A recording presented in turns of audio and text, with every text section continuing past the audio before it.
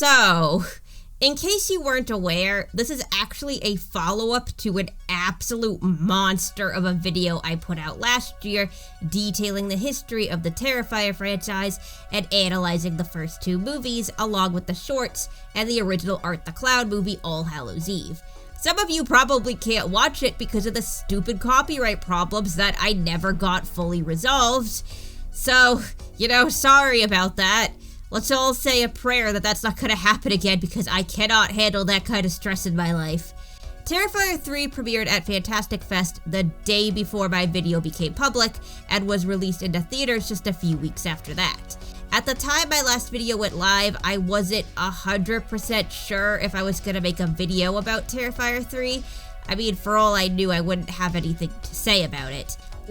I always fully intended to make a video on the Five Nights at Freddy's movie when it came out, but then when it finally did, I thought it was mid and boring and I didn't feel like talking about it.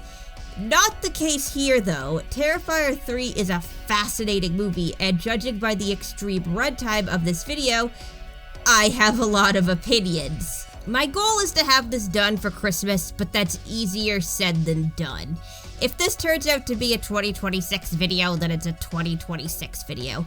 I'm not going to crank out something half-assed. Yeah, maybe I could have started right after watching it, but I wasn't sure how exactly I felt about Terrifier 3 at first. I walked out of the theater not sure if I liked it or not. I admire people who could get in front of a camera right after getting out of a theater and give a full review on a movie, but that's not me. Sometimes I need to turn it over in my head for a while and watch it multiple times before fully forming an opinion.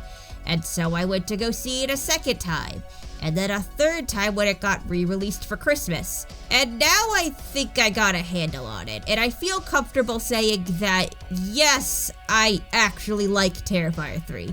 I don't love it as much as Terrifier 2, but Terrifier 2 is genuinely one of my favorite movies of all time. It would take a lot to beat that. But regardless, I still think it's a solid entry into this series. I probably hyped it up to myself so much that nothing would have lived up to those expectations, but in my defense, it wasn't just me hyping it up. If you were anywhere near the horror sphere at all in the fall of 2024, Terrifier was pretty damn inescapable. Art got put into Call of Duty. There was a whole bunch of Funko Pops popping up everywhere. He got featured in advertisements at Spencer's. He basically took over Spirit Halloween.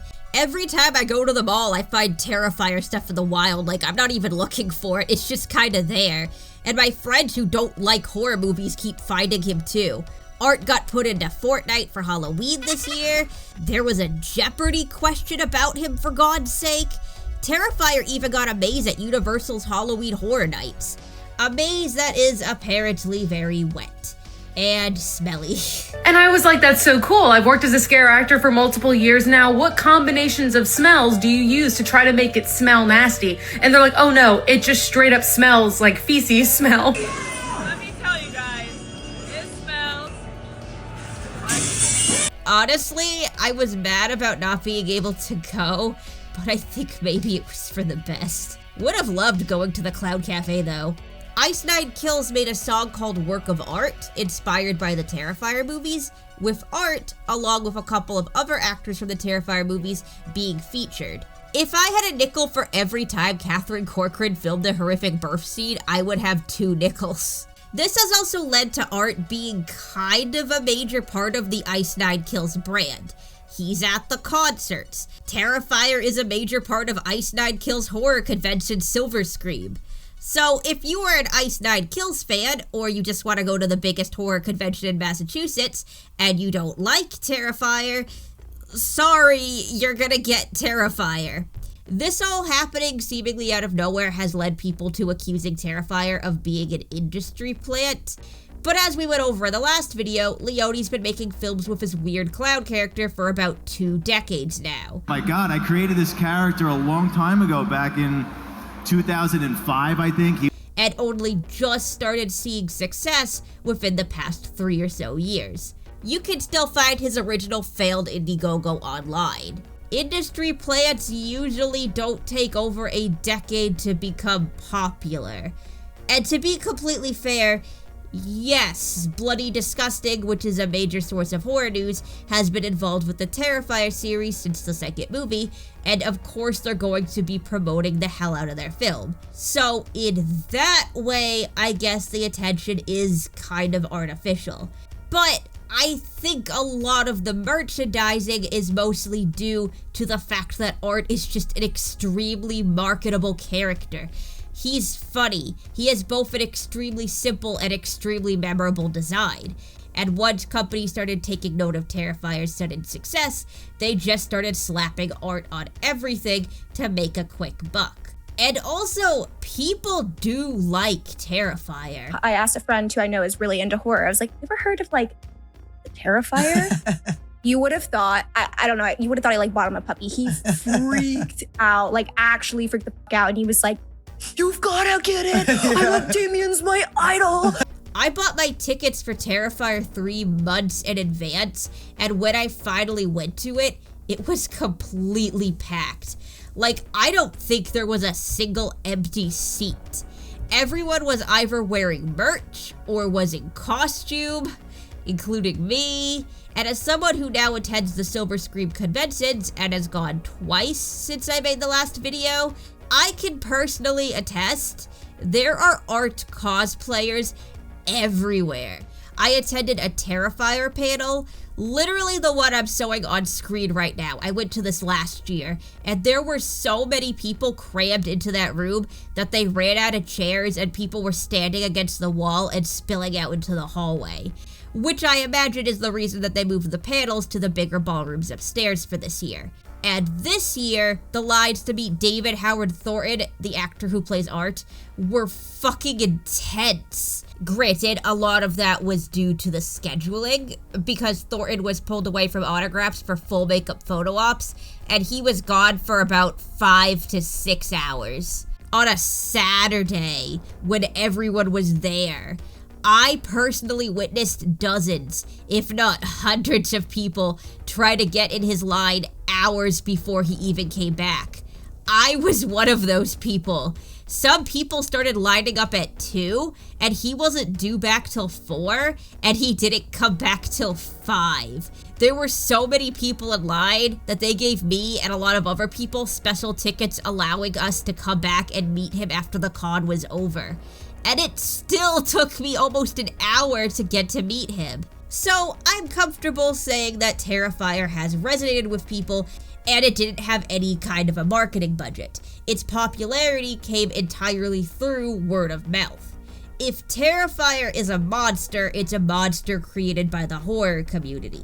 The second movie was crowdfunded into existence, and after its theatrical release did shockingly well, series creator Damien Leone was able to buy a house. Did you make any lifestyle changes after the second one was successful? Like, did you move? I did. You did? Yeah, I was able to buy a house. So yay! But it also ensured that Terrifier 3 would have a larger budget, and as such, would actually have some marketing this time. It wasn't anything that crazy. It didn't do the ARG marketing that's been really trendy lately, but in the months leading up to Terrifier 3, there was a new poster reveal, like, I swear to God, every couple of weeks. And then they used the most boring poster to market the movie. You wouldn't even know this was a Christmas movie just by looking at it. What are we doing here? I guess they're sticking to the tried and true method of just putting the cloud on the poster and letting people get curious, but I'm still allowed to be a bitter hater about it. There was also a phone number you could call and leave a voicemail for Art, and then I guess Art would Venmo you 1 penny. He didn't Venmo me anything, but he did text me a lot. Got kinda clingy, actually. There was a Terrifier 3 popcorn bucket you could buy. I personally didn't, because with shipping, it came out to be about $50, and that is a bit much for me. But also, for AMC, it was only available online and would be delivered months after the movie came out. And in fact, it seems like people started to get the popcorn buckets around February of this year. I always thought that the point of getting a popcorn bucket themed to a new movie would be to use it in the theater while you're watching said movie. I mean, the AMC I went to had Terrifier 3 soda cups, and I very happily bought one of those. It does seem like most people aren't using these so much as a popcorn bucket though, and more like a fun decorative item. So, I mean, not my thing personally, but hey, I mean, if people are enjoying it. But, of course, if you know anything about Terrifier, it's the audience reactions. Ever since Terrifier 2, whenever a new Terrifier movie is released, we are inundated with tweets and articles about people puking and passing out in the theater. However, unlike Terrifier 2, the reports of this happening for Terrifier 3 were all more or less coming from the pre-screenings. And allegedly, the people going to these pre-screenings weren't being told what movie they were going to see. The only things they were apparently told were that it was a holiday movie and that it was unrated, which is not unusual for pre-screenings since they often hadn't been rated by the MPAA yet. So these people were allegedly unaware that they were watching a horror movie. Never mind one of the most disgusting movies to come out within the past decade. I've seen some people say that it's fair game because the showings were 18 plus, so the audience should have known what they were getting into, but I completely disagree. 18 plus doesn't automatically equal gore. 18 plus traditionally means an R rating, and a movie can get an R rating for swearing, raunchy humor, mature themes. Not to mention that all these screenings were meant to film reactions, and it's not out of the realm of possibility that they require the audience to be over 18 so they could give proper consent to be filmed. In fact, based on the accounts on Reddit of people who allegedly attended these screenings, most people thought they were going to a screening of Red One, with one of those screenings apparently having a Red One standee right outside the door. If they had at least said it was a horror movie, that would be one thing. It would at least weed out the people who don't like to be scared. But because they apparently just said it was a holiday movie, it's fair to assume that they were purposely misleading people. And I'm not cool with that. Yes, I'm guilty of occasionally showing my friends movies they can't handle, and one time I put a bunch of jump scares into a video as a joke, but it actually freaked people out, and I felt bad and edited them out. Sometimes accidents happen, but usually I try to be open and say, this is a horror movie, this is what it's about, do you want to watch it? Because I don't think it's right to trick people. I know what it feels like when someone shows you a horror movie and doesn't tell you it's a horror movie and you're caught off guard. Because that shit made me too scared to watch horror for years. But morality aside, it is also kind of a cheat to do this, right? Like the documentary Super Size Me, I watched it in health class when I was 11. This dude eats nothing but McDonald's for a month to see what it'll do to his body. But he doesn't disclose the fact that he's an alcoholic. Any alcohol use? Now, none. And that context completely changes the film. His liver wasn't extremely unhealthy because he ate too much McDonald's. It was unhealthy because he was an alcoholic. You know, we see people who like go on an alcohol binge and their numbers go up like crazy. But to go on, you know, a Mac attack, and they've got numbers to show that it attacks your liver too. Yes, McDonald's is gross and bad for you. That's pretty much an objective fact. But you're withholding important context in order to oversell your narrative. Likewise, I would say it's an objective fact that Terrifier is gross and disturbing, but they are overselling that narrative by withholding the important context that these people screaming and fainting and walking out of the theater are not horror fans. They aren't used to kills. They aren't used to gore. Of course they're going to feel sick. Of course they're going to realize that they can't handle it and leave. And as a person who likes horror, who can handle gore, what am I really getting out of the fact that some people who don't like horror movies found it gross? People who thought that they were going to watch a Dwayne "The Rock" Johnson family movie are not the target audience for Terrifier. If these screenings were for horror fans, and it was horror fans reacting like this, that would be one thing. I specifically watched The Coffee Table last year because I saw some horror fans saying it was too much for them, and I got curious. Actually freaking out people who are hard to freak out is a genuine selling point. And it does seem like there were at least a few horror fans who had a strong reaction. YouTuber Spooky Astronauts personally witnessed 2 people faint in her screening. Why did 2 people faint right in front of me during that film? One during the start and one during the end.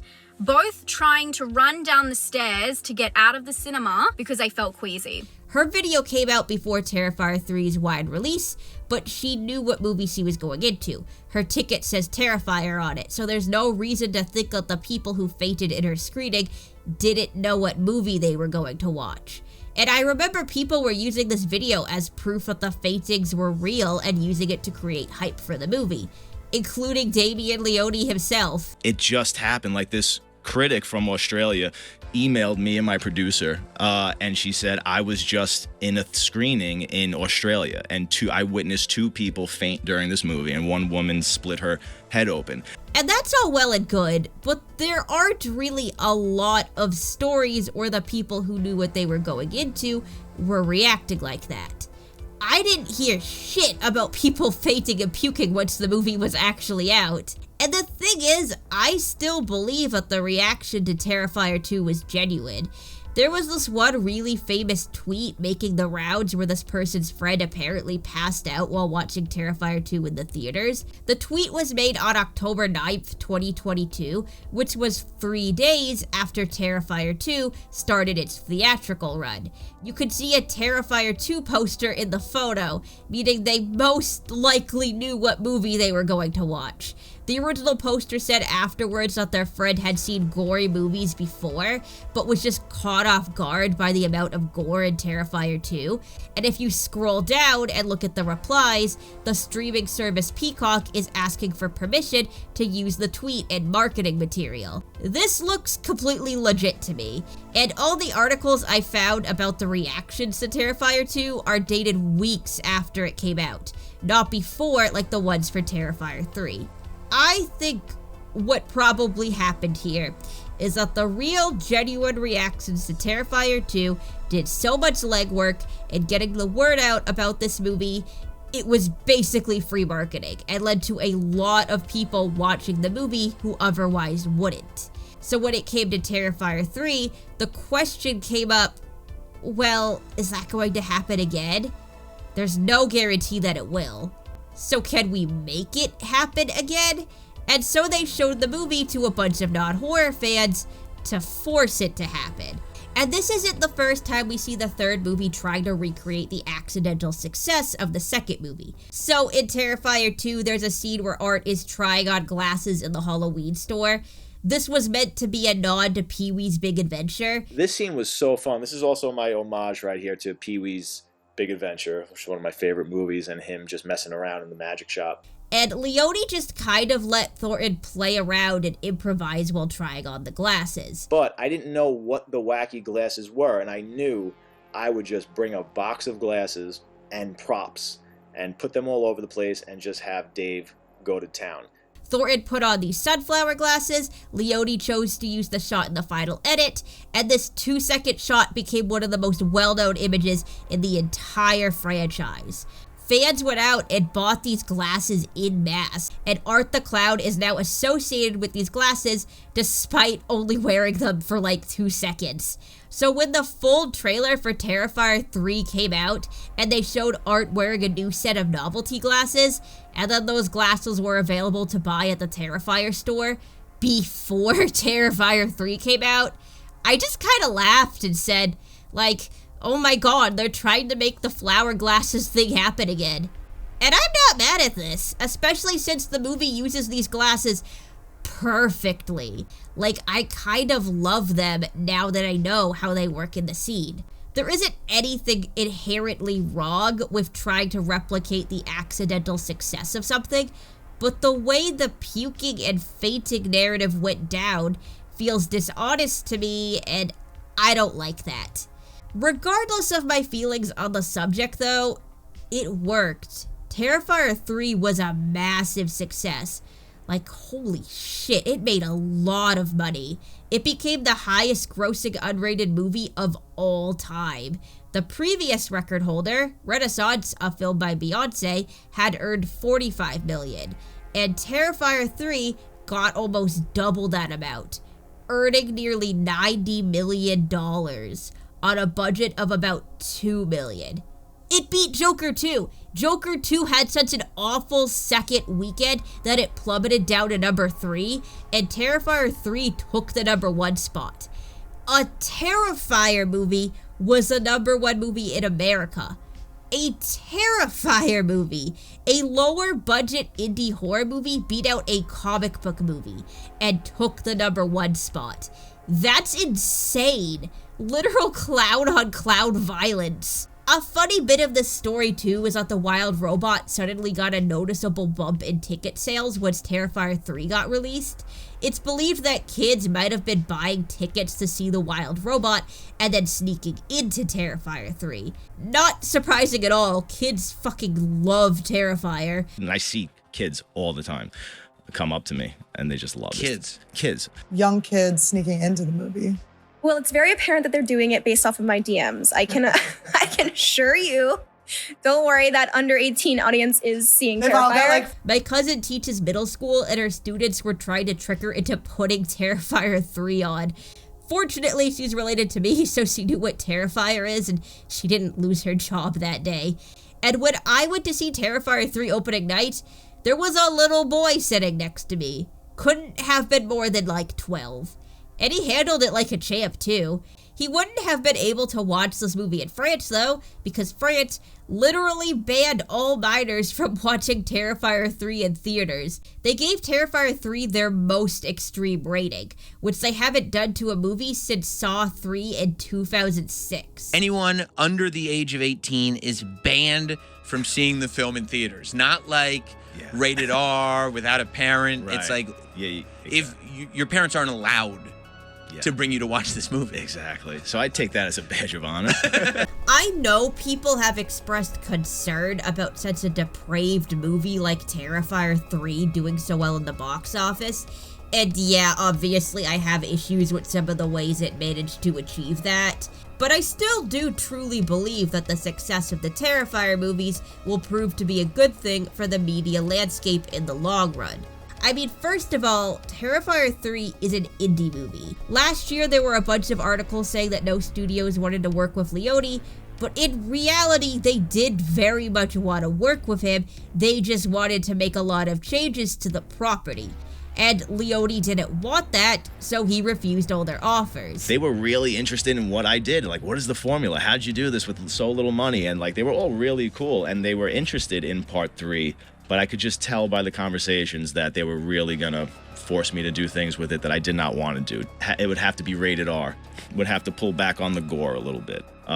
They wanted to sort of rebrand it for a wider audience as if you never saw Terrifier before, so they didn't want to call it Terrifier 3. They wanted to sort of just call it Terrifier again. And I'm like, does that mean I'm gonna have to replace actors and all this stuff? And I'm just like, And Terrifier 3 ended up becoming a massive success without their involvement, which is a huge deal. Regardless of how you feel about the series, that someone could turn down studio involvement and have full control of their property and still be massively successful. And that a movie could be unrated and do so well is a huge deal too. In years past, the MPAA has been able to keep movies that they deem too gross or inappropriate out of the theaters by refusing to give them an R rating, essentially forcing movies to cut out a huge chunk of their content. All they would say is, no good, go make cuts. They wouldn't give us any idea what cuts to make. So we ended up, they made us cut, we had to keep cutting and cutting and cutting, eventually to the point where we weren't even allowed to have a dead body. We couldn't even have a punch. Somebody spitting out teeth that looked like chiclets. It was a joke. So a movie that didn't go through the MPAA being so wildly successful could mean that the system is going to become way less relevant. Much like how Some Like It Hot didn't abide by the extremely restrictive Hays Code and was extremely successful, which led to the Hays Code eventually being retired. This isn't to say that there isn't a benefit to assigning a movie a rating. It's important that audiences can determine whether or not a movie is something that they can handle or something that they can bring their kids to.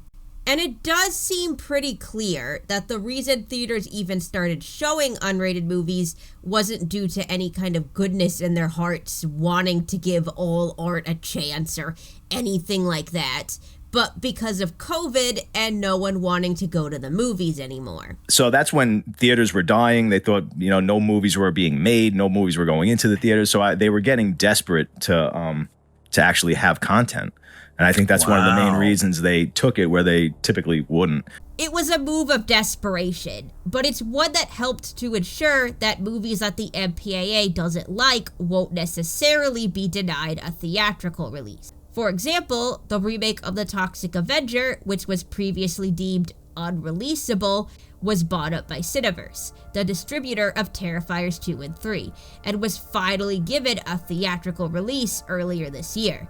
And it's widely believed that the success of the Terrifier films is the reason that this deal managed to happen. And I'm sure we're going to be seeing more examples of this soon, of movies that would ordinarily have gone straight to streaming or otherwise not be released at all, getting a chance in the theater. If Terrifier isn't your thing, there might be something coming out one day that you will like that only got a chance because of the success of the Terrifier movies. And that pretty much brings us to the present. There is going to be a Terrifier 4 at some point in the future.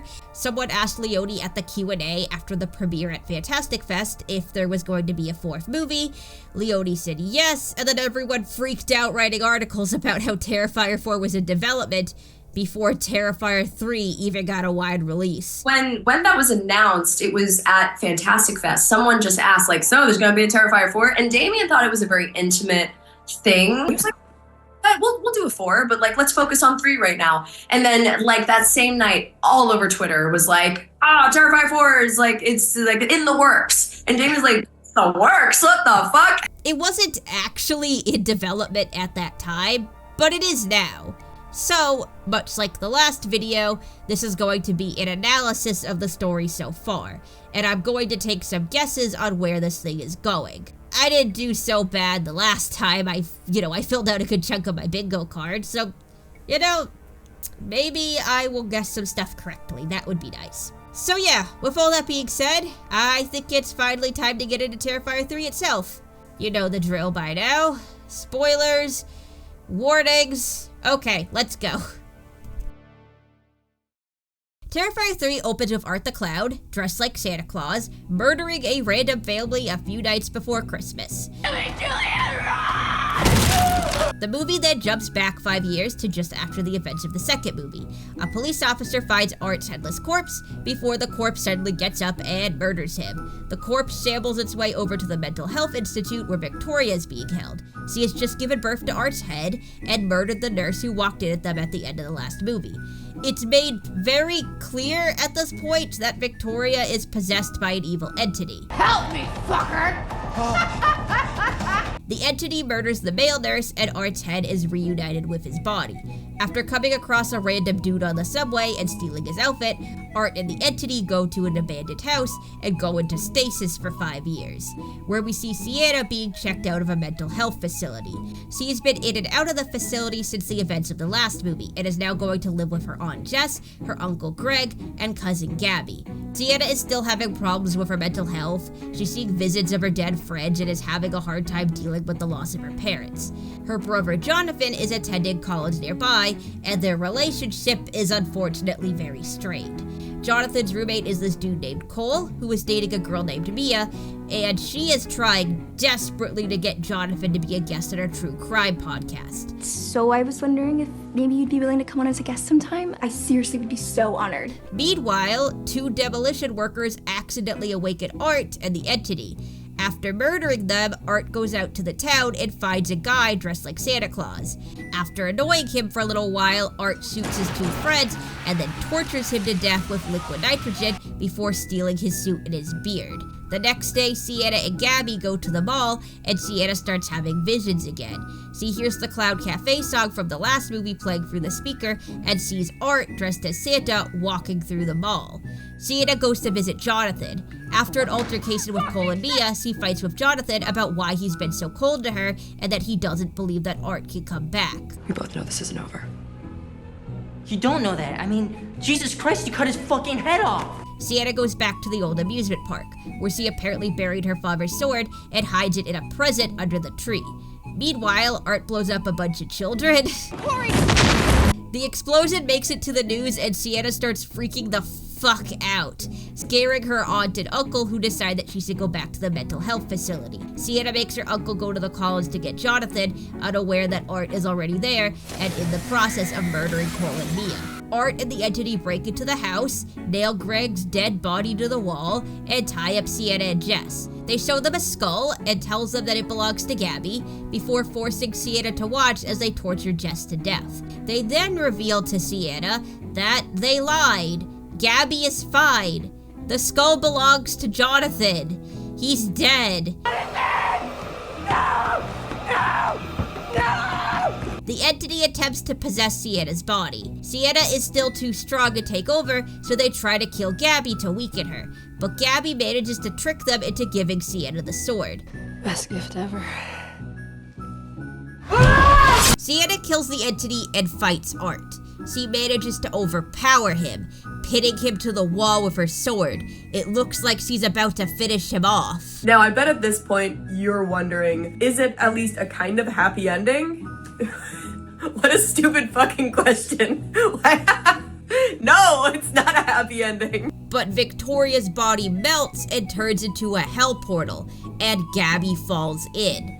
Sienna is forced to let Art go to save Gabby, but unfortunately, Gabby falls in anyways and takes the sword with her.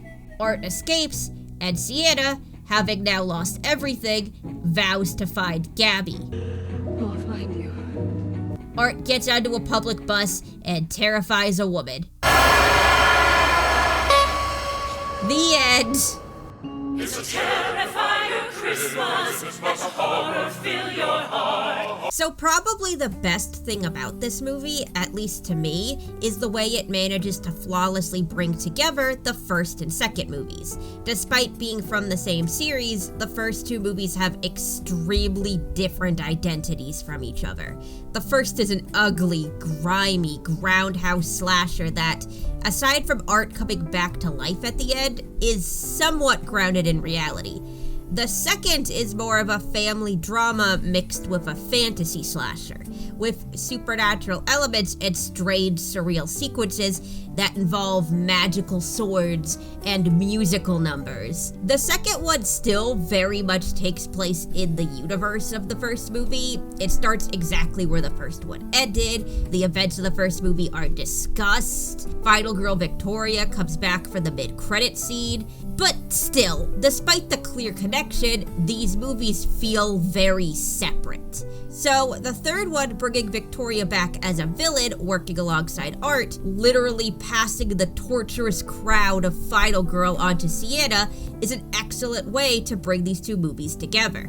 All 3 movies fit into the narrative now, which is impressive because the first movie notoriously didn't have a story, but now Victoria and everything that she's been through is weaved into Sienna's storyline in a way that feels completely natural.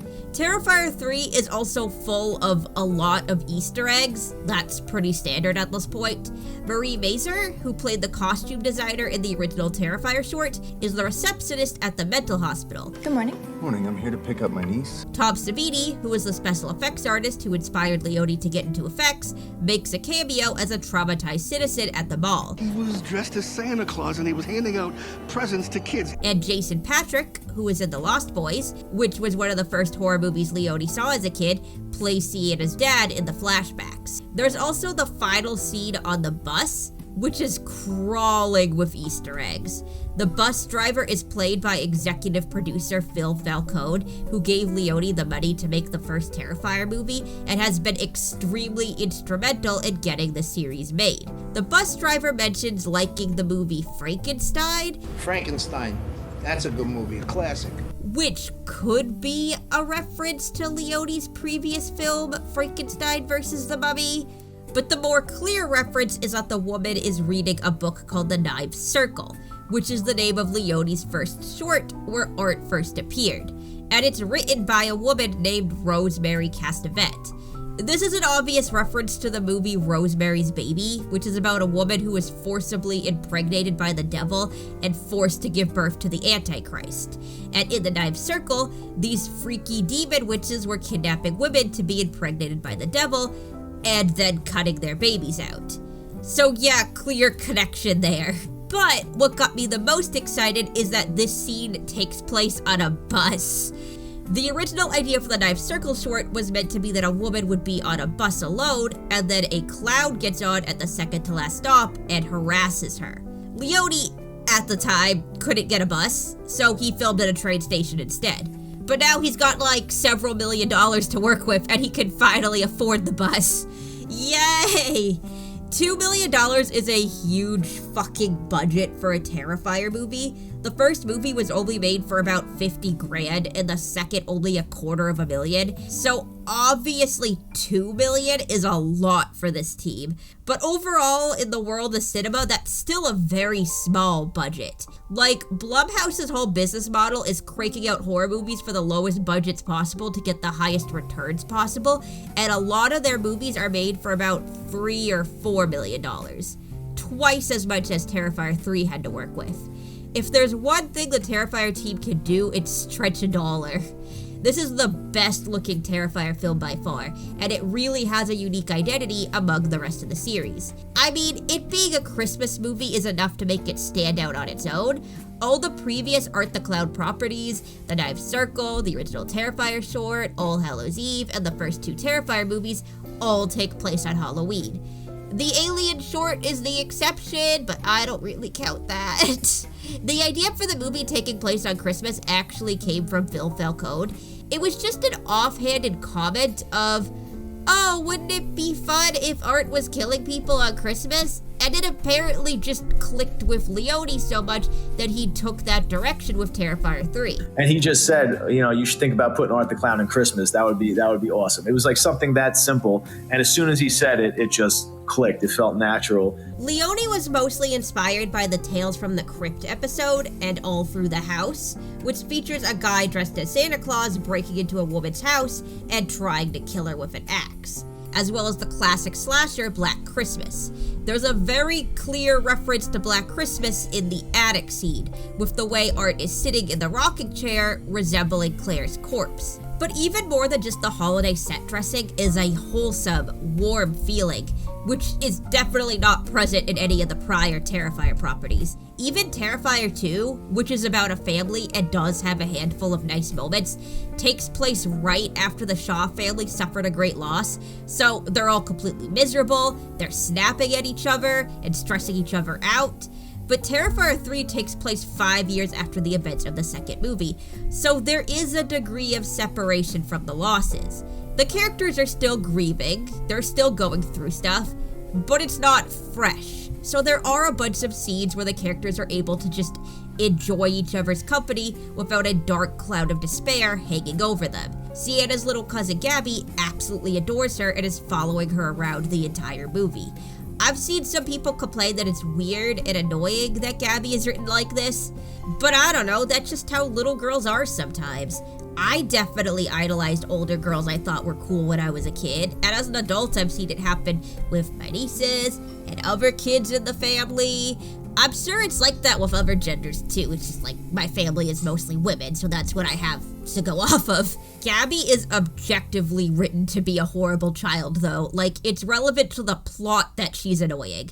She's nosy and she sneaks an early peek at her Christmas presents. Oh, she's also notorious for opening presents and then rewrapping them. Not very well either. So, all throughout the movie, she's reading Sienna's diary and looking at the box Sienna hid behind the tree. which is how Gabby knows that the sword is in the box and that it's the only thing that can kill Art. How did you know? I opened it. On Miss Noob, remember? Her being a clingy, annoying little kid very nearly saves the day, and that is genuinely kind of funny to me. And unlike the previous movie, Sienna isn't annoyed by this little kid bothering her. She's obviously very grateful to have someone who loves her so much and happily spends time hanging out with Gabby. There were actually supposed to be more scenes of the two bonding, but they were unfortunately cut for time. And the unfortunate thing about the cut that you probably saw is there were a lot of scenes between Sienna and Gabby that were cut. So I'm hoping that you'll be able to see that maybe in an extended version, because they do have a lot of interesting moments. The flashbacks with Sienna and her dad are also very loving. Thanks, Dad. You are very welcome, sweetheart. It's a stark difference from the abusive man that we heard about in Terrifier 2, and shows us what he was like before the tumor. It adds more depth to Sienna's grief for her father, that he really was a kind, doting parent at one point, and that she was grieving not just his death in the last movie, but the slow decline from someone who truly loved her to someone who treated her horribly. Sienna's main parental figure is now her Aunt Jess. Jess is the sister of Sienna's dead mom, Barb, so Sienna sees her as a surrogate mother. You remind me so much of Mom. And Jess goes out of her way to try and be a loving and supportive maternal figure to her. Look, I'm not gonna pretend that I know what you're going through, but I promise it'll get better. One of my predictions on my bingo card was that I was going to cry, and that did kind of happen. It wasn't the full-out sobbing like in Terrifier 2, but I got weepy during Sienna and Aunt Jess's conversation. This is what it's like when you lose a parent when you're young. You know, you just end up talking to family members and hearing stories about them that you never got to hear from the person themselves. She once called Sister Rosemary a CUNT in the 6th grade. This is just a very warm, very tender scene, and it's nice to see Sienna actually feel happy and loved after everything she went through. I feel... What? Normal.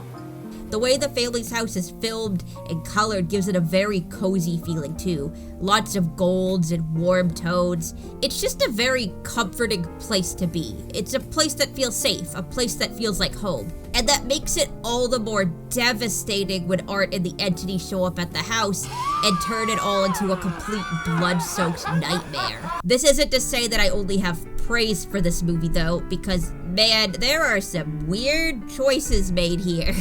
So all three movies feature Art making a weapon in his creepy little lair and then using that weapon later on. The first movie has his cat o' nine tails, which we see him use on Victoria, but in the second movie we see Art making a club. He makes it towards the beginning of the movie and he doesn't use it till the end. The audience is left in anticipation for when it's going to be used, and when it finally is, it's almost kind of a fake out. Art holds up the club, but then uses the acid that he acquired even earlier in the film before going back to using the club, making it an unpredictable kill that was set up very, very well in the beginning of the movie. In Terrifier 3, Art is seen making a liquid nitrogen dispenser in the beginning of the movie, and then he uses it in pretty much the very next scene. We even see him testing it out on some rats while making it, which definitely takes some of the impact away because we've already seen it in action just a few minutes before. It's just odd to me that they did the setup and payoff with the weapon so well in 2, but then somehow did it worse in 3. Speaking of weird setup and payoffs, there is a party that is very clearly set up throughout the movie. Jonathan is invited to a frat party. Shaw, you coming to the Beta Christmas bash tomorrow night or what? He's not going to be home on time because he's going to a frat party. But there's a party on campus that I was invited to. Aunt Jess is surprised and happy that Jonathan is going to a frat party. Jonathan's going to a Christmas party? Oh, it's nice to hear he's socializing. We even see Art walk into the frat party. And then nothing happens at the frat party. We don't even see the party. Art just goes right into the dorms. This is disappointing from the angle of, hey, it would have been fun to see Art at a frat party. You know, Art obviously takes a whole lot of people out in the mall scene, but I don't know, a bomb isn't really fun. Not as fun as Art going absolutely ham on a group of frat boys in a variety of different ways, or just slashing at random people as he tries to get to Jonathan. You know, put Art in a Cherry Falls-like scene, or Malignant, or even the second Winnie the Pooh slasher movie had an entire party getting slaughtered. Art did take out a room full of people in a dream sequence in 2, and also in the Work of Art music video, but neither of those actually canonically happened. Kind of a missed opportunity, I guess, especially since every Terrifier film so far has taken place around a party, but so far no one has been killed at the actual party itself. But it's just like, why mention the party half a dozen times if you weren't going to do anything with it?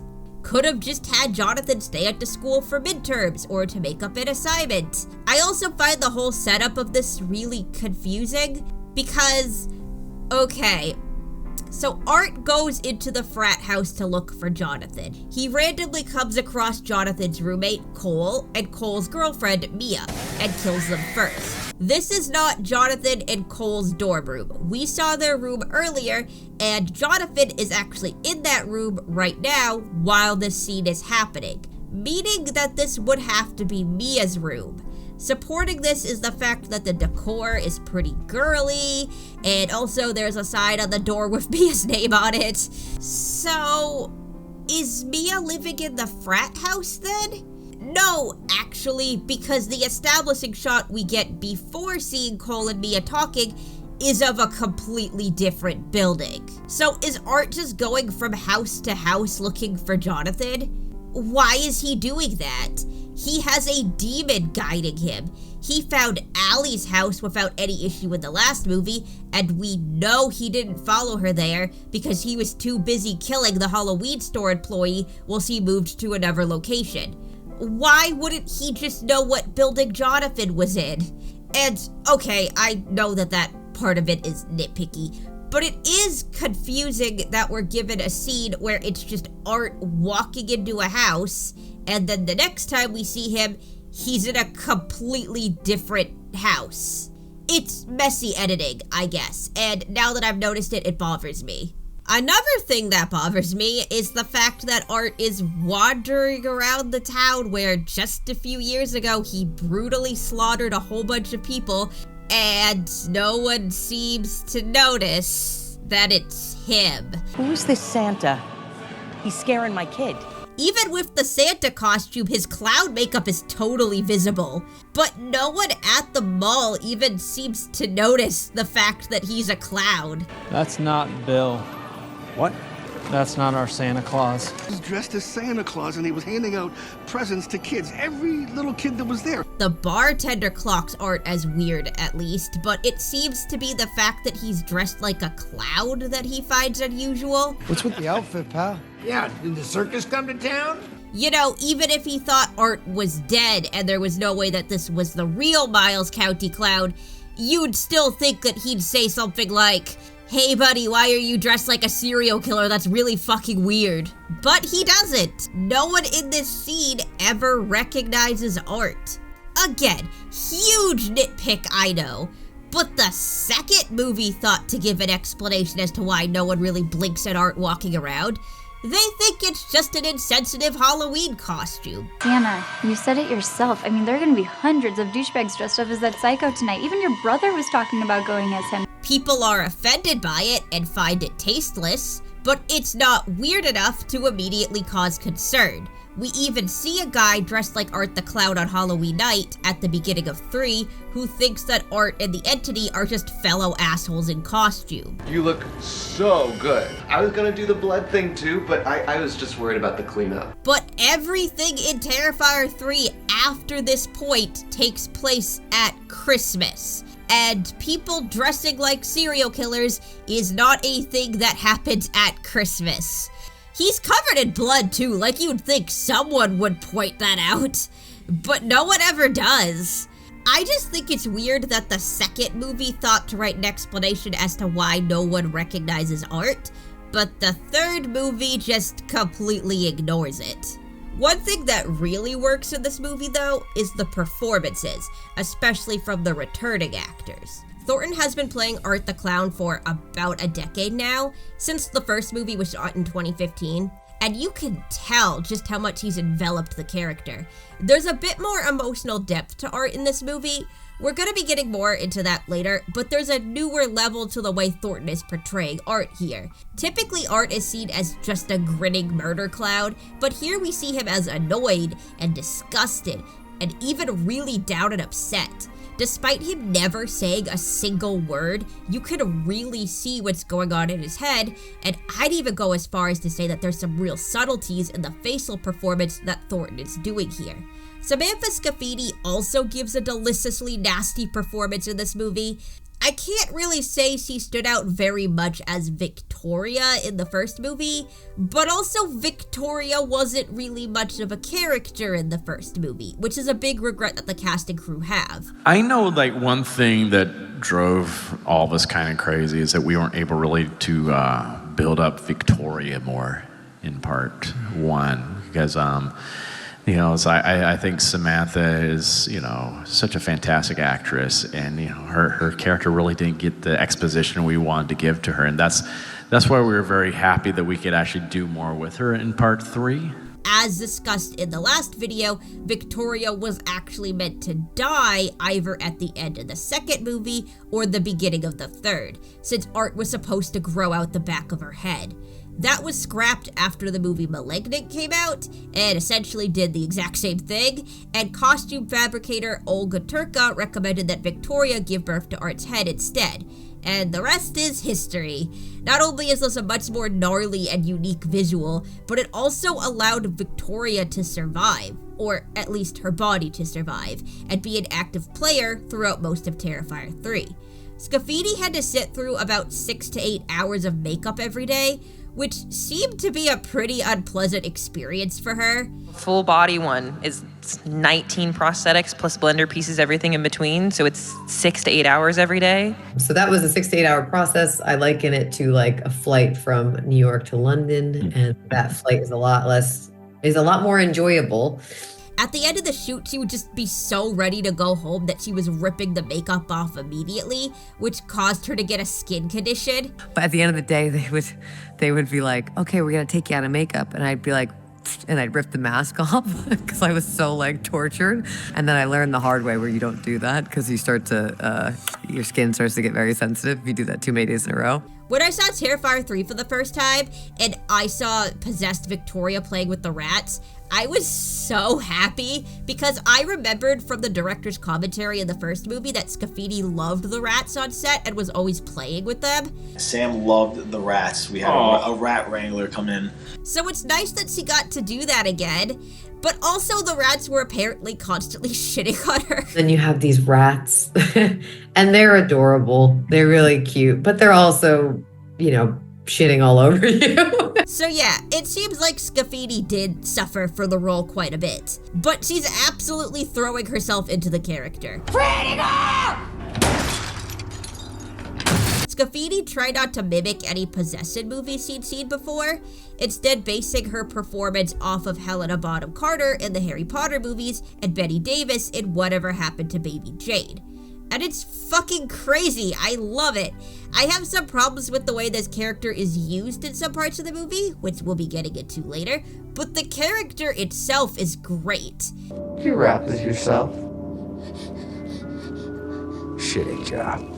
It's an extremely unique part of the movie and an extremely unique performance, and I don't have enough words of praise for all Samantha Scafidi did to bring this thing to life. Hi, Lofi! We love you! We miss you!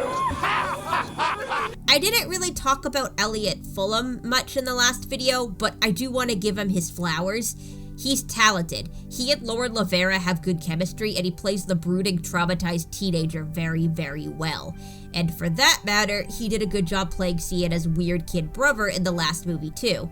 I hate that the only thing anyone had to say about him in the last movie is that he had a long neck.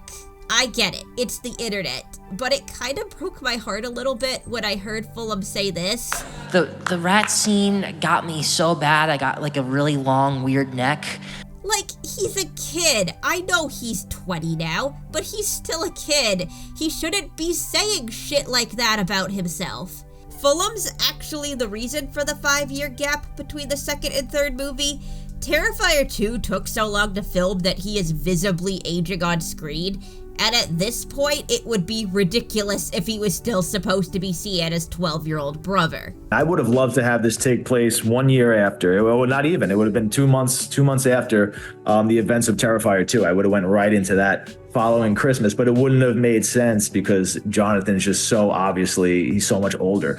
Same reason the little pale girl isn't back either. Amelie McLean isn't 11 anymore. This also has the benefit of getting the movie just about up to modern day. Since Terrifier takes place in 2017, is the sole survivor of the Miles County Massacre of 2017, and Terrifier 2 in 2018. I guess this would lead to the interesting question of, where has Art been all this time? Why does it take him 5 years to try to go after Sienna again? The answer they came up with is, he just kinda sits in a rocking chair and goes into an open-eyed coma for 5 years. Yeah, okay, I don't know. I think it's kind of funny. And I mean, to be fair, they didn't give an explanation why Art waited a year to go after Sienna in the second movie either.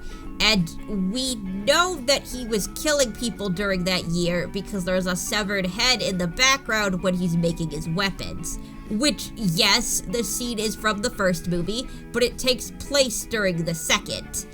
I honestly just think that head's just there to be creepy. I don't think Leone gave any thought to how it fit into the timeline. And, I mean, you could stretch an explanation out of the time gaps if you want. Like, in both cases, Art is coming back from the dead.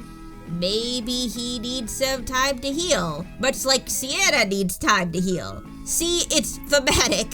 But honestly, even though the 5-year jump is handled in a goofy way, I do still think it works well with Sienna and her whole storyline.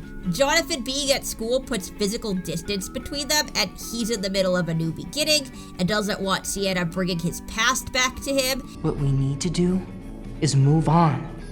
Let it go. And the rest of the family being impatient with how long Sienna's recovery is taking wouldn't hit nearly as hard if it's only been a few months.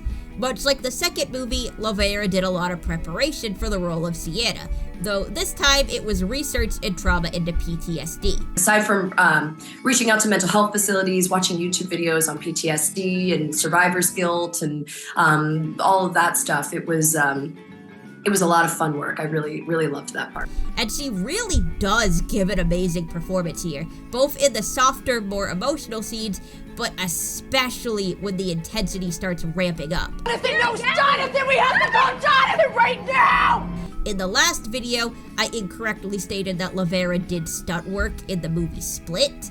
No, I don't know why people think that. Well, I do know why people think that, because I was her body double, and there's a difference there. I misunderstood her tweet. I apologize. She doesn't actually have any experience as a stunt person. People have this misconception, because I've done martial arts my whole life, that I started off in stunts and then moved to acting, which isn't true. I started as an actor who wanted to do their own stunts. But she apparently was extremely eager to do her own stunts. They just didn't let her do anything that would cause injury. I do, and I always am advocating to do 100% of my own stunts, and most of the time they're like, no, you cannot do that, because if you get hurt, we are screwed. But even so, she was all in on the action. She apparently told Samantha Scafidi to actually strangle her. I mean, at one point, Lauren was saying how she was like wanting me to choke her, and I was like, Lauren, I don't feel comfortable choking you. She's like, please, for the acting, I don't want to have to, I want it to be real. And I was like, okay. And she was going so hard during the scenes where Sienna was duct taped to the chair, watching her family get tortured, that she kept breaking the tape.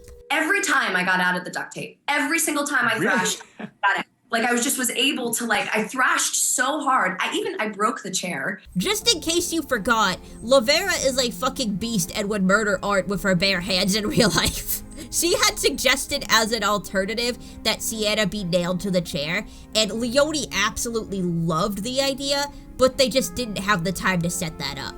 I remember I was discussing with Damien. I'm like, Damien, is there any way that you can like nail my hands and my feet to the ground and nail my hands to the chair? And he loved the idea, but I asked too late. Effects were like, no, we can't do that. Like, we just can't. This is a criticism I have towards the movie, or I guess more accurately, the making of the movie. They were working on an extremely tight schedule. They started filming the movie in February of 2024, and it was released in October of 2024. It was even released a couple of weeks early. I assumed at the time that meant it was done early, or at least it was very ahead of schedule, but apparently not, because Leone was still editing the movie right up until its premiere. We did the sound design 3 weeks before. I mean, we went up to the wire. I didn't know if the DCP was going to make it in time for its premiere at Fantastic Fest. Like, my post-production supervisor got there on the day with it. We had to test it in the, like, that was this whole experience. Was Day of. Wild. Day of. And this is with him editing while he was filming. Straight out the gate, by the way, he didn't take a vacation. He didn't go 2 weeks to like come down. He went straight into editing. He was editing as we were. We're shooting, he's directing, he's editing, like sometimes on set as we're shooting. And then afterwards, spending 15 hours a day editing. I had to edit like 15 hours a day, every day, to try and meet this deadline. Now, the Terrifier movies are still independent in the fact that they aren't working with major studios, but they did work with Cineverse, who were the ones that distributed Terrifier 2 into theaters back in 2022. Cineverse was apparently very hands-off. They let Leone do whatever he wanted in terms of the movie's content. And no, they were amazing and super hands-off. Only in good faith do I, and I have no problem, I want to share with them what they're, you know. But they did have some stipulations. One was that they wanted the runtime to be under 2 hours. They really wanted me to keep it shorter. They wanted me to keep it under 2 hours if I possibly could. This was the biggest criticism against the second movie. I didn't personally mind it. I think that this man should be allowed to make 6-hour-long movies if he wants, but I'm also heavily in the minority there. Leone has expressed a lot of frustration with this criticism in particular, mostly that he keeps getting accused of putting filler into his movies. It's like, don't tell me what filler is. Like, that's not filler. Filler is having an 80-minute movie that you don't have enough material to make an 80-minute movie. So in between your slasher kill scenes, you just have characters walking around, smoking a cigarette. You just take, like, that's filler, is purposely trying to pad out your runtime. I don't purposely try and pad out my runtime. I have tons of material of a story to tell.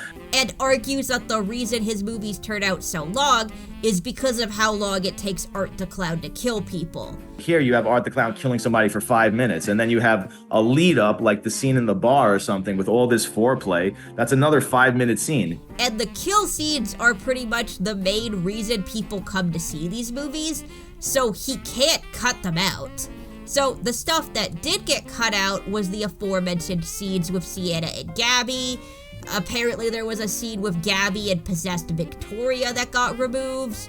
And there was a lot cut from the climax. So as we were getting to the climax, I was just tearing pages out of the finale. I think I took 7 pages out of the finale. We actually still did film scenes that I had to just completely cut out of the movie. There's a great scene between Victoria and little Gabby that's really psychological and messed up that we had to cut. And the ending to the film was actually much longer and much more dark.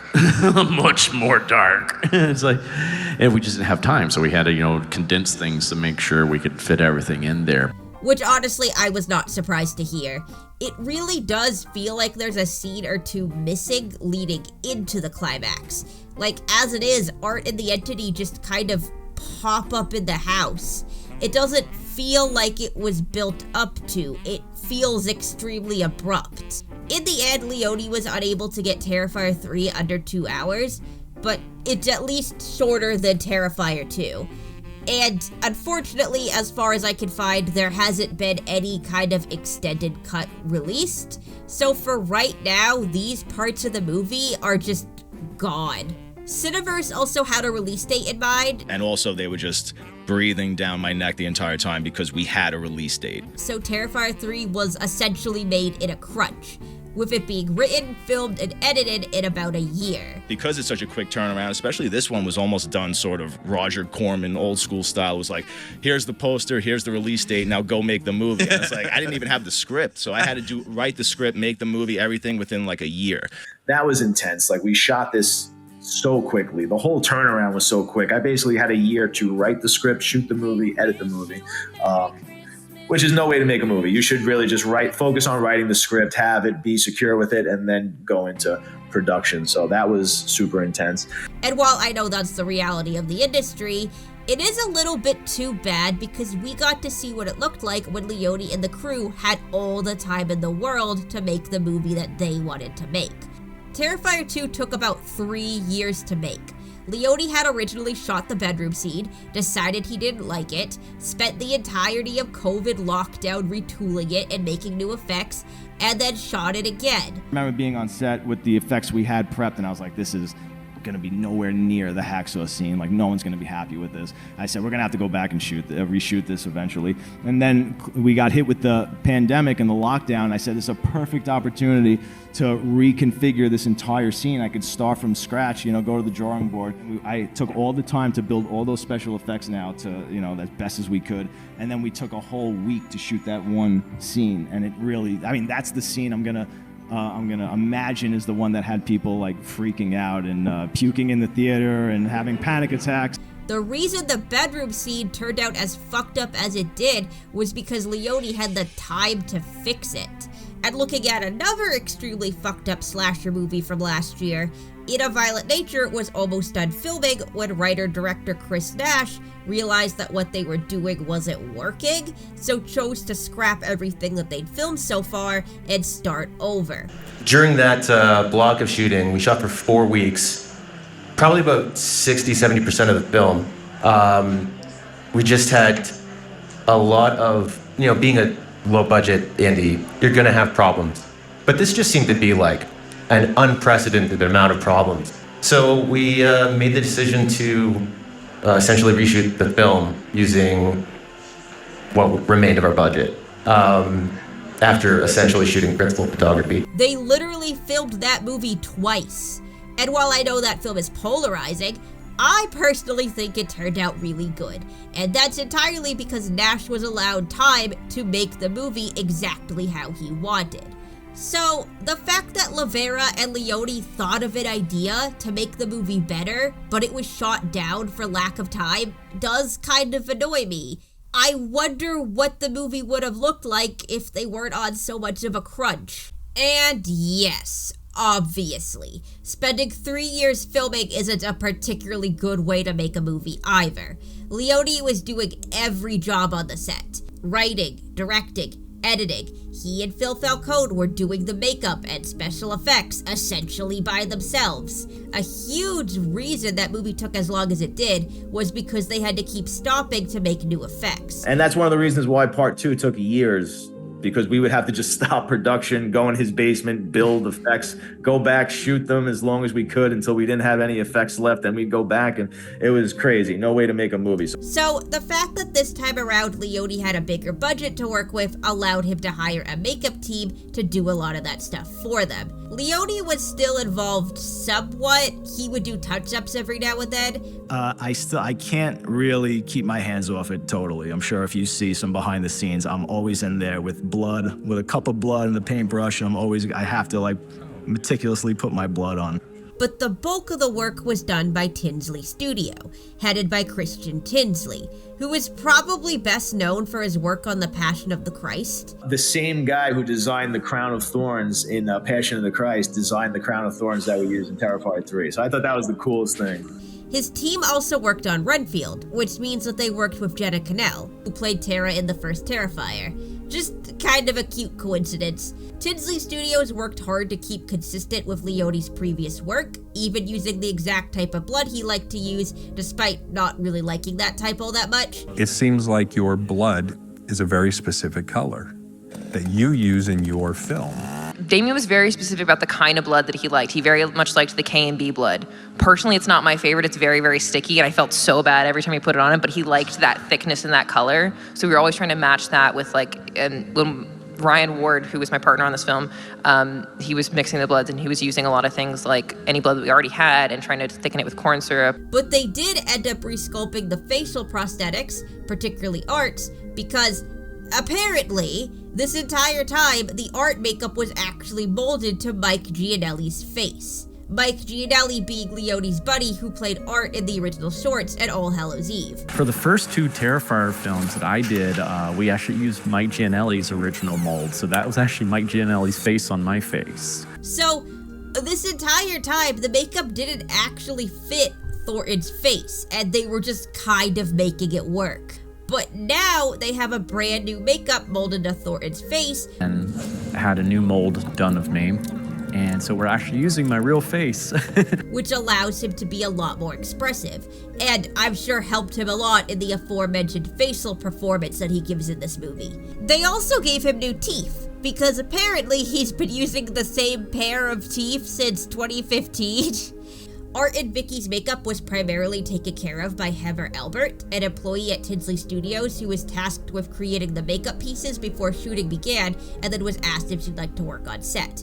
This freed up Leone immensely. He was still doing 1,000 other things on set. You know, one thing I hear consistently in interviews is that Leone is just non-stop. He's always working on something. And somehow, even on the third film, even though he had more support and didn't have to do the special effects, he's still doing a million things and still not sleeping. You know, one thing that I've observed in Damien is Damien's like the hardest worker I've ever seen. Like, literally does not sleep, does not stop. There were jokes of like, he like wasn't sleeping. Like he would film one scene and then come back the next day from editing it the night of. And I was like, you're a beast, you know? Like, but severely limiting the time that he had to do makeup and effects freed him up to work with the actors. It sped up the whole process because he wasn't having to shut down production to make more effects. This was great. This enabled me to work with my actors, work with the production design, the camera department, other areas where I was spread really thin on the other films because the makeup is so intense. Terrifier has been overwhelmingly praised for its use of practical effects, and Terrifier 3 is no different. VFX was pretty much only used to clean up a practical effect or make it look better in post. So sometimes you have to rely on your VFX team to just tweak things for you and augment them. And we did that for a decent amount of shots. And you can never tell because my team was really so good, my VFX team. But it's primarily old school practical effects done by Christian Tinsley's studio. And they look really, really good and fucked up this time around. Like, genuinely a huge bump in quality. You're gonna have to take my word for it because I have to blur all of them, but they look really good. And that's no doubt because of the huge influx of people now working on them. This is most clearly seen in the shower scene, which was hyped up beforehand as being this movie's big scene. Every Terrifier movie has the big scene. The first movie had the hacksaw scene. The second had the bedroom scene. And Terrifier 3 has the shower scene, which, like the other two, takes place around the middle of the movie and has just an absolute insane amount of blood and gore. But this time around, almost all the buzz and controversy was actually about the opening scene, in which Art breaks into a house and murders an entire family with an axe, including a small child. Juliet, I told you to stay out of my room. 2 children, actually. We don't see this little girl die. For all I know, they're gonna pull a Saw 5 and so are getting rescued in a later movie. But I sincerely doubt that Art would leave this kid alive, and David Howard Thornton doesn't think he made it either. In the opening sequence, do you think the little girl survived? No. Okay. All right. But here's my real question. He had a kid's meal. Leone has stated that he doesn't really think anything is off limits in his movies, but if you're going to take things to such an extreme, it's important to be tasteful about it. I would say there's no topic that's too taboo for Terrifier, but if I decide to go there, it's my responsibility to do it in a way that's sort of tolerable for a mass audience. Yeah. He will cut or change things if he thinks that they're distasteful. I'll create something or write something where I know I've gone too far, like maybe on paper, and I'm like, that's not gonna work. We gotta come back 3 steps or something like that. Yeah. For example, in the bedroom scene from 2, Art was originally supposed to bite off Allie's tongue, but Leone decided that that was just a step too far and cut it. I had to pull back. I had a part where he actually bites her tongue out.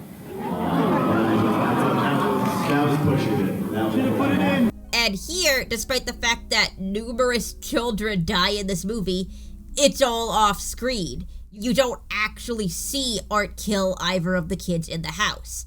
And, I mean, I guess it's worth pointing out that this isn't a terribly unique scene if you're familiar with these movies. All Hallows Eve has Art chopping up two siblings off screen, and then their babysitter walks in and sees all the carnage. This is exactly how it goes down in Terrifier 3. The actual killing of the little boy was done off screen, and then his mother walks in and sees his remains. The little boy in the movie even has the same name as the little boy in All Hallows Eve. Timmy, stop being such an asshole. Timmy, wake up! Santa's downstairs! Regardless though, the fact that Art murdered children was a big fucking deal when this movie came out. Like, people were complaining about the gore, and there were even people protesting that Damien Leone was satanic or whatever. But no, this was by far the biggest controversy in the whole film. People get really upset when you kill a child in a movie. It's often referred to as the ultimate taboo.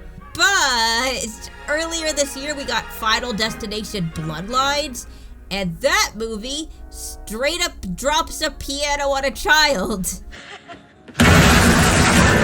And I swear to God, my theater was cheering and laughing when this happened. And watching reactions to this movie, a lot of people seem to feel the same way. Squish him. Thank you. Get this boy! Please get this boy for me! Get it for me! Get it! Yes! I'm sorry.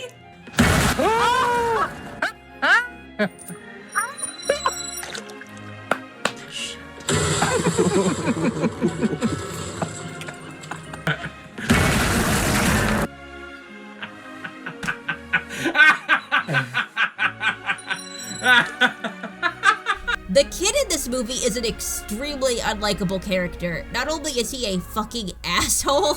Don't throw that penny. It could kill somebody. Oh, I'm so sorry, of course. Yeah, fat ass. He is also one of the biggest causes of the Skyview collapsing, and as such is responsible for the deaths of dozens of people. So him getting squashed like a bug feels like karmic justice. This is obviously a lot different than kids are usually portrayed in horror movies, but it at least goes to show that kids aren't necessarily off limits. Sometimes people like it when you kill a child, and even when they don't, it's not exactly rare, right? Kids die in movies all the time. Probably the best example would be Dr. Sleep, which has a few disturbing child deaths. Most of them happen off screen, but there is one very notorious scene where a little boy is tortured to death, and we get to see and hear the entire thing. Obviously, Terrifier 3 has more gore when we get to see the corpse, but the actual killing itself is way more graphic than what we see in Terrifier 3. In fact, the way it goes down in Terrifier 3 is extremely similar to the second Fear Street movie. And you know what? I felt a little bit worse for the boy in Fear Street. We actually got to know him a little. We see him getting bullied right before he dies. It's really fucked up and sad. Do you guys like charades? Shut the fuck up, nerd. The 2017 version of It literally opens with a clown brutally murdering a child. Just like Terrifier 3 does, and Sinister opens with a family with young kids being murdered, along with all the other family murders in this movie. And hell, you know what other movie opens up with the main villains murdering a child to immediately set the stakes? Hocus Pocus, the children's movie that is seen as a nostalgic classic for people roughly about the same age as me. Winnie, Mary, and Sarah, who are all extremely likable, beloved pop culture icons, are child murderers. That's their whole thing. Their powers revolve around child murdering. I smell children. Sicko. And they spend the last chunk of the movie trying to murder a child. Finding Nemo also opens with the mass murder of almost all of Marlin's children to set up how dangerous the ocean is. And, again, kids movie. If kids dying in movies is upsetting to you, whether because you're a parent, or you have trauma, or it's just something that you find distasteful, that is 100% totally fine. It's understandable that it would strike a nerve. Hell, I remember the reaction in the theater when the bomb went off in the mall. It was like all the air got sucked out of the room. This was definitely the most shocking scene for me. I was totally expecting there to be like body parts in those boxes. The bomb going off, I swear, made me jump out of my skin. And it unfortunately reminded me of the kind of violence people in America live in fear of every day. I remember when I was working on the first video, seeing a clip somewhere where Damien Leone had said that he originally wanted kids in the Clown Cafe scene, but he knew that having Art gun down a bunch of children with a machine gun would just hit too close to home for a lot of people, so he opted instead for adults dressed like children. I couldn't find that clip when I was editing the video. For all I know, I just hallucinated it, so I cut that whole part out. But yeah, I mean, a bomb in a shopping mall definitely strikes that same kind of fear. It's a brief moment where the Terrifier universe slips into our reality and reminds us of the actual terrors we're faced with in our real life. What is it, a terrorist attack? I don't know, baby. But that's not a reason to be angry that this movie exists. These are, at the end of the day, fake kids. And at the time of this movie's release, and still actually now, despite everything, there are actual real-life children dying horrifically in Gaza. And there was genuinely a point in time where people were more scandalized by these fake kids dying than they were by the deaths of thousands of real children. I'm going to refer to a tweet Chelsea Rebecca of Dead Meat made at the time. I just simply can't be asked to be offended by fake violence when my Twitter timeline has shown me absolutely hellish imagery of real children I'll never unsee. We fear for children on screen because we implicitly understand they are undeserving of violence. No child deserves this.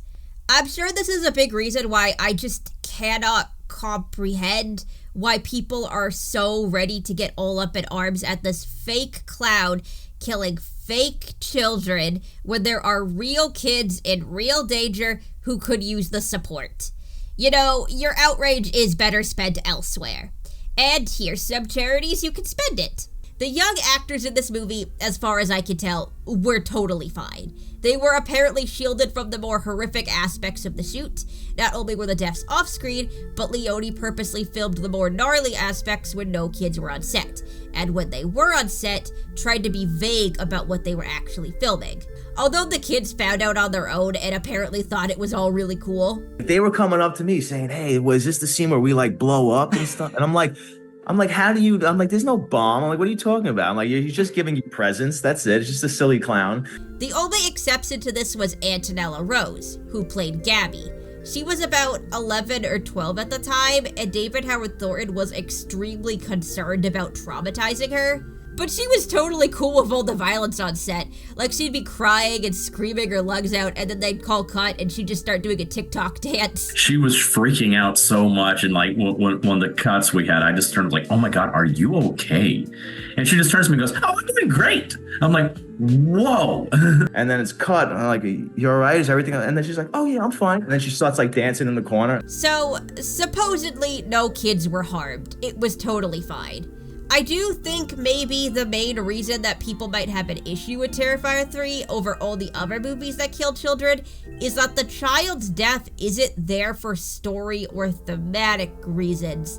It's entirely for shock value. And it absolutely 100% was. Like, I don't know why I even bothered defending this movie. It was trying to be controversial. The teaser trailer, which was the first thing anyone ever saw of Terrifier 3, showed that Art was going to kill a child. Not to mention that this teaser was filmed before literally anything else in the movie. which is extremely obvious just by watching the film, because the houses look completely different, and the little girls are clearly played by different actresses. The way the scenes go down is different too. In the teaser, the little girl excitedly yells for Santa. Whereas in the movie, she just hides. This has been the marketing strategy before the movie even existed. And y'all freaking the hell out about it is giving the filmmakers what they want. It's just like when I Spit on Your Grave came out, and Siskel and Ebert were so goddamn offended by it that they were standing outside the theaters protesting it, telling people not to see it. The people who made this film should really be ashamed of themselves, and so should the people who booked it and the people who went to see it. It's really an inhuman, sick film. And it drummed up so much attention that I Spit on Your Grave became a massive hit when it hit home media because everyone was so curious about it. And it basically created a whole new genre and changed film forever. Except Damien Leone is doing this on purpose. Like literally from the very beginning, his whole strategy for getting people to see his movies was to be as shocking as humanly possible. Going into Terrifier, I said, why is somebody going to watch Terrifier when they can watch a $20 million Hollywood horror movie? What am I bringing to the table that's going to get them talking about my movie? And I said, we'll have kill scenes that you've never seen before, and where other movies would shy away, I'm going to show everything. So we're going to have this great, kill scene, this hacksaw scene, where if they had that in an R-rated movie, they might do it, but you won't actually see the saw going through her body and from certain angles and things like that. And we did, and that was the mindset going in, and sure enough, people did talk about that scene, and that's one of the reasons why Terrifier was so popular. People start telling their friends, you got to check out this scene, it's crazy. Things are there's such saturation, everybody could make a horror movie or anything. It's what's going to make yours stand out? So It's if you have to cut a girl upside down with a hacksaw and show every bit of it, guess what? It's going to probably get people talking, right? This man is using outrage to make Art the Clown popular, and you're falling right into his trap. Now, in the last video, I said it would be weird if they started the movie off with Art killing a child, considering that they ended the last movie with him getting decapitated. And I stand by that. It's weird. The movie starts in the present day with the family getting murdered, and then they jump backwards 5 years to show us what happened directly after the second movie, and then jump back to the present day again. And it's not to say that there hasn't been weird timeline shit in this series before. The opening of Terrifier takes place during Terrifier 2. But I don't know, that just kind of felt like the natural result of having the first movie essentially be a big flashback explaining how Victoria's face got all messed up, and having the second movie take place around the same time as her interview. It's a clever way to tie these two otherwise completely unrelated stories together. And the home invasion at the beginning of 3 does actually have a purpose in the story. Timeline-wise, it takes place between the bar scene and when Art gets the Santa outfit, and the mall scene where he blows up the kids. And if you look closely, the gifts Art is handing out to the kids in the mall were seen in the family's house in the beginning. The girl's doll, possum plushie. The possum's probably a reference to the possum in Terrifier 2. That's cute. And when the little girl finds Art in her house, he's standing in front of the tree looking at the presents. I guess when Art decided to blow up the mall, he realized he needed toys to lure the kids over, so he started breaking into houses looking for them. How he knew this family had kids, I have no idea. Maybe this was the 3rd or 4th house he home invaded, but regardless, that's the purpose of the scene within the plot. And that's perfectly fine. It's just that the constant jumping back and forth in the beginning of the movie is kind of awkward. The weird timeline stuff in the first 2 movies is woven into the narrative. This just feels like they slapped the scene right up front purely to be controversial. Now, the actual reason given for why the child murdering was put first is because Leone wanted to reintroduce Art to the audience. He didn't like that audiences were getting comfortable with Art, that they were finding him more funny than scary, and that they were even rooting for him during the kills. Everybody gets very comfortable with the killer. Mm-hmm. When I was a kid and I'm watching Halloween, Friday the 13th, part 4, 5, 6, you're rooting for Jason. You're going there to see Jason kill as many people as possible. But I wanted it to be as if you're not so comfortable with Art the Clown and he by reintroducing him, he's just as he's more unsettling than ever. I mean, he's crueler, more sadistic, where you're left being like, I don't know how I feel about this character right now. He's still pretty right. So he decided to open up Terrifier 3 with a scene of Art being the most despicable, sadistic scumbag imaginable in order to make him scary again. Which isn't to say that comedy isn't present in the movie. It definitely is. The bar scene is funny, and for the first time has a chunk of the comedy coming from characters who aren't Art. No, Mrs. Claus would shank me in my sleep. My wife's dead. But Art is still absolutely hilarious in the scene. And Leone was worried that the climax was getting too dark, so they ended up adding in Art smacking Sienna whenever he walked by. Because that wasn't in the script, and we're shooting the scene, and it's so dark, and I'm like, we love injecting the levity into the movie to keep it fun. So obviously Leone didn't want to completely remove the comedy from the series. He just wanted both Terrifier 3 and Art the Clown to skew more on the darker side. But for me, there's a balance that I'm always going to try and remind myself to strike, or if anything, lean more into the darkness than go into the comedy. And setting the tone through the opening is something the Terrifier movies have always done successfully, at least in my opinion. The opening of the first Terrifier is really grimy and unpleasant and really, really mean. It's just overly cruel to every character involved, and everyone ends up mutilated and miserable in the end. And that is very true to how the entirety of the first Terrifier feels. The opening to the second movie is an absolute gore fest. It's basically a showcase of the special effects, but it's also more lighthearted. There are jokes, and the supernatural elements are properly introduced here for the first time, showing that while this is for sure a Terrifier movie, it's also something completely new and different. And then the opening of Terrifier 3. The child killing not only sets the tone, but it immediately raises the stakes. Art holding the knife to Gabby's throat comes off as a legitimate threat because, damn, we just saw him kill a kid 2 hours ago. He might fucking do it. And I'd even go as far as to say that the opening of Terrifier 3 sets up the rest of the movie. Art breaking into a family's house, turning the cozy Christmas atmosphere into a complete bloody nightmare, is pretty much exactly what happens during the finale. There's even the girl in the family who could tell that something's wrong, but no one listens to her. There's someone on the roof. But Mom, I didn't have a bad dream. I really heard someone on the roof. Nobody believes me. Just like Sienna, and the mom being forced to accept the loss of her child right before her brutal end, like Aunt Jess. I wish the scene's placement in the film felt more natural and not like it was just shoved in the front to make the audience freak out, but I don't really have any problems with the scene itself. It's good. It feels like a short film, which is very fitting considering Art started off as a character in Leone's short films. He works really well in these short, fucked up little narratives, go figure.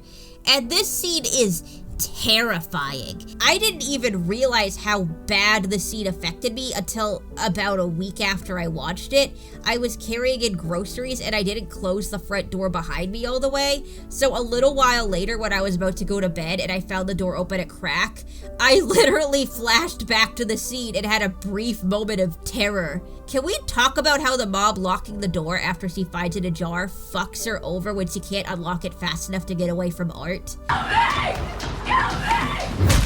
It's just like how everything in the first Terrifier movie happens entirely because Tara didn't let Dawn drive home drunk. Oh, you are not driving.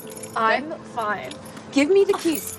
It's a character doing something responsible and getting punished horribly for it. This scene in general is going back to the randomness of the first Terrifier killings, both from the first movie and the original short. This was just a random house. These were just random people sleeping in their beds. They didn't do anything to deserve this. Art just killed them because they were home. And Chrissy Fox completely sells this scene too. I've said before that I am deeply affected by a good scream, and Jesus, this woman can scream.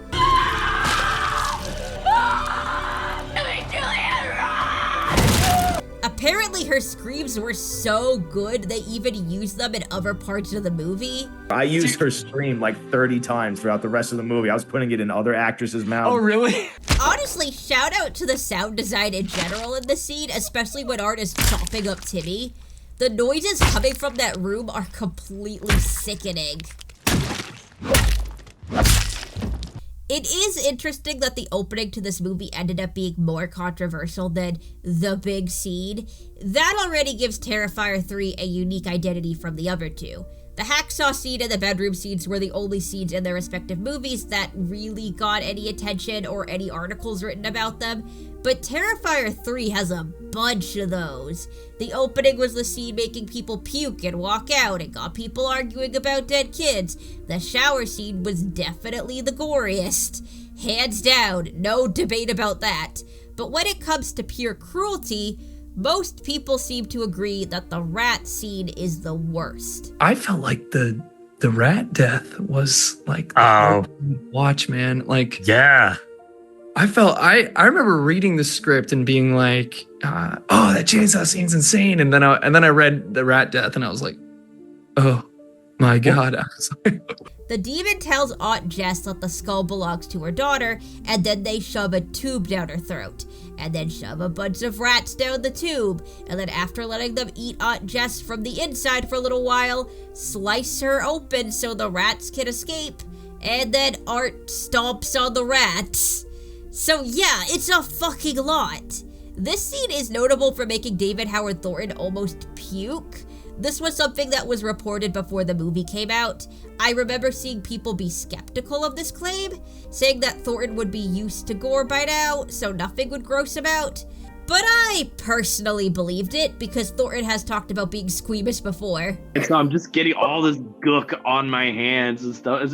I'm glad I didn't run sound because I was just sitting there like, oh God. And yeah, as it turns out, it wasn't the gore that made him sick, it was the vomit and the smells. I almost puked on set one day because it involves something I cannot stand at all, and it's puke itself. I do not like puke. And they made it out of this cream of mushroom soup and some other stuff, and it smelled horrible, and it was really hot in that room, and there were other smells in that room. He's already starting to get like very uncomfortable, and then I, as he likes to tell people, brought corn nuts into the scene where I was like eating but like off camera. And then Samantha, who plays Victoria, comes in eating this horrible bag of corn nuts that smelled like death warmed over.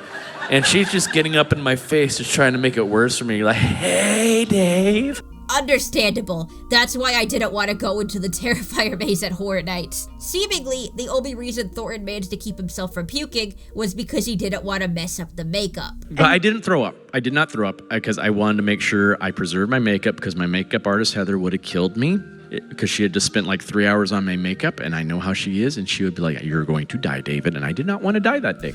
Aunt Jess's death continues the Terrifier tradition of using history to make a disturbing kill. Rat torture is a well-known method of ancient torture, so much so that it's been portrayed in a lot of media.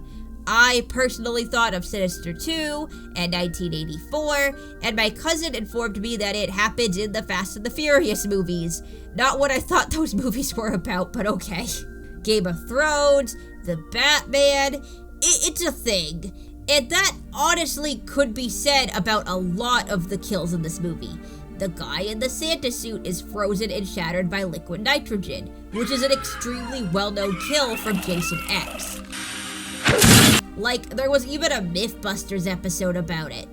Can liquid nitrogen really be used to rapidly freeze human flesh so it shatters like ice? And a similar death was also done in the 2020 movie Freaky. The shower scene is meant to be a mixture of Psycho and Scarface.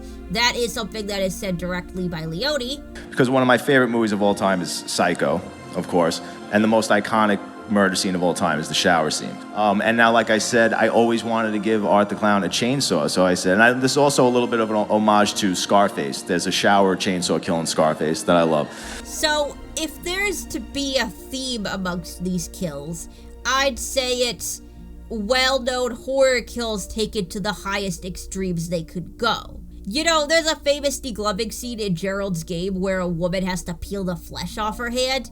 What's more intense than degloving a hand? Degloving an entire head. And Leone does describe Terrifier 3's shower scene as, what if Alfred Hitchcock had made the shower scene today and didn't have any limitations? So what if Alfred Hitchcock was able to do that today? Would he be a lot more graphic with the murder? You know, I say like, wow, if Hitchcock made that today, would he shoot that the same way? Would he be a little more graphic with the way it's portrayed? Would he show more penetration with the knife? So it's just, you know, sometimes I'll just wonder, like, if Alfred Hitchcock shot that today, would he be as subdued, or would he be as, because he wouldn't be as limited or restricted, would he be a little more graphic? I actually referred to my sister on this since she took a class on Alfred Hitchcock, and she said that most of Hitchcock's subtlety was to avoid censors, and if he didn't have to worry about that, he probably would have pushed more boundaries. But she doesn't think he would have gone super gory. This is really more of Damien Leone's interpretation of the scene, and that is how he often describes it, as if he got the chance to direct a remake to Psycho. I said if I was given the opportunity to create that kill scene, I would show everything that knife could possibly do to the human body. And I know no one's going to give me the opportunity to remake Psycho, so I'm going to make my own. And now since no one's going to let me remake Psycho, I'll just say, well, I'll make my own shower kill scene, and I'll make it as crazy as possible. And instead of a knife, I'll give Art a chainsaw. Instead of it being one person in the shower, I'll put two people in the shower. So I said, no one's going to let me remake Psycho, so I'll make my own shower scene. I'm gonna go build my own theme park with blackjack and hookers. I think it's unfortunate that this part of the movie is widely known as the shower scene, though. I mean, there are plenty of other movies that have scenes that involve hacksaws and scenes that take place in bedrooms, so it is extremely impressive that whenever you hear the hacksaw scene or the bedroom scene, you automatically think of Terrifier.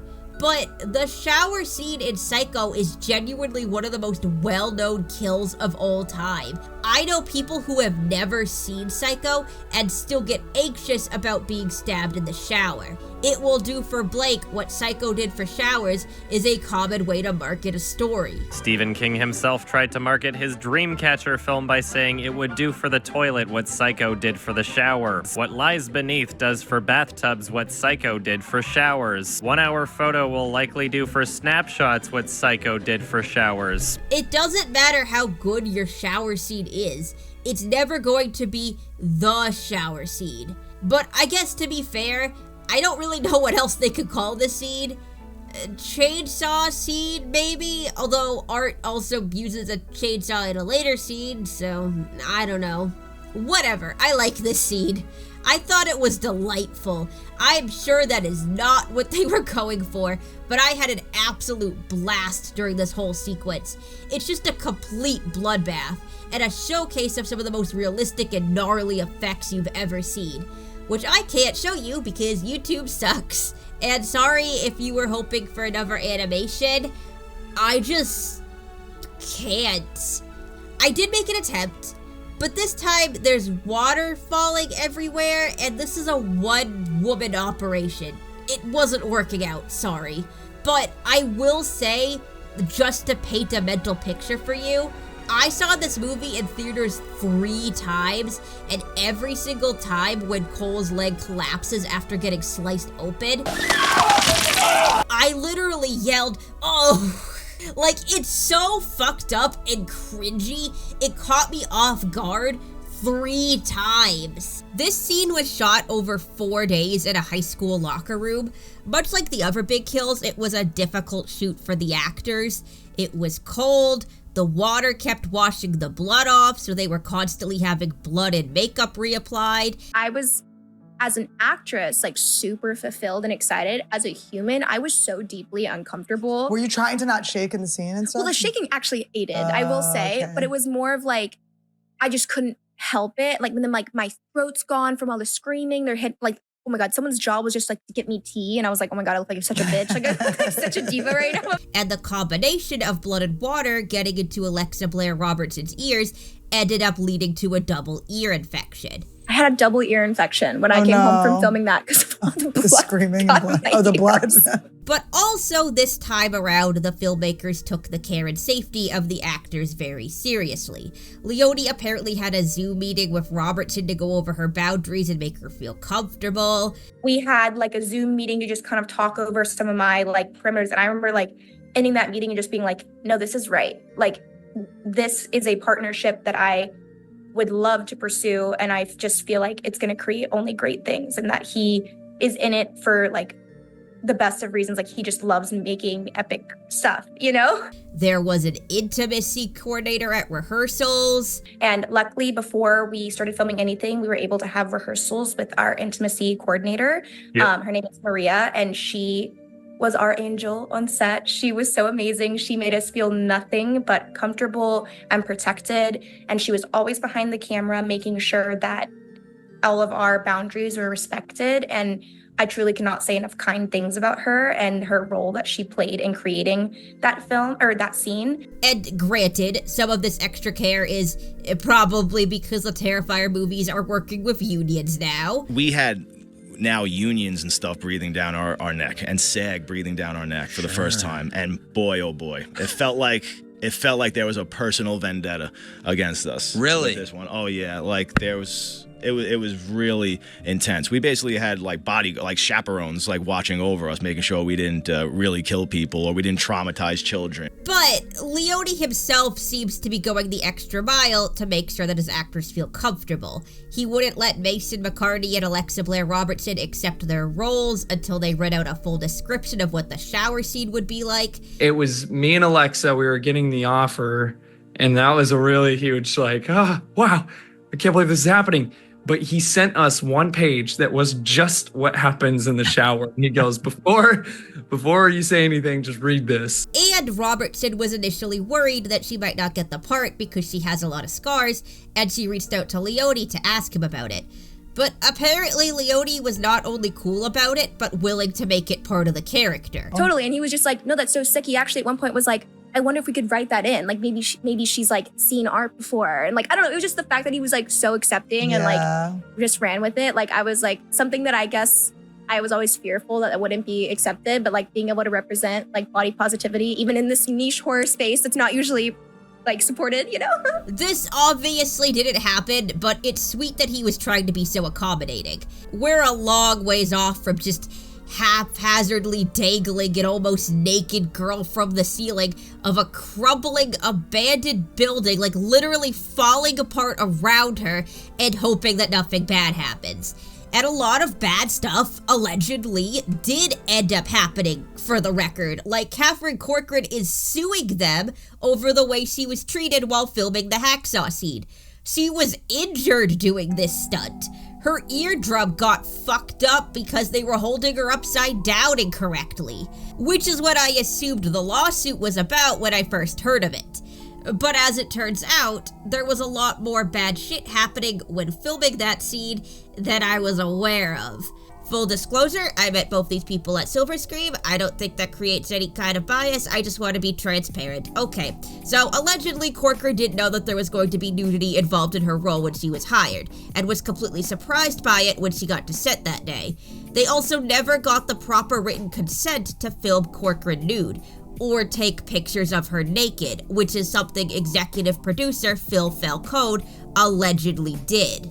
They also have been allegedly withholding Corcoran's pay, which is the part of this lawsuit that's gotten the most attention, with people arguing if what Corcoran is asking for is justified or not. Now, apparently, because Terrifier was so low budget, they couldn't afford to pay Corcoran properly, so they set up a back-end deal with her where she'd get $100 a day, and then would get 1% of all Terrifier profits, including from sequels and merchandising. And allegedly, despite how successful the Terrifier franchise has been the past few years, Corcoran has only received $8,300 in royalties. Now, where the debate is coming in is that the Hollywood Reporter reported that Corcoran was only owed royalties for the first 2 years. And obviously the first Terrifier movie was not a smash hit. It only became popular after the sequel came out in 2022. So, if she was only owed royalties from the first 2 years, $8,300 would probably be accurate. But I was a little confused by how, in the same exact paragraph, The Hollywood Reporter said that she didn't start receiving payments until 2022, which, considering Terrifier premiered in 2016, is way past the 2-year deadline. So I looked up the actual case, and when discussing the royalties, there isn't anything said about them only lasting 2 years. The quote that The Hollywood Reporter uses in its article is actually from the non-disclosure agreement. This agreement shall remain in effect for a period of 2 years from the effective date unless otherwise terminated by either party, giving notice to the other of its desire to terminate this agreement. Which I think probably refers to the non-disclosure agreement only being good for 2 years, not the deal itself. So, with the information I have right now, I don't think that the 1% Corcoran was promised had any kind of a stopping point. And if I'm right about that, Terrifier 3 made $90 million. And that's not even including the extreme amount of merchandising we've seen the past few years, some of which has her naked body slapped on it. They would owe her a lot of money.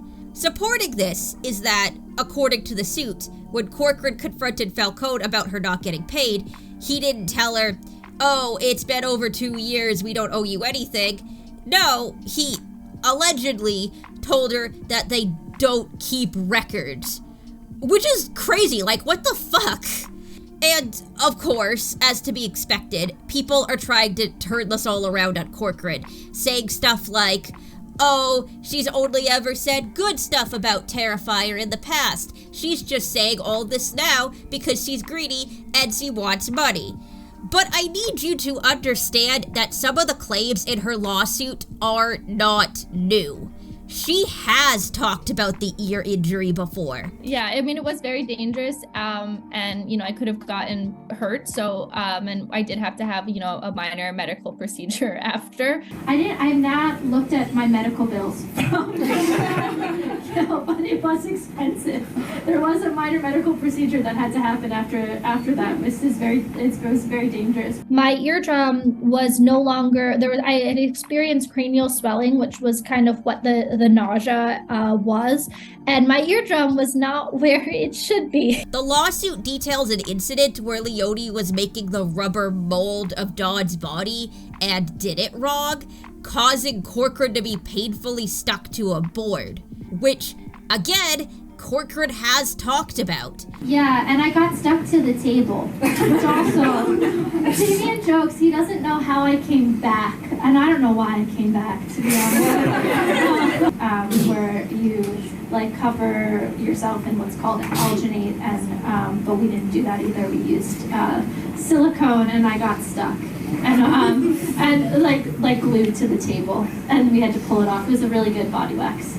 And Leone has talked about it before too, in the director's commentary for the first Terrifier movie. We gave her the release agent before we put the silicone on her body. And when she came out of the bathroom, like, there was just chunks of release agent. I'm like, that's just way too much. I'm like, no, we're not going to get the detail. I'm like, take some of it off. So then when she came back, I guess she took too much release agent off. So we put the silicone on her. When we went to peel it off, it was just stuck to the hairs on her, you know, the fine peach fuzz on her arms and whatnot. And it was scary. I mean, we had to be very...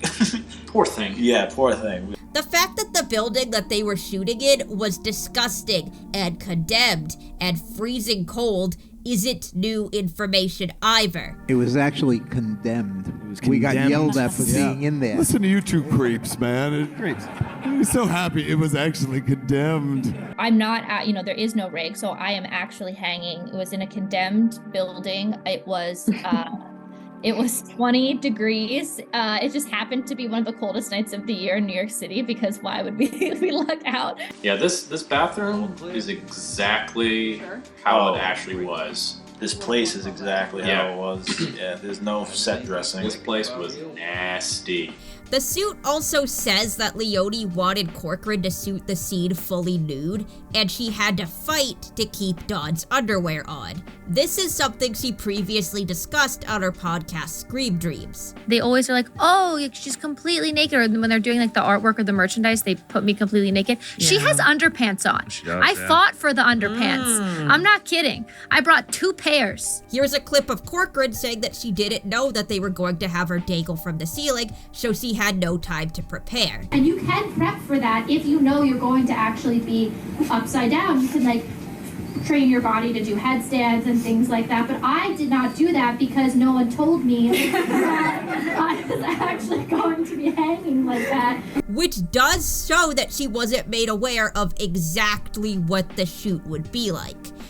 And David Howard Thornton was asked to do nudity after he was hired. This is something that was discussed in a Q&A he and Leonie did. And then as we're getting closer to shooting it, I was just thinking that's not going to be as effective if he's got the skin over the costume. I said, but I want to take him out of the costume. I want to have him totally naked wearing this. And I called up Dave, and this is Dave's first movie. And I said, Dave, I'm thinking about doing this scene a little differently. I think it'll be a lot more effective if you play it naked. I'm like, how do you feel about that? He's like, okay.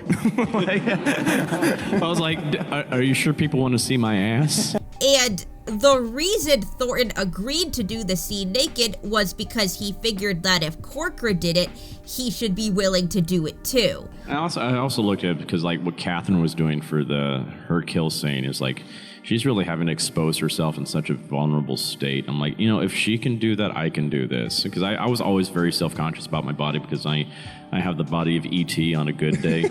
So it's like... Now, I'm not going to speak for Thornton here, but it does go to show that Leonie did spring nudity on at least one of his actors. So, I believe Corcoran. This all kind of blindsided me at the end of editing. This is a last-minute addition to the video.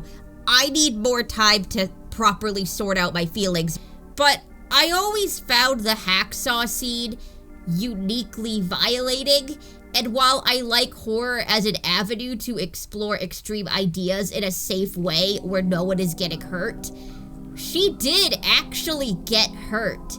That's always made me uncomfortable, and I'm heartbroken hearing about all the other shit she went through filming this scene. It is definitely ironic that Alexa Blair Robertson also got a kind of ear injury from her scene, but I'm not going to speak for her, or for Mason McCartney.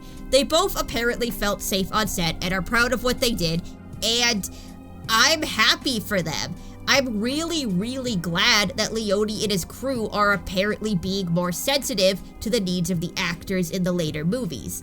But that doesn't make the negligence in the first movie go away, and I'm not going to be satisfied saying that the people involved are really any better until things are made right by Corcoran. Damien Leone has said over and over again that the hacksaw scene is the reason anyone paid attention to Terrifier. They wouldn't have a $1 million franchise if not for Corcoran. And if they are truly dodging giving her the money she is owed, then that is really, really shitty. Terrifier has been accused of misogyny for many, many years. And yeah, they are really not getting away from that now, even though there was a genuine effort with the shower scene. The shower scene is an obvious subversion of the usual gender dynamics of this series. I've obviously spent a long time talking about gender in Terrifier, and we're gonna do it again. Sorry. One thing I do want to reiterate that I know is a common misconception when people talk about misogyny in horror is that it's often not the amount of women that die, it's how they die. For whatever reason, most horror movies have more male deaths than female deaths, and people will wave that off as proof that there's no sexism. But usually when people claim that there's sexism, it's because the women suffer more than the men. A good example of this is Saw 3D, which, yes, in case it hasn't been clear, I have now watched all the Saw movies, and I like them a lot, y'all were right.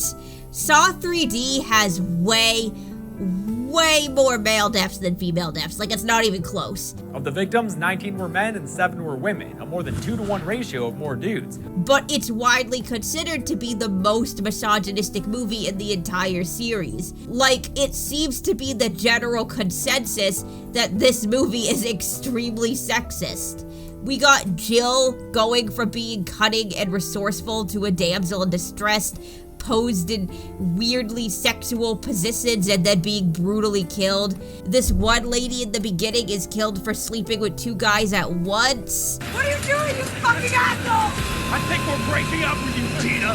Which I know is supposed to be funny, but it comes off as a bit gross. Is the chick that fucked me in your bed 2 days ago worth one of our lives? She's not worth it, man. She's not worth it. And then the other women who die get it so bad.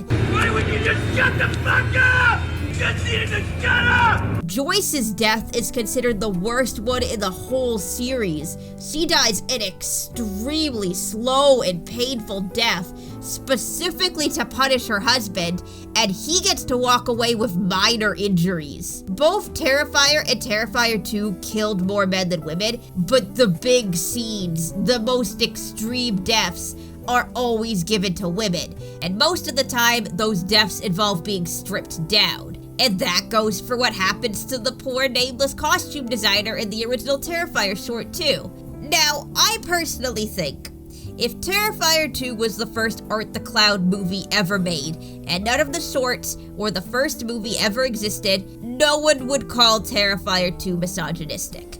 Allie's death is very extreme, yes, but there were also 2 on-screen torture scenes given to men, Jeff's dick gets cut off, and some of the women are either killed off-screen or die so quick that they probably didn't feel anything. I'm not saying it's completely even, but it's at least a lot closer than the previous 2 movies are. The problem is that when you look at the series as a whole, it creates an unfortunate pattern. Leone seemed to have a hard time with that for a while. There's this interview he did in 2023. I showed it briefly during the cat lady section of the last video when he talks about how he's not transphobic, but he also talks about the allegations that he's a misogynist. I get constantly accused of being misogynistic. Of course, today, it's inevitable. What really shocked me was being called transphobic, based on the scene where Art skins and wears the woman. It makes me laugh because it couldn't be any farther from what I am, raised by all women and everything. It's so funny to me. I think I'm just so comfortable, and then it says tackling sexual violence. I don't think he actually said that, but that's what he's referring to. I think I'm just so comfortable tackling sexual violence because I was raised by all women that I don't think about those things when I'm doing it. I don't think I'm offending. I'm not trying to offend. So there's really nothing I'm not afraid to show. And that's all well and good. I completely believe him when he says he's trying not to do anything offensive. And as for the being raised by all women part, he's talked openly about how much love and care he put into the characters of Barb and Sienna, and how they're based on his mother and older sisters respectively. And he even gave the character based on his mother the least painful death because he couldn't bear to make her suffer. Plus, I loved her character so much that I really didn't want her to suffer physically anymore as much as the other characters. But also, my dude, you wrote it so multiple women in different movies get their breasts and or vaginas cut off or cut open. Most people don't realize it's not just the hair and the tatas that he's wearing, but also the vajayjay. And that a girl gets misogynistic slurs carved into her body. Like, yes, all these things have rational explanations. Dawn's death is an actual ancient execution technique. Allie's death is based on one of Jack the Ripper's victims. The idea for the cat lady's death is based on an idea Leone's girlfriend at the time had that spiraled into insanity. The costume designer's mutilation is partially based on Charles Manson. And I do maintain that the characters being stripped down for these gory scenes make sense from a makeup perspective. Like, for example, in the yoga scene from In a Violent Nature, Aurora is dressed in a shirt that doesn't cover her belly, and then almost all the horrific shit that happens to her is around her belly. And the characters in Terrifier get damaged all over their bodies, thus being stripped down for most of these kills. Again, apparently it wasn't done in the most ethical way. They allegedly didn't get Corcoran's consent for nudity in writing like they were supposed to, and allegedly didn't tell her about the nudity when she was hired. I'm going to say it again. That sucks. I wish that it didn't fucking happen. Didn't fucking allegedly happen. But if I'm being extremely generous and giving Leone the benefit of the doubt, it does make sense to me that it's easier to do gore makeup on bare flesh than it is to work around clothing. But people casually watching the movies aren't going to know any of this. I only know this shit because there's something deeply wrong with me and I've watched dozens and dozens of interviews. Like, this isn't a problem with people being too sensitive nowadays or whatever. It just looks really weird. I maintain my original stance that slasher movies, along with horror as a whole, has a misogyny problem, and Terrifier isn't technically doing anything worse than other movies. Like, God, some of the Friday the 13th movies are super misogynistic, like hiring women for their breast size kinda misogynistic. Everybody was cast because of the size of their tits. It was like a porn film in a lot of ways. The next day I didn't have a part, and the excuse was that I wasn't well enough endowed.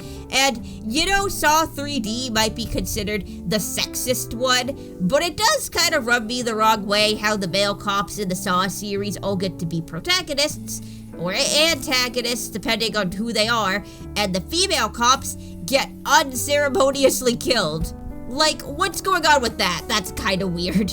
But the Terrifier movies are just so much more extreme than all the other movies out there that all this shit just stands out more. And Damien Leone is honestly really good at taking criticism. Like, apparently he purposefully searches out and watches criticism just to figure out where he can improve. I read every single comment. I go on Letterboxd, IMDb, everywhere. I try and watch every video I possibly can. And you start to get a consensus of what's a legit criticism, who's just trolling, who's a hater, like, you know, and then you can sort of assess the situation and see where you did really well and see where you can improve or where you did horribly wrong and try not to do that again. So it's also beautiful to, you know, to grow as an artist. I mean, it's all out there. People didn't like that the first movie didn't have a plot, so he added an extremely complicated plot in the second movie. People didn't like the tone of the second movie or how much supernatural shit was in it, so he made adjustments for the third. The treatment of women in these movies is arguably the biggest complaint, and I was wondering if he would ever do anything about that. The full trailer for Terrifier 3 definitely caught my attention when in the scene that was being hyped up as the big one, there not only appears to be two people getting butchered, but one of them seems to be a guy. And then I saw this exchange on Twitter posted 5 days before Terrifier 3 opened in theaters. Hoping Terrifier 3 goes all in on killing men so I can feel 100% guilt-free about loving these movies. Get ready to feel guilt-free. Which is an acknowledgement that he was listening to the criticism leveled at the treatment of women in his films and decided to change his approach. And when the movie finally came out, oh yeah, man, men suffer super bad in this movie. The bar scene is clearly meant to be Terrifier 3's version of the pizzeria scene, where Art playfully harasses two women he plans on killing later in public. But here, when Art runs into the bar, he shoves two drunk women, one blonde, one dark-haired, just like the two girls in the first movie, out of the way so he can kill a bunch of dudes instead. There are still some absolutely gross kills that women get too, don't get me wrong. The torture women go through isn't toned down at all, but the men's torture is ramped up. So everyone is suffering more or less equally.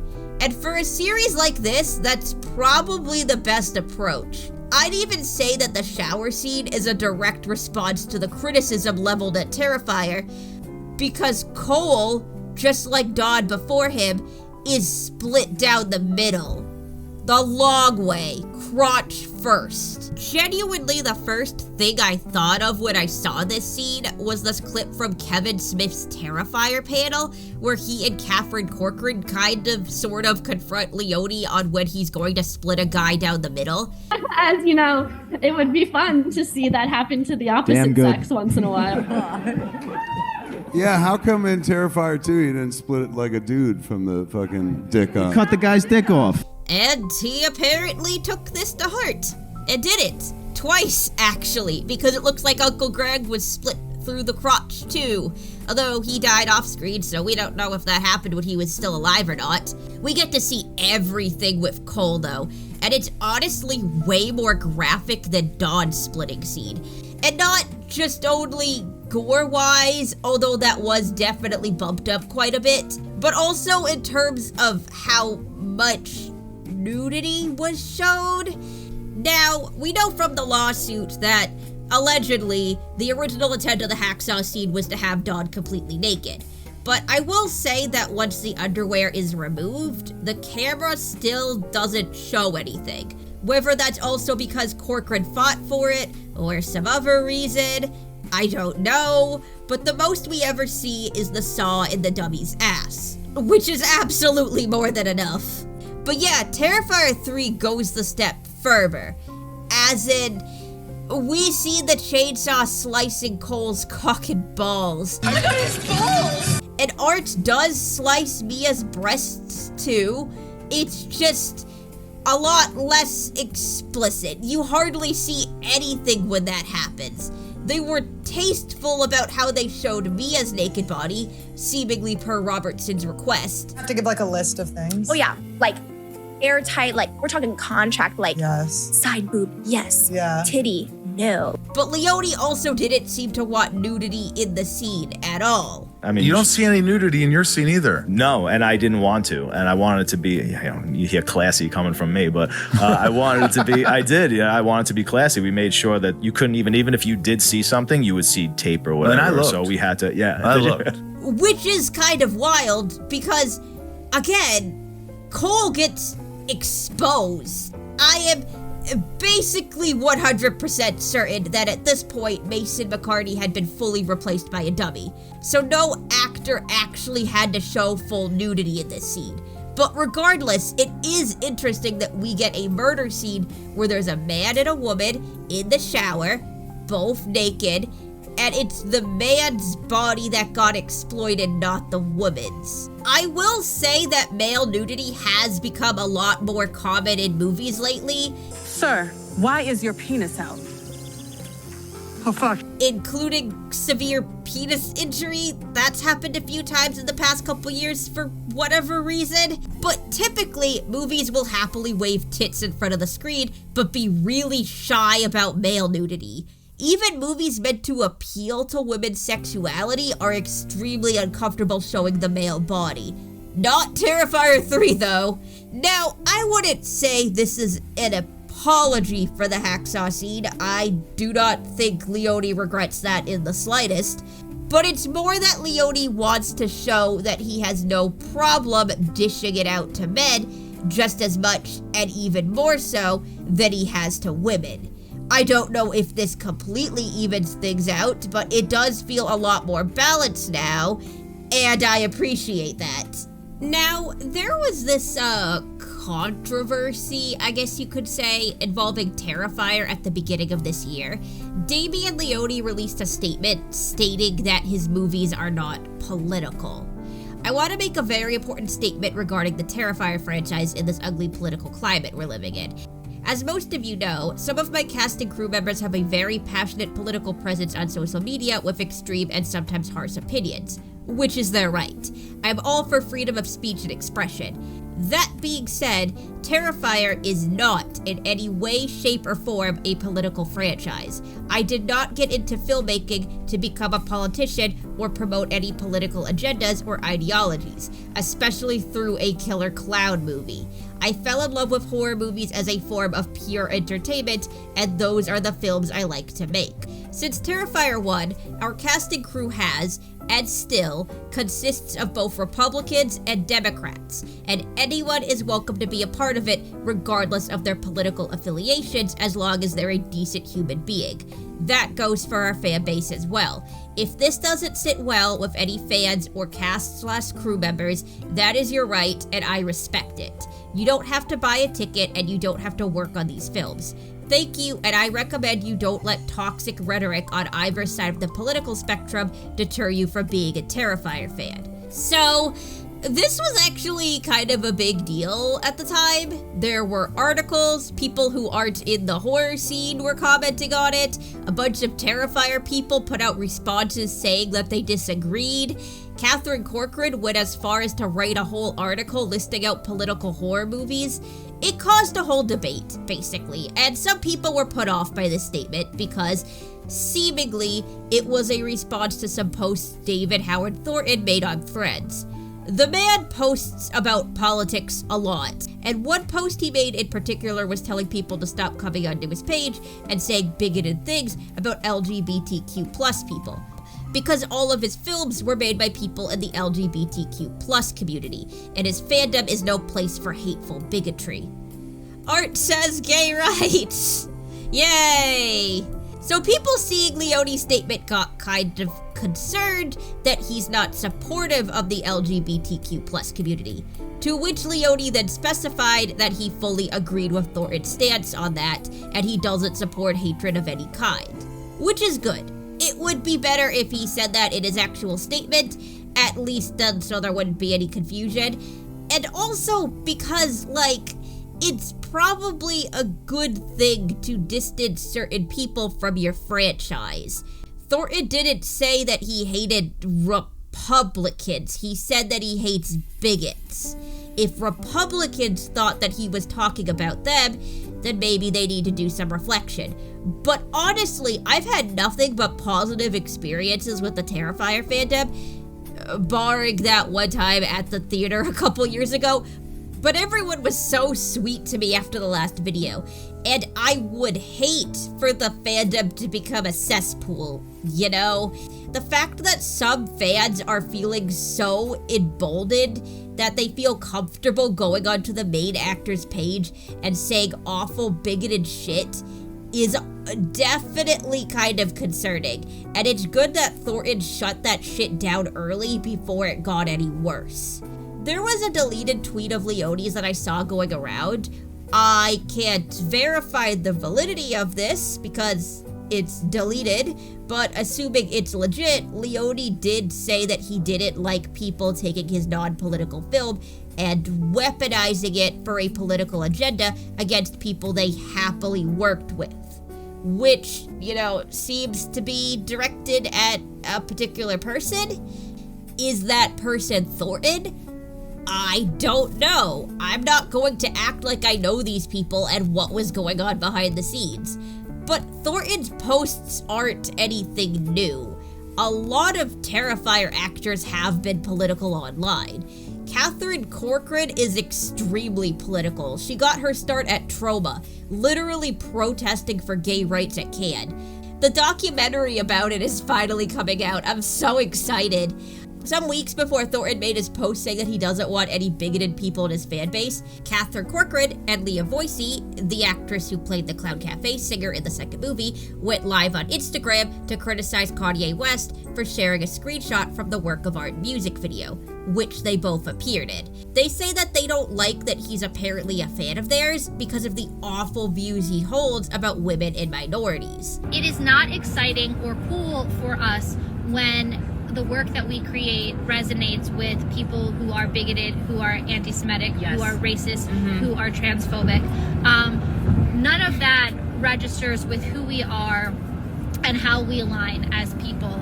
And if you validate that, then it's also validating systems of abuse and allowing them to continue. And I think through the years, we've seen that the film industry is ripe and the music industry is ripe with these systems of abuse. And this particular person, Kanye West, is someone who is perpetuating a lot of hatred.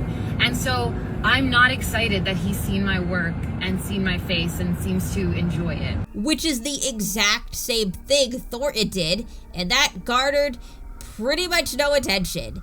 Maybe it's more alarming when Art the Clown himself is telling people to stay out of the fanbase. Corcoran has also talked extensively about the politics behind the hacksaw scene. She's actually the reason I spent so much time talking about gender in the last video. I figured she was the one who was in that extremely vulnerable position. So her feelings, as well as the feelings of the other actresses in these films, should be discussed. And Corcoran thought that the scene was political. She saw it as a statement about how women are punished for being sexually liberated. In a similar vein, Casey Hartnett, who played Allie in Terrifier 2 and was infamously torn to shreds during the bedroom scene, put out a statement on Instagram as a response to Leone's statement. She explained that she had a lot of fun filming Terrifier 2, but she was in an abusive relationship at the time that got so dangerous that the cops got involved and she was forced to navigate the justice system. And when Terrifier 2 eventually got released, she found it extremely upsetting that strangers were cheering on her physical body being mutilated. So for her, the scene became political in retrospect, because it came to represent something political in her real life. So yes, while Leone is the creator of Terrifier, the writer of Terrifier, the director of Terrifier, he's also not the only person working on these films. Maybe he didn't write the hacksaw scene or the bedroom scene to be political, but the actresses who starred in these scenes, who put their bodies on the line for these scenes, who are forever going to be known for being in these scenes, saw something political in them. And aren't their interpretations just as important? And art doesn't exist in a vacuum either. Movies are attached to the time period they were made in. Even before I watched horror, I used to always hear, oh, alien invasion films were a response to the Cold War, slasher films were a response to there being an uptick in serial killers in the 70s and 80s. Some people attribute the torture movies of the early 2000s to 9/11 and the torture we were seeing done to prisoners on TV. There was a lot of pregnancy horror last year, you know? There were literally 2 movies that came out nearly back to back about a nun who was impregnated by the church without her knowledge or consent and forced to give birth to provide the church with a baby. A lot of people attributed this to Roe v. Wade being overturned, for obvious reasons. Or even look at Night of the Living Dead, which wasn't meant to be a movie about racism, but I mean, it's a 1960s film that ends with the black protagonist being mistaken for a monster, essentially, and murdered by a white mob. Like, yeah, of course people interpreted this as a story about racism. So just because Terrifier wasn't made with politics in mind, doesn't mean it isn't being affected by the politics happening around it, and the audience viewing it aren't being affected by the politics in their day-to-day lives. I mean, I literally talked about domestic terrorism and Palestine in this video. Because yeah, kids dying is kind of an inherently political topic. Or take the fact that Terrifier 3 deals a lot with mental illness, and the way that people with mental illnesses are automatically assumed to be dangerous, which is something I'm gonna be diving into in more depth later.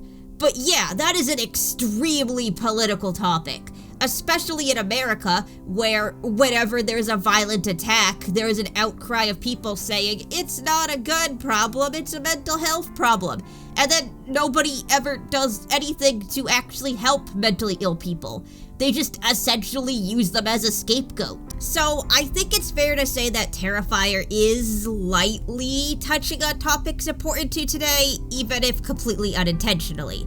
And I also wonder if maybe in a few decades, people look back on the Terrifier movies and analyze them. Like, oh, this was a response to COVID, this was a response to all the awful, awful shit people were seeing on the news every day that they couldn't do anything about. Maybe there was some catharsis after everything we've all collectively been through to see this awful violence in a safe way where no one's actually getting hurt. Hell, you don't even have to wait. Damien Leone is already saying stuff like that. And I really do believe that the darker reality is that the more of a cathartic release the audience needs. And on one level, we're in the most civilized time of human civilization, but we're also dealing with some very dark things with just where we are. I mean, especially in America, it's a very divisive time. We're still having assassination attempts. It's 2024, it's like that's still really intense. Violence is everywhere. It's so profound and prominent. So I really think that horror movies, especially slashers, kind of gives you the opportunity to put the most absurd, violent reality on the screen. And the fact, and come to terms with the fact that violence could hit you at any moment. And there's really nothing we can do about it. It's very scary. So it's kind of like putting that on the screen, coming together as a community and looking the devil in the eyes and saying, all right, what do you got for me? And he seemed pretty excited about an academic conference being held about his movies, a conference where they specifically talked about gender. I am sorry to say that I wasn't able to attend, but I would assume that politics came up in these discussions, at least a little bit. And Leone does often express that his movies are about more than just gore. Leone knows that there's depth in his work. He's purposely writing depth into his work, but he just doesn't seem to see that depth as political. I feel like often when people think of politics in movies, they tend to think that means that there's statements about the president or very specific laws and legislation. And there's obviously none of that in the Terrifier movies. But you don't need any of that stuff for someone to read politics into your work, especially within the past couple of years. So much basic shit is considered political now. Like, there was this little indie movie that came out last year called Bloody Axe Wound that had a lesbian couple in it, which honestly wasn't really treated as a big deal in the film at all. Like, they were treated in the exact same way a straight couple would have been treated. But you look at the comments on the trailer, it's all people calling the movie woke garbage. And then there are some people that genuinely believe that a trans actor being in something automatically makes that thing political. Obviously, the Barbie movie has a lot of politics in it, but a lot of people on the right got extremely hung up on the fact that one of the actresses was trans. Like, she's not playing a trans character, she's just playing a Barbie doll. But to them, the fact that the movie hired a trans actress was a brazen political statement. Now, again, interlaced to all of this is just more and more and more politics, right? One of the Barbies is a trans Barbie, and this is treated totally normally, as though this is a female Barbie. And I found out last week, they somehow didn't let anyone know this with the marketing campaign, that one of Barbie's main 3 sidekicks is, surprise, surprise, a man. I mean, is nothing sacred? There aren't a lot of movies that appeal to little girls, and this was one of them, but now it's off the list, and I don't really know what they were thinking. They just gave Barbie the Bud Light treatment, which probably looks pretty stupid in retrospect. The cat lady in the first Terrifier was played by a trans actress, as well as several other characters in the franchise being played by openly queer actors. I know Leone wasn't trying to make any kind of a statement with this, he literally just hired the best people for the roles, but some people would still consider the casting of these characters as political. But then you got the conversation between young Sienna and her father in the flashbacks of Terrifier 3, where we see the origin of her father's angel character, the one that Sienna dressed as in the second movie. In the last video, I just assumed that the angel character was Sienna, that her dad just kinda drew her as a badass warrior angel. But as it turns out, that's not exactly true. The character came about because Sienna's dad drew graphic novels, and the novels always had men as heroes and women as victims who needed to be saved, which his young daughter didn't like, so he drew a badass woman for her as a gift. Little Sienna expressly wanted him to make a girl so strong that she could beat up his male hero character. Last time you said you were gonna draw a girl that could beat up Blaster Man. and then her dad shows her a character that he had been working on that is even stronger than that. Can't you defeat Blaster Man? Oh yeah, 10 Blaster Man. And yes, even this tender moment between father and daughter is extremely political in this hellscape we're currently living in. It's automatically seen as woke now if a woman can kick a man's ass. Even though a woman being stronger and smarter than her male counterparts really isn't anything new when it comes to movies.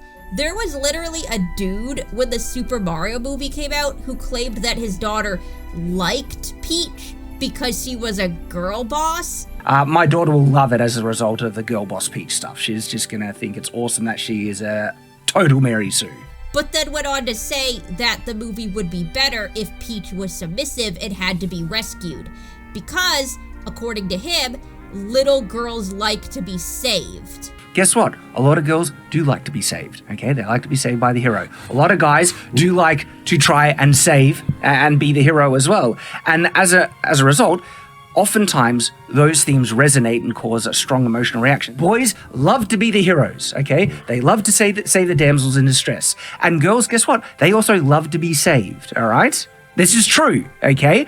And it's not offensive to depict a princess needing to be saved, especially when they can show her doing key things to help the hero save the day, which Peach easily could have done with her knowledge of the world, all right? My daughter would have loved this film just as much with that, but my boys would probably get more out of it and then get a greater rise because there's a greater heroic payoff in it, which this film doesn't have. And Terrifier 3 is blatantly opposed to this worldview. Here we see a little girl expressing to her father that she wants more badass female heroes in stories. But she's not a superhero. Last time you said you were going to draw a girl that could beat a Blaster Man. And the dad is going out of his way to give that to her. And it makes her so happy that she remembers it years later as a teenager. He used to draw this character for me when I was a little girl. And he used to tell me I was going to grow up to be like her one day. And I really believed it. And it leads to her becoming just as strong as the character she admired. Leone has been very open about the fact that he loves Final Girls. He sees the Final Girl as the star of the slasher movie, and Sienna, as such, is just as important as art. But yeah, it was really important for me when I wrote Terrifier 2 that I introduced the Sienna character, that I really wanted my heroine to be as important as the villain, and it's just as much her story as it is Art's story. So we're following her journey alongside his. So it's exciting to keep discovering these new chapters of her trajectory. Is really interesting. Always excites me. That's my favorite character. Leone described Sienna as being like a comic book character. I always loved heroes as much as villains, so I really wanted to craft a final girl, a hero that I would absolutely love, like a Ripley or a Sidney Prescott, somebody, and make her put her on the same pedestal as Art the Clown, even on a visual level, as if she jumped off the page of a comic book, because they're always the star of the movie, but always the slasher takes the center stage. But I wanted to put my final girl up on sort of the same comic book level pedestal that Art the Clown's on, this larger than life, basically a comic book character, someone that would just jump off the page. To me, that was so fun because the final girl deserves that respect.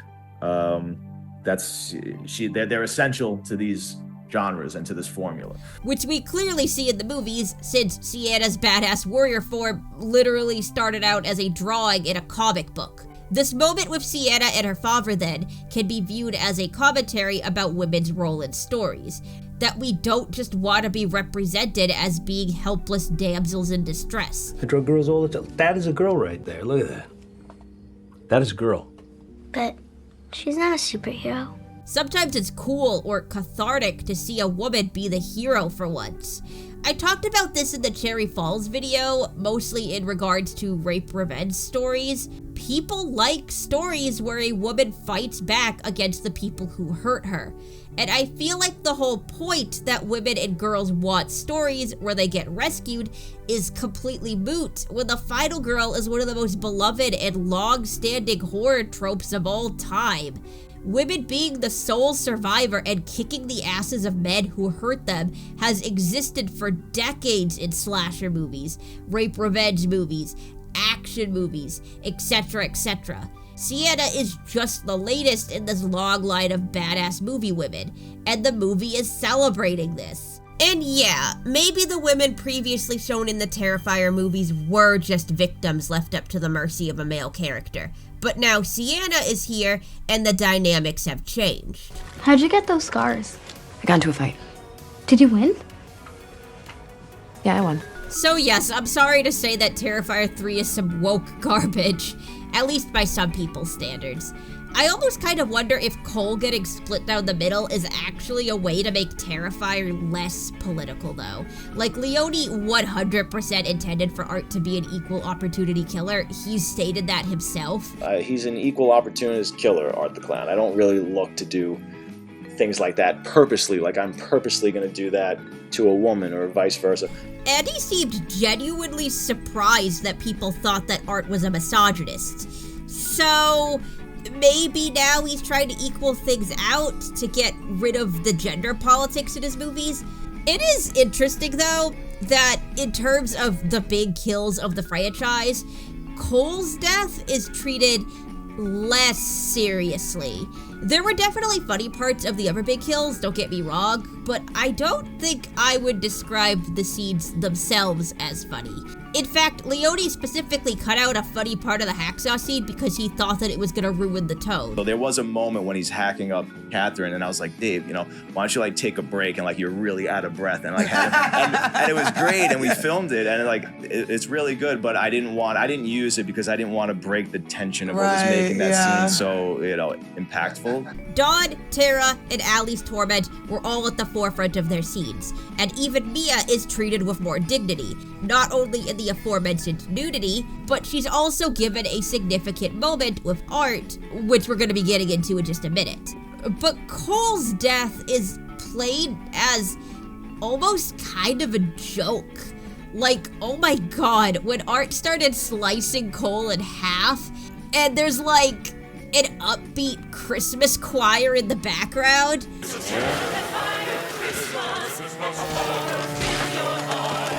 Oh, that is my exact sense of humor. I do this exact thing in videos all the time. This video included.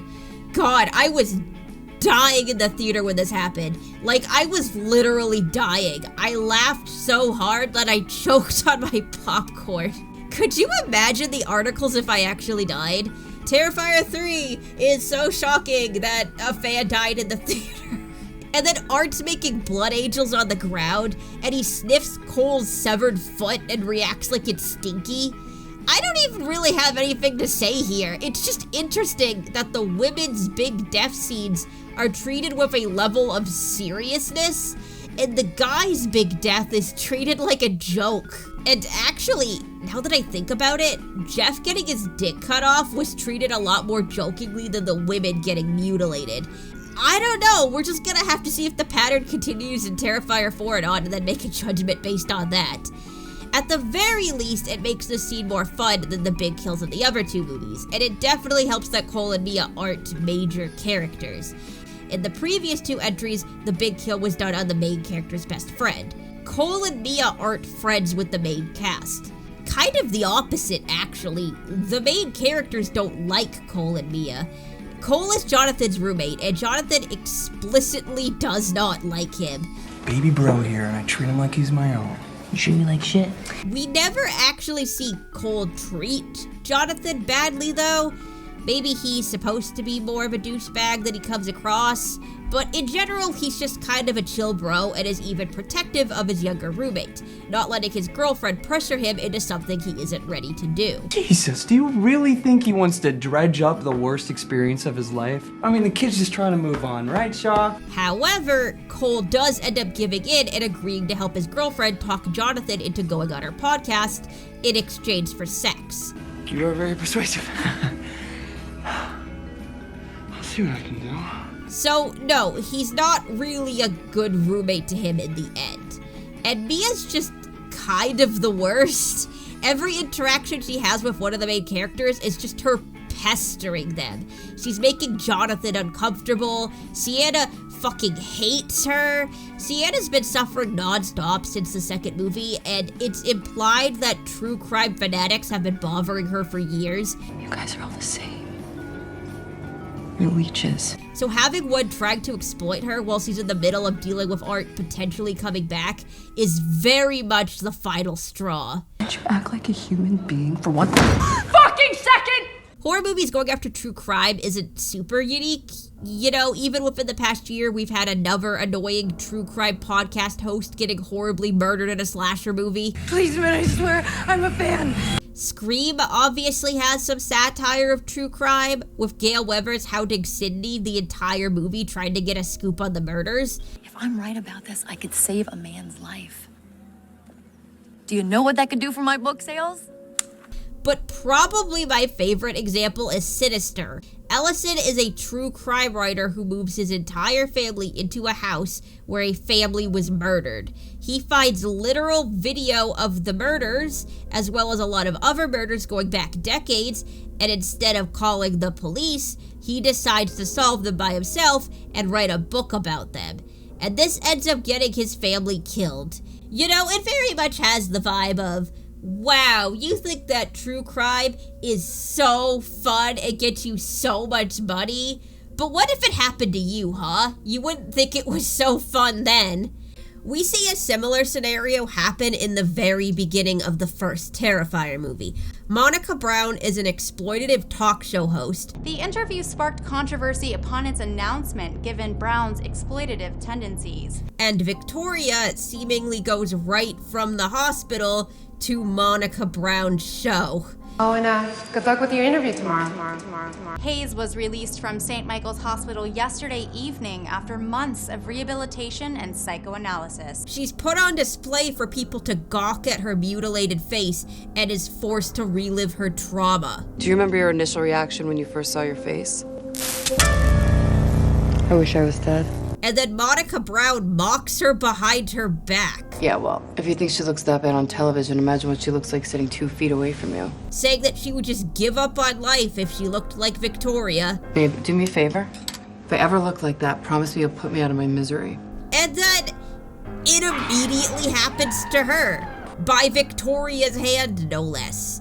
And we know from the second movie that Monica Brown survived the initial attack. Talk show provocateur Monica Brown is still in critical condition this evening. So odds are she's now being forced to live with the exact same injuries that she mocked and exploited Victoria for. Now, Terrifier was filmed in 2015, and while that was only 10 years ago, it might as well be a completely different world. TikTok didn't exist yet, true crime YouTube channels hadn't hit their stride.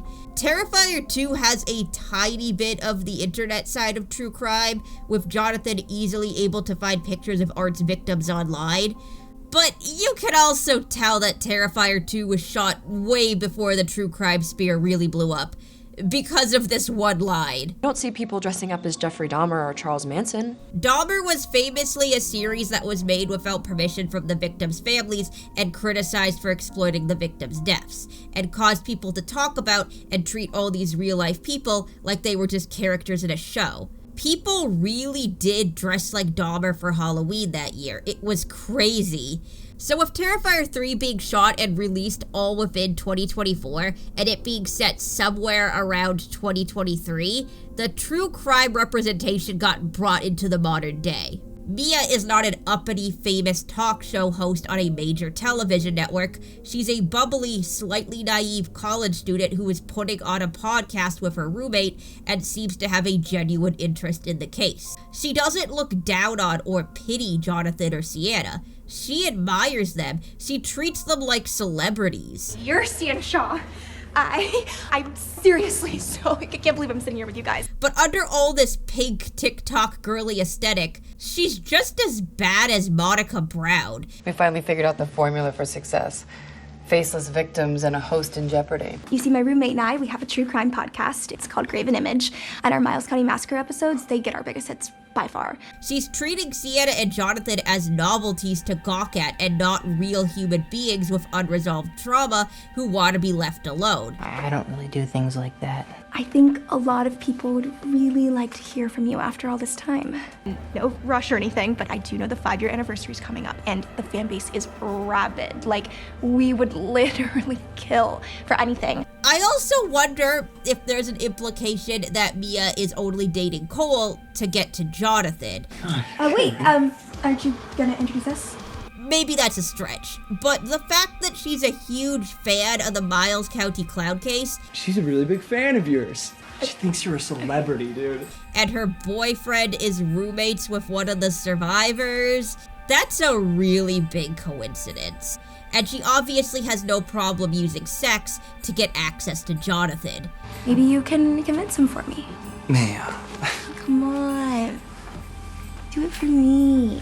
I guess to give Mia the slightest bit of credit though, she isn't actually the worst. That would have to be her co-host, who is publicly accusing Sienna of being the one who committed the murders. Sienna Shaw is the prime suspect. Stop. I hate this shit. This kind of speculation is the reason I don't listen to true crime anymore. Like, absolutely no way Art wasn't caught on camera at the Halloween store. Or, at the very least, Sienna's account can be backed up by security footage of her at the convenience store at the time of the Halloween store murder.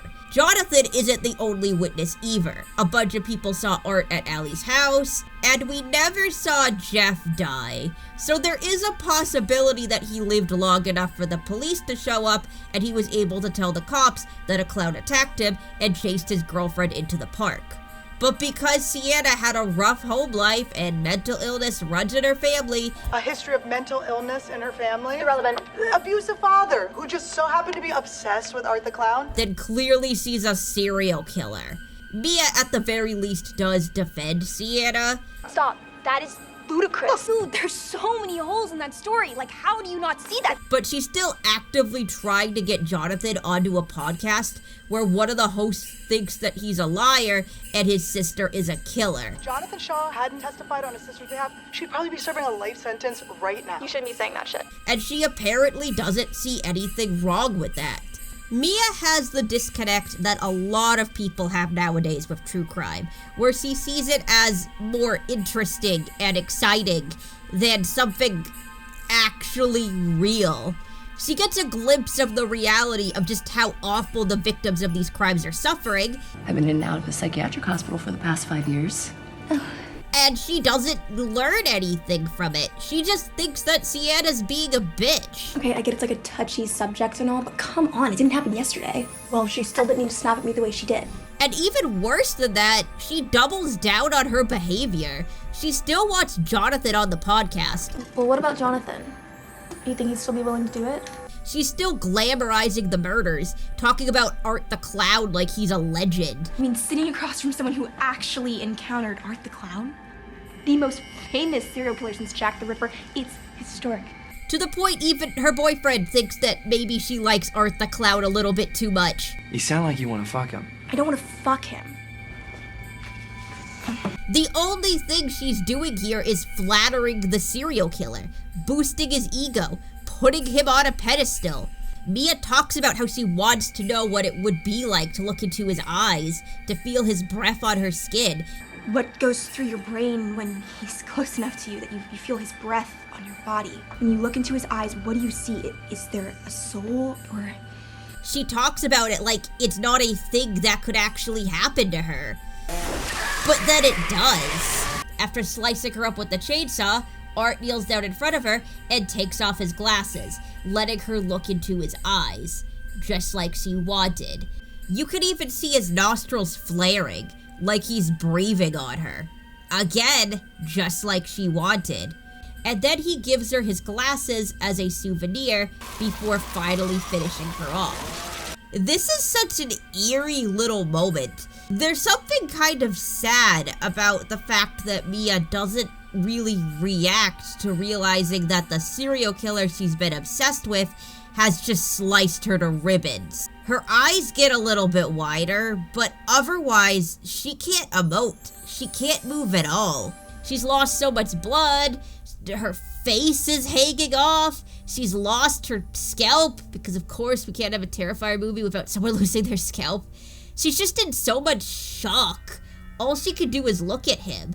But there's also a weirdly cathartic element here too, that this is a punishment for Mia's behavior the entire movie, which is interesting for a Terrifier kill, since up to this point Art's victims didn't deserve what happened to them. That was kind of the point.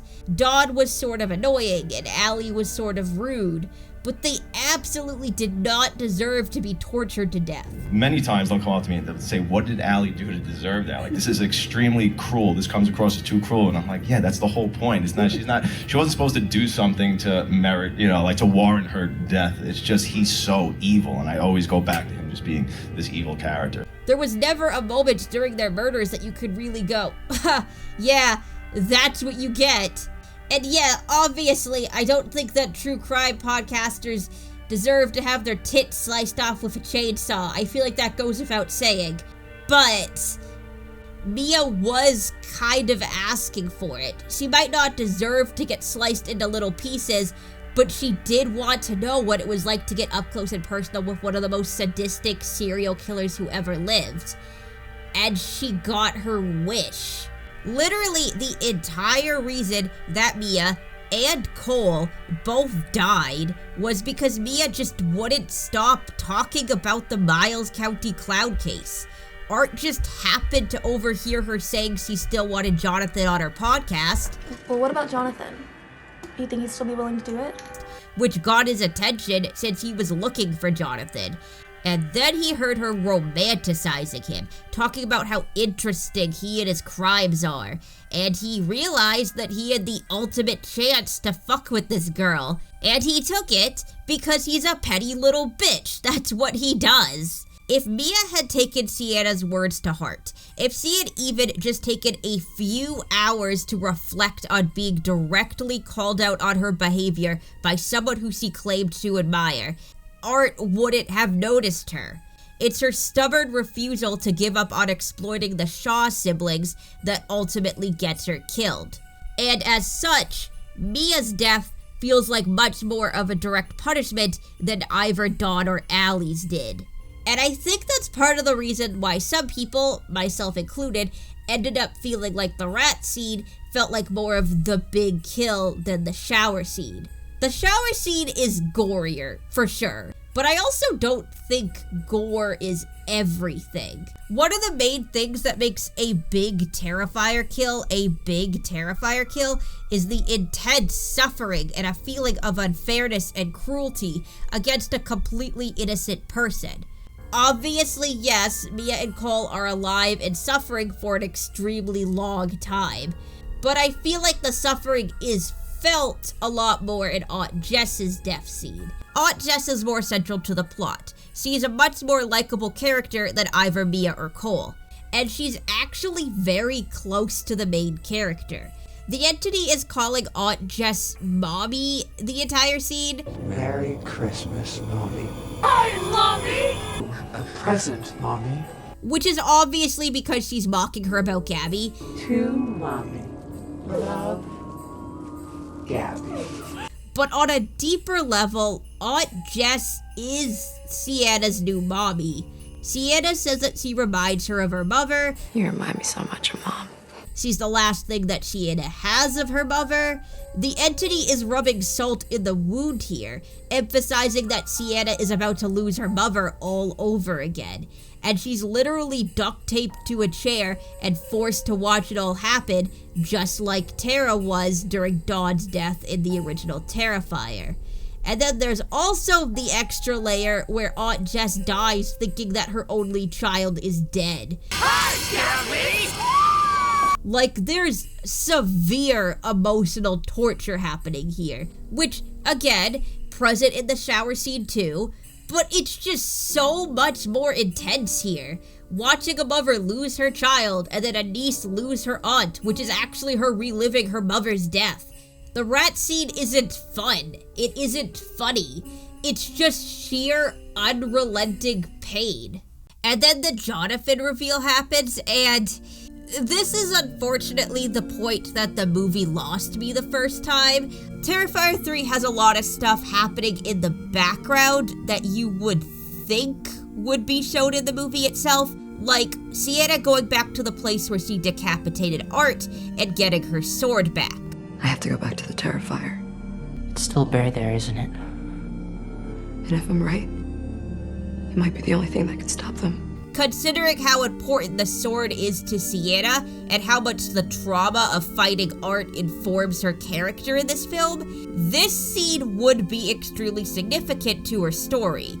But no, we don't get to see it happen. It's completely off screen. Likewise, Uncle Greg is killed off screen when he goes to pick up Jonathan. Now, a lot of the deaths the movie chooses to focus on are of people who either aren't relevant to the story or else aren't important to the main characters.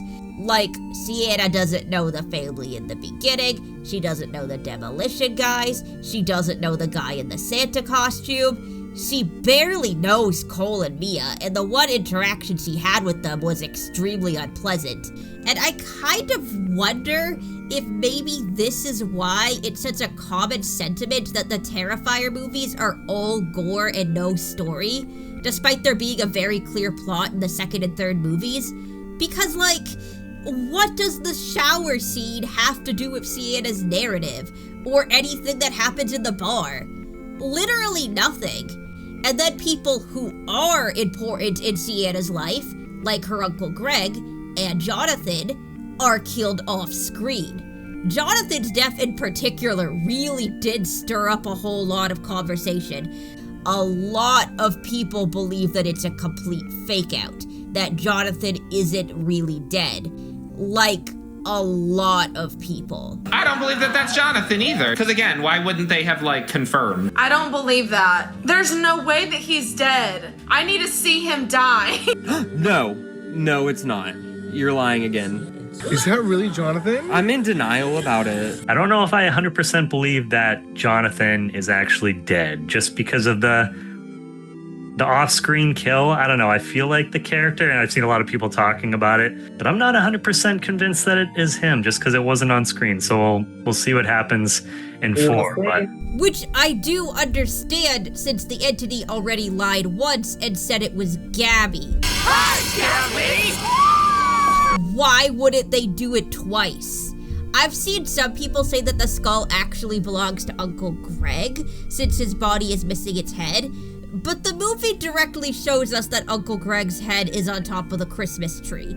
Art even points to it. Some people were instead saying that the skull probably belongs to either Cole or Mia, since Art did just finish slicing them up and he would have access to their heads. That has to be that bitch from the shower. That's not him. And if you were to ask Leone about Jonathan's death, he wouldn't give you a straight answer. He's all coy about it. I never imagined how insane the response would be over his, I'm going to say, supposed death at this point. I'm not going to confirm whether or not he's alive or dead, because you will get a definitive answer in the next one. Can you confirm whose head that was at the end of Terrifier 3? Nope. You know, that does definitely give off the vibe that there is a reveal potentially being set up. However, someone on Reddit pointed me to a Collider interview Leone did shortly after Terrifier 3's release. Shout out to An Aquatic Owl for helping me find this. And yeah, Jonathan is meant to be dead. Sorry guys, I'm not super happy about it either. But Leone does go into detail about his reasonings for this choice. First, the most important was, I needed that misdirect, because you're supposed to believe it's somebody else before you find out it was Jonathan who was killed. So that was important. I liked that character so much, and I felt like it would be disrespectful, after everything that character's gone through and how much Sienna cares for that character, to show that character horribly tortured. Of course, they wouldn't have killed that character slowly. It would have been really, really brutal and sickening to sit through. Also, it would have had to take place immediately after the biggest kill in the movie, which was a 5-minute long shower massacre. So, I think, to then just throw that character on screen and have him killed directly after, I think the audience would have been completely numb to it and desensitized, and it would have had no impact whatsoever. And I do agree with his reasoning. I don't think he's wrong. I just don't personally think this was the right way of dealing with those problems. I mean, first of all, as I mentioned before, Leone had felt uncomfortable about torturing Barb to death in Terrifier 2, and he also wanted her death to be shocking in a way that the others weren't. And her death was still on screen. It was just quicker than all the other deaths. And Barb gets taken out just like that. And I remember Phil reading it and saying, like, really? Like, everybody else is like, shouldn't she be tortured or something? Or, you know?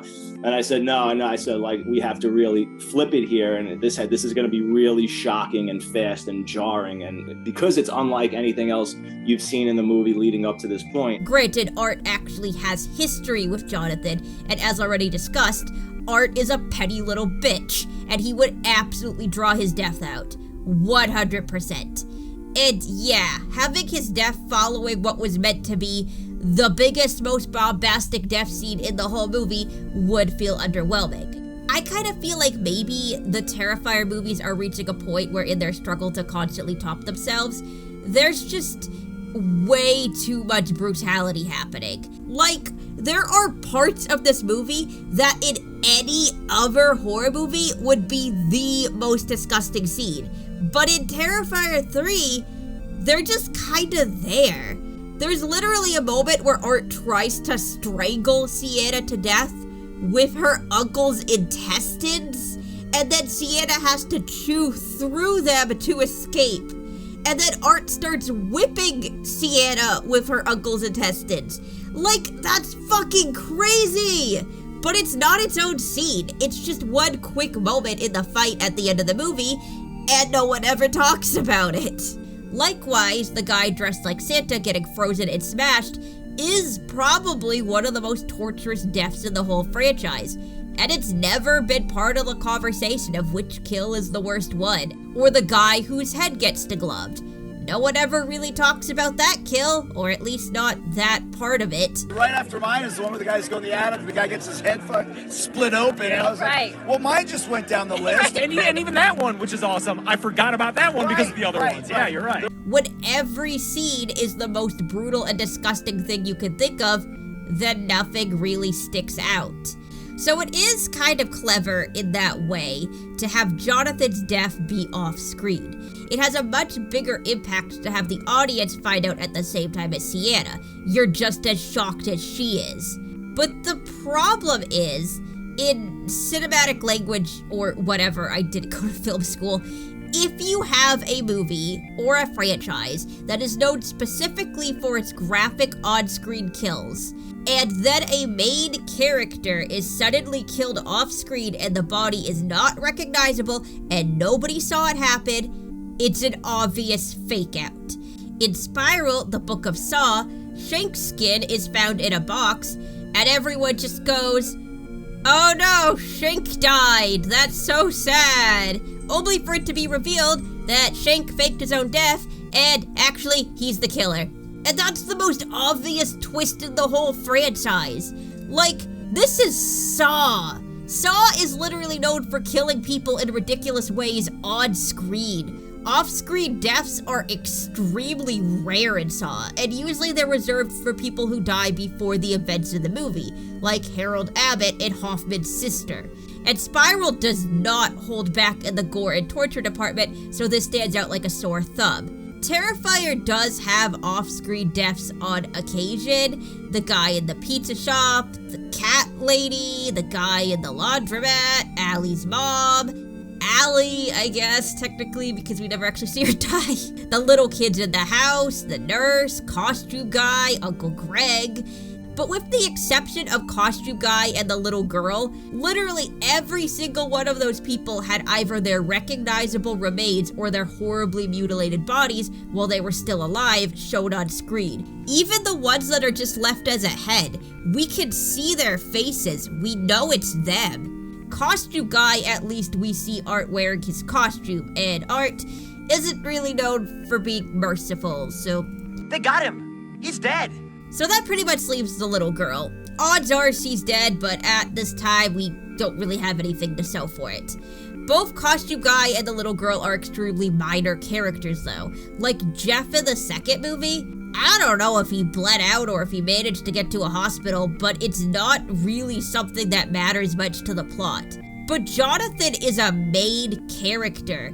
It is actually very important to know for sure whether he's dead or alive, and the fact that this movie ended with so many people thinking he was still alive is a legitimate problem if that's not what they were going for. If he did die, you can't tell from the movie, honestly. He might still be alive. Now, people tend to get offended, I guess you could say, when a main character is killed off screen, typically because it's seen as disrespectful to the character. A good example would be Final Destination, which is another series famous for their crazy gory kill scenes. The main character in Final Destination is revealed to have died in between movies, completely off screen, and from a brick of all things. And most people agree that's a really lame way for such a beloved character to go out. And I can honestly say I felt the same way when they revealed that the skull was Jonathan. Like, this was the most offended I've ever been watching a Terrifier movie. My fingers crossed that was some nasty fake out, because I can tell you, in the theater, I was like, this fucking did not just happen. I was like, what? I go, yeah. And off screen, I go, I understood for emotional impact and everything, but I was legit like, ooh, I think I might be pissed right now, because it's like, you can't do that, but I think the thing that annoyed me the most about this reveal is that Jonathan's death just kind of feels like a footnote. Right before the reveal, we get to see Art shove rats down Aunt Jess's throat, and then right after, the demon tries to possess Sienna and then psychologically tortures a child. There's no break. There's no moment to pause and just let Sienna react. Going back to Terrifier 2, there's actually a similar scene to this, where Sienna, in the middle of the super long climax, is showed by the evil entity that one of her loved ones is dead. This is the first time that Sienna is finding out that her mother died, and the movie stops for a moment and just lets her cry. I mentioned in the last video that scene absolutely destroyed me. It literally made me start sobbing. And I wish Jonathan's death did that. It should have done that. I cry at literally everything. I cried at the fucking guy feeding women to sharks movie multiple times. But there's just too much going on here. There's no time to let us sit with Sienna in her grief before moving on to the next thing. Like, even Brooke's death in Terrifier 2, we get to Sienna react to finding her friend's mutilated remains for, like, a really long time. Oh, Brooke. That was something I liked about the Terrifier movies. We got to see people's reactions to their loved ones dying. It makes the deaths feel like they had actual weight behind them. Not so much here. Everything is just dumped on Sienna all at once. And I think that's the part that got me, because Jonathan is very much the most important person in Sienna's life. He's the only surviving member of her immediate family, and she's extremely protective of him. In Terrifier 3, it's mentioned that Sienna hates cereal. Oh, sorry. I forgot you don't like cereal anymore. Who doesn't like cereal? Sienna. How'd you know I don't like cereal? This is a callback to the Clown Cafe in Terrifier 2, where we see a little boy in a cereal commercial getting horribly injured, possibly killed. And Sienna is shown to be extremely upset by this, to the point that she even asks her friends to not talk about cereal around her. Can we not talk about cereal? Please? The movie makes a direct comparison to the dying little cereal boy and Jonathan.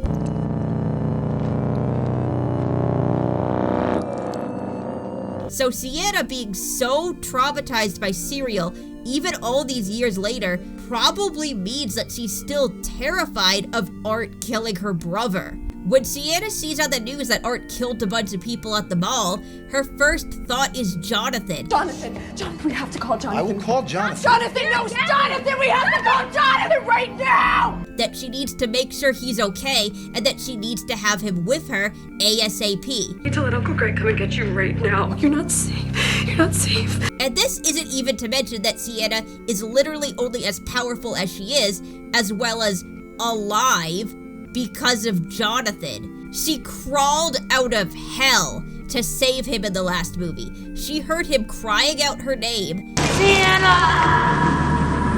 And it made her return from the grave. The love she had for her little brother resurrected her and turned her into the super powerful warrior angel capable of destroying Art. And then he just dies off screen and Sienna reacts for like 5 seconds. No, even worse than that. Sienna's grief over the loss of her brother is interrupted by Gabby being threatened. And suddenly now, Sienna has a new little kid to protect. For me, sitting in the theater, it felt like Jonathan was being replaced by a newer, cuter kid. I don't think that was the intention, but it's what it felt like in the moment, and it bummed me out a lot. I'm okay with Jonathan dying. You know, like, this is Terrifier. The final girl got shot down in the middle of the first movie. No one's safe. That's totally fine. And there are some good parts about Jonathan's death. Lavera really is giving an amazing performance here, and I really like how the last time Sienna talks to her brother is over the phone, which mirrors the last interaction she had with her mother. I just wish that they could have found some middle ground between a gory, drawn-out murder scene and a shocking reveal so quick and vague that most people left thinking it was a fake-out. I mean, you know what else that scene of Sienna grieving her mother had? The entity actually showing her the death. Yeah, it puts its hands over Sienna's eyes and forces her to watch her mother's head explode. Why didn't something like that happen? Just a few quick shots showing Jonathan screaming, covered in blood, and Art taunting him would be more than enough to get the point across. And it would make sense too, since Art and the demon are trying to break Sienna by forcing her to watch all of her loved ones die. If the evil entity has the power to make Sienna see people die when she wasn't there for it, why wouldn't they do it here? Considering that Leone is now acting all coy when asked about Jonathan's death, I do kind of wonder if he might be reconsidering it. How many people think Jonathan's actually dead?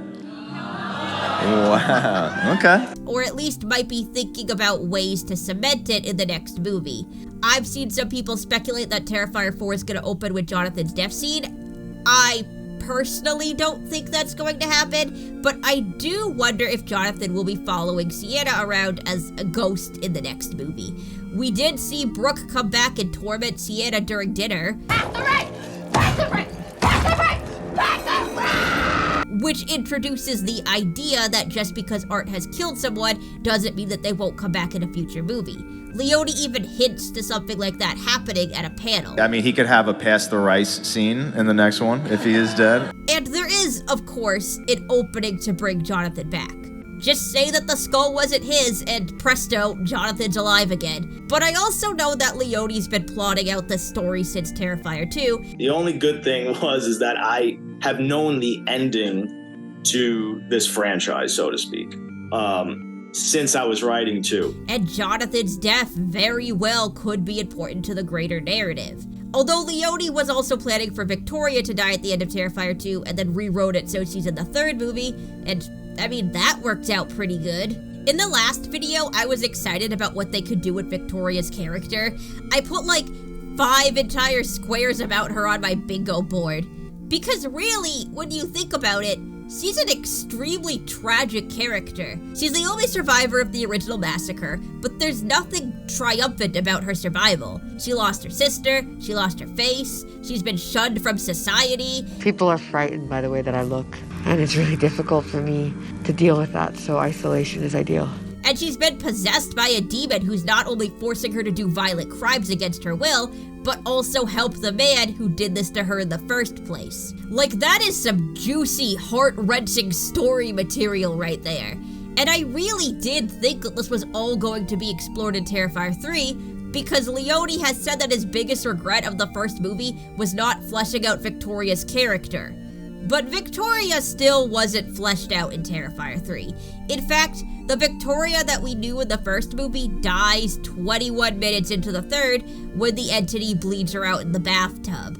Victoria Hayes in the third film is completely possessed, and she herself no longer exists. The Victoria we see throughout the film is actually just a demon puppeting around her rotting corpse, which is extremely grotesque, but it is disappointing to have such a tragic and potentially interesting character and then just unceremoniously kill her off in the beginning. That's not to say that the movie doesn't do anything with Victoria's tragic mental state, though. In fact, the entire reason Victoria got possessed in the first place was because she was completely devoid of hope. The entity explains that in order to possess a body, the host must have no hope, nothing left to fight for. I'm gonna take everything you love, then I'm gonna invade that pretty pink flesh of yours and destroy you from the inside out, just like I did this bitch. Everything you love is gone! There is no hope, there is no God! Just let go so you can let me in! Victoria lost both her sister and her face in one night and was forced to live a life of people gawking at her. In fact, that she seemingly got possessed while being interviewed on Monica Brown's show. Oh my god, I thought she was gonna attack me. Implies that Monica Brown treating her like a sideshow spectacle was the thing that finally made her lose all hope, and what ultimately allowed the entity to force its way inside. And that's really fucking sad. Just when Victoria felt like she had already lost everything, the entity just found more to take away from her. And yes, I feel like at this point it's fair to say that Victoria was definitely possessed when she attacked Monica Brown. The nurse in Terrifier 2 says that Victoria is weirdly cooperative after ripping a woman's face off. What's she like? Tame. Pretty cooperative, actually. It's kind of hard to imagine she ripped that woman to pieces. And here, when Chris Jericho busts into the holding cell and finds the female nurse dead, Victoria starts crying out for help, saying that the entity is making her do all of this. He made me do it, please help me! And while the entity does immediately start talking right after, I do think that this is the real Victoria briefly coming back. Her voice sounds pretty normal here, and her eye doesn't appear to be glowing when she's asking for help, but starts glowing when the entity starts mocking her. Help me! Help me, fucker! Not to mention that the way the entity acts in this movie, laughing at all their victims,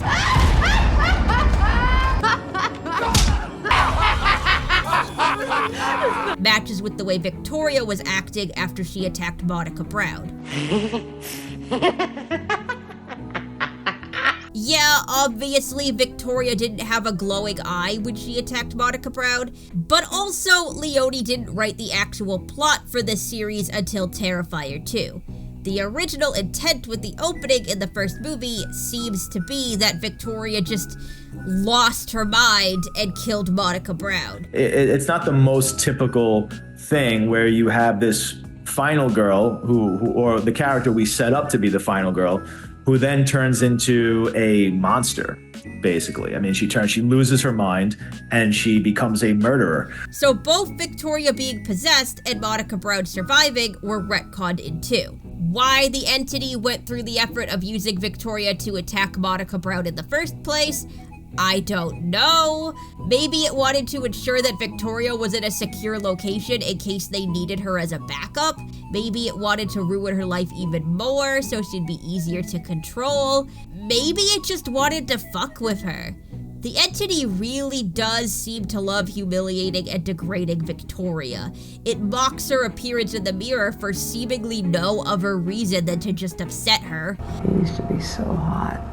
Now no one's gonna fuck you. Pretty girl. Pretty girl! Which implies that Victoria is aware of what's going on while she's being possessed, and also implies that the reason that the entity had Victoria write all those misogynistic obscenities on the wall, and also write that she was in love with her sister's killer, was specifically to cause her pain. And I do want to give Leone credit for that, because I was very critical of why those words were in Terrifier 2 when he had been criticized for using them in the original Terrifier short. But I think Terrifier 3 retroactively made them make a lot of sense for the characterization of the demon, and I don't have any issue with them being there anymore. The entity is also the reason why Art keeps coming back to life. That could be inferred from the second movie, but we get more information here. The entity is a demon who is only able to come to Earth if they attach themselves to the most wretched, evil being they can find. Sometimes demons try to enter our world, only they can't do it alone. They have to choose a vessel. Someone recently deceased who functions as a bridge between worlds. Someone sinister, depraved, the worst kind of evil. Which, after the events of the first movie, was Art. Art was just a regular human man in the first movie, when he went on that initial killing spree, which means that when the cops showed up and Art ended it, he really did think he was going to die. Which is kind of funny. Like, he does the most horrific murder spree ever in the history of mankind, and it's just like, well, that's it, I'm never gonna reach this high again. Or maybe it was just a little extra torture, traumatizing the police, denying the families any closure as to why their loved ones were killed. Whichever way, Art didn't know he was going to wake up in the morgue, which is why he's looking at his wound in the mirror at the beginning of the second movie. He's genuinely shocked to be alive, and then he's genuinely shocked again when he sees the little pale girl at the laundromat. Maybe he was confused as to why one of his earlier victims was sitting right in front of him, but after a few seconds, he seems to realize what's going on and seems totally cool with the situation. And visually, Art does seem to be slowly changing each time he's resurrected. I remember seeing the image of Art in the possessed Victoria on the train in the trailer, and something about this visual really weirded me out. At the time, I just kind of chalked it up to, oh, he's not wearing his hat, it's making him look naked. But then I remembered that Art wasn't wearing a hat in the laundromat scene. In fact, he was extremely naked in the laundromat scene. No clothes or anything. But I found him less creepy there. And then I realized, oh, wait a second. Art doesn't have ears anymore. He has ears on the laundromat scene. They're actually the most visible his ears have ever been, since they're usually covered up by his cowl. But he's not wearing his cowl when he's reborn. He just doesn't have ears anymore. In fact, it doesn't seem like he's wearing makeup, that's just his face now. Terrifier 3 Art is not a human anymore. He's been resurrected enough times that he's just a full demon clown. Now, why exactly does Art go from black eyes to normal human eyes after he comes back from the dead, back to black eyes when he's reborn? Well, that's just part of navigating the makeup process on a tight budget. In the first movie, Thornton was wearing very dark contact lenses to make his eyes look black. Unfortunately though, the contacts dissolved during filming, and by the time the second movie came around, it was just decided that the contacts were too difficult to work with, so Art's eyes are just Thornton's eyes. However, in this movie, the contacts are brought back, but they're slightly different now, more uncanny. Leone refers to them as looking demonic. So he now has these really cool full sclera lenses that have like these tiny little pupils in the middle, and they're very bloodshot, and it makes him look more demonic and a little more frightening. So that's been cool. But I almost think they look doll-like, or like a drawing. Like someone drew Art and just put a little black dot for his pupil, which is exactly how I draw Art. My stupid drawings are canon now. This is most clearly seen when one of the demolition workers finds Art in the attic and can't tell if he's a real person or not. Hey, are you real? Because yeah, with those eyes, he doesn't look like a real person. My absolute favorite visual of the film is actually the last one, when Art's on the bus and he suddenly opens his creepy doll eyes and stares at the woman. It's so fucking uncanny looking, I love it. It's not uncommon that slasher villains will become more and more monstrous during the course of a series, Chucky eventually got those stitches that are now seen as an iconic part of his design. Jason tried on a few masks and then just kept getting more and more huge and ridiculous looking as the movies went on. I'm not complaining. My favorite Jason is Part 7 Jason, because I have terrible taste. But these design choices weren't usually planned out as part of any kind of an arc. They just kind of happened as the years went by and the series started taking on new identities. But the subtle differences in making Art look more demonic feels deliberate. Much like how Leone took the contrivance of slasher killers coming back to life in every movie and made it into a storyline for Art, he's also taking the fact that slasher killers also start to look monstrous as the movies go on and made it part of Art's arc. And I think that's cool. So Art is now a demonic figure in his own right, and Thornton chose to play Art as more cocky this time around, since he came back from the dead twice. For this one, I wanted to make him a little bit more, cocky and arrogant, because he's come back from the dead twice now, and he's having a lot more fun, I guess you could say, especially since he has Victoria with him. But this also means that he's completely reliant on the entity. Thornton and Lavera describe Art at the end of 3 as being at his lowest point because he's lost his powers. I was really excited for that because I thought it left both these characters in a very equal state of being and both in very vulnerable states of being, and that made me very excited because I feel that that's giving us an interesting place to go going forward into the next film, and a lot of new possibilities that we can explore with these characters, especially Art. I think we can tap more into like his mental state now, because he's lost a lot and he's actually having to deal with loss, and I'm excited to see what possibilities we can go with him, going forward with him in that next film. He's no longer really being possessed by a magic. It seems like he's back to square one. So it can be assumed that now that the entity has been killed and sent back to hell or whatever, Art is once again able to forever die, which does make it even more tragic that Sienna is forced to let him go. She genuinely might have been able to get rid of him this time.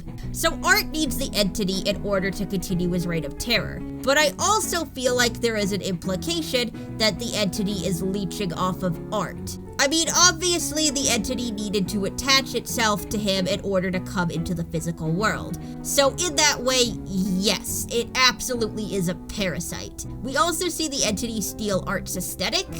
I didn't really think much of it in the second movie. It felt like a stylistic choice, so they matched. And also Leone wanted to give a little nod to female cosplayers. But in the third movie, we see the entity making the costume. Like it really wanted to match with him for the finale. And Art made or acquired this costume while he was a normal human being.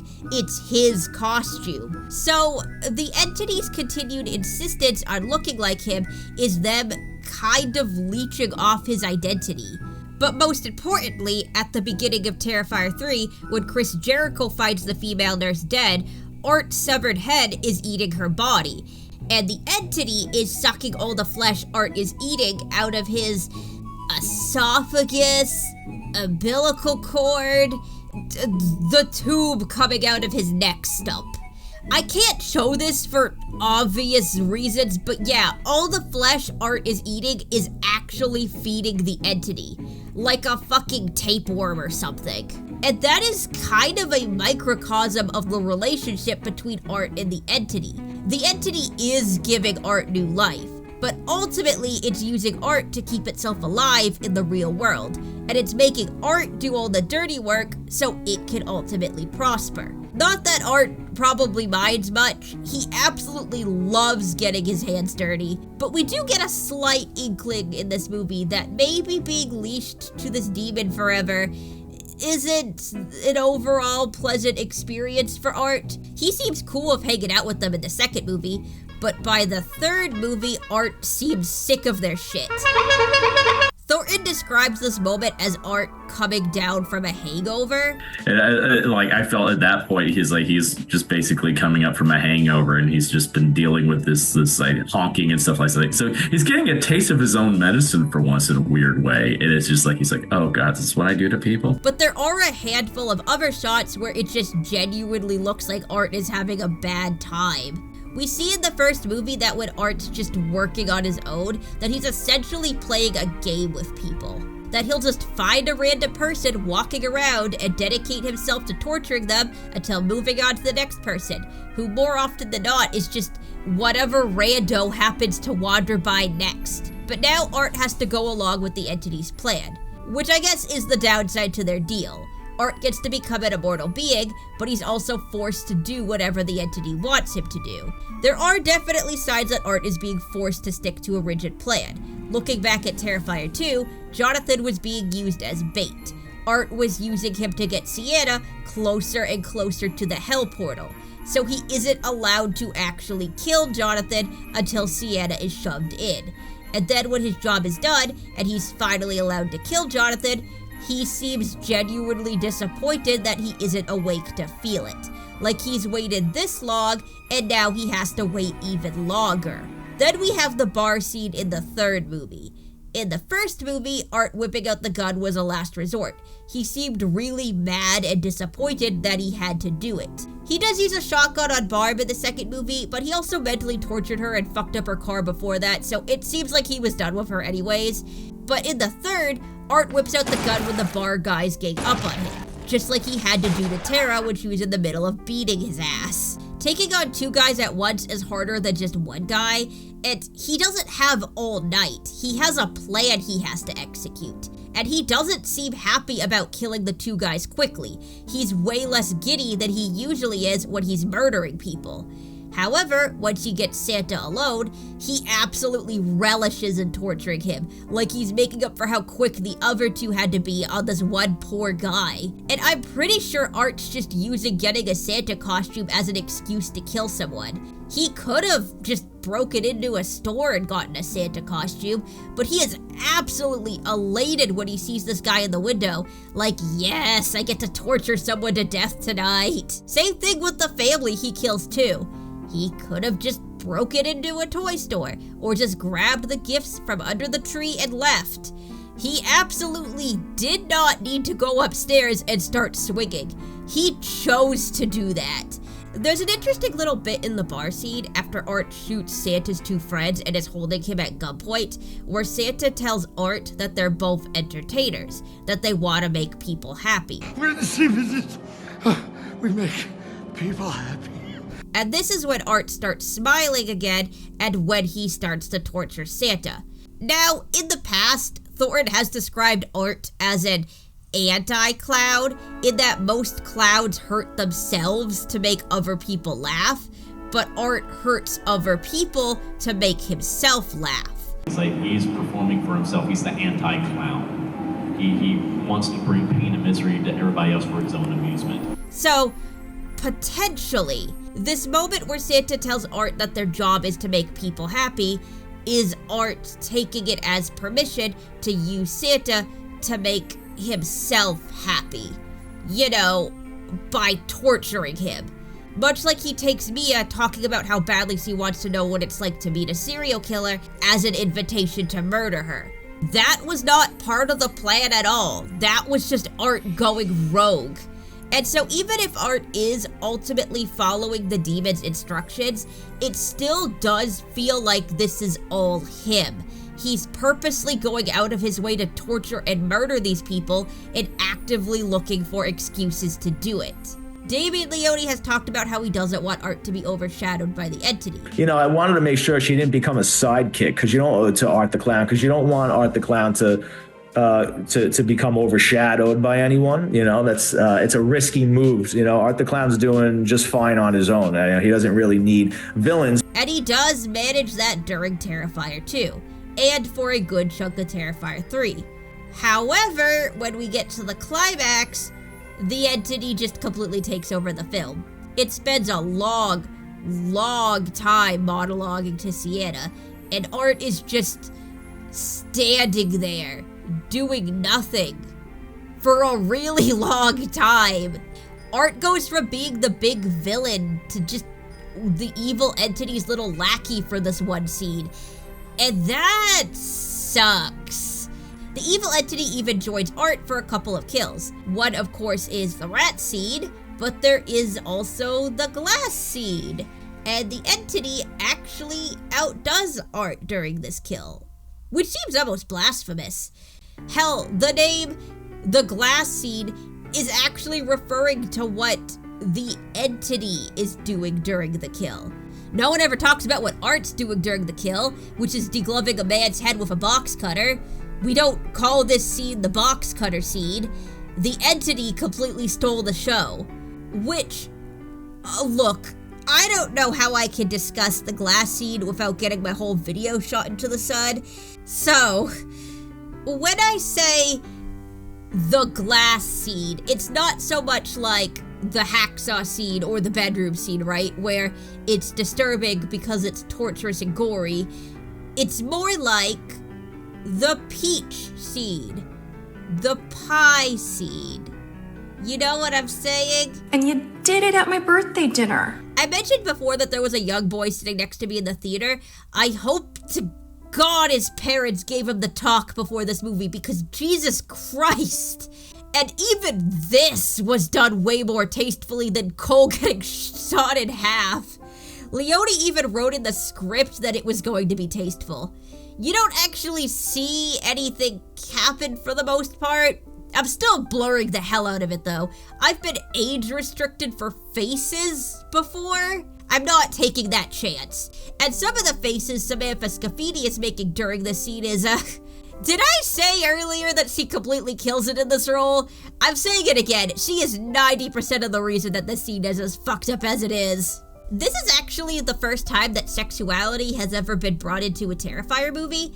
Obviously, there are some sexual elements in the first few movies, mostly in certain body parts getting mutilated and waved in front of the camera, but characters straight up having sex or doing sexual things?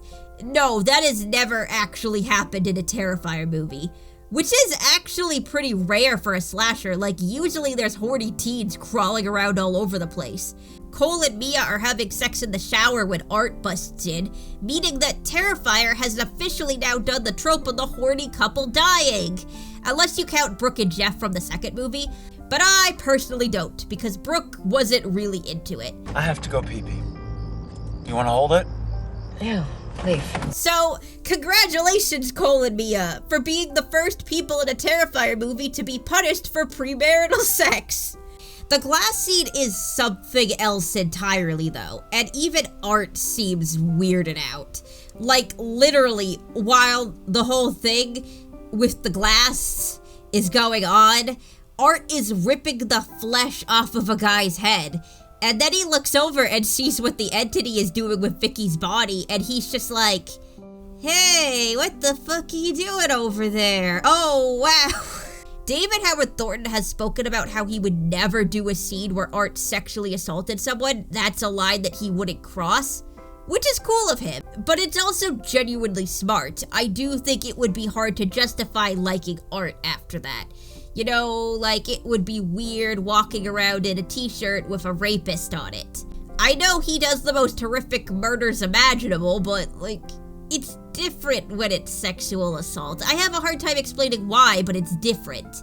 And granted, that isn't what's happening here, but it is funny that the first time Art actually shows some semblance of disapproval, it's when something explicitly sexual is happening during a kill.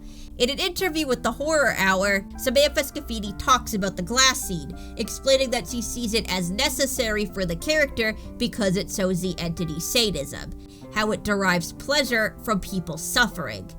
I'm only really ever willing to do things as an actor that I deem part of the story and in some way necessary or just furthers along. Mm-hmm. And I feel like for that scene, it literally is a representation. If I'm playing Satan, very black and white, who gets pleasure out of the suffering as a sadist, that is like the ultimate pleasure in some weird, messed up way. And so that was very representative of I think the evil and the darkness that Damien kind of wanted to bring it back to.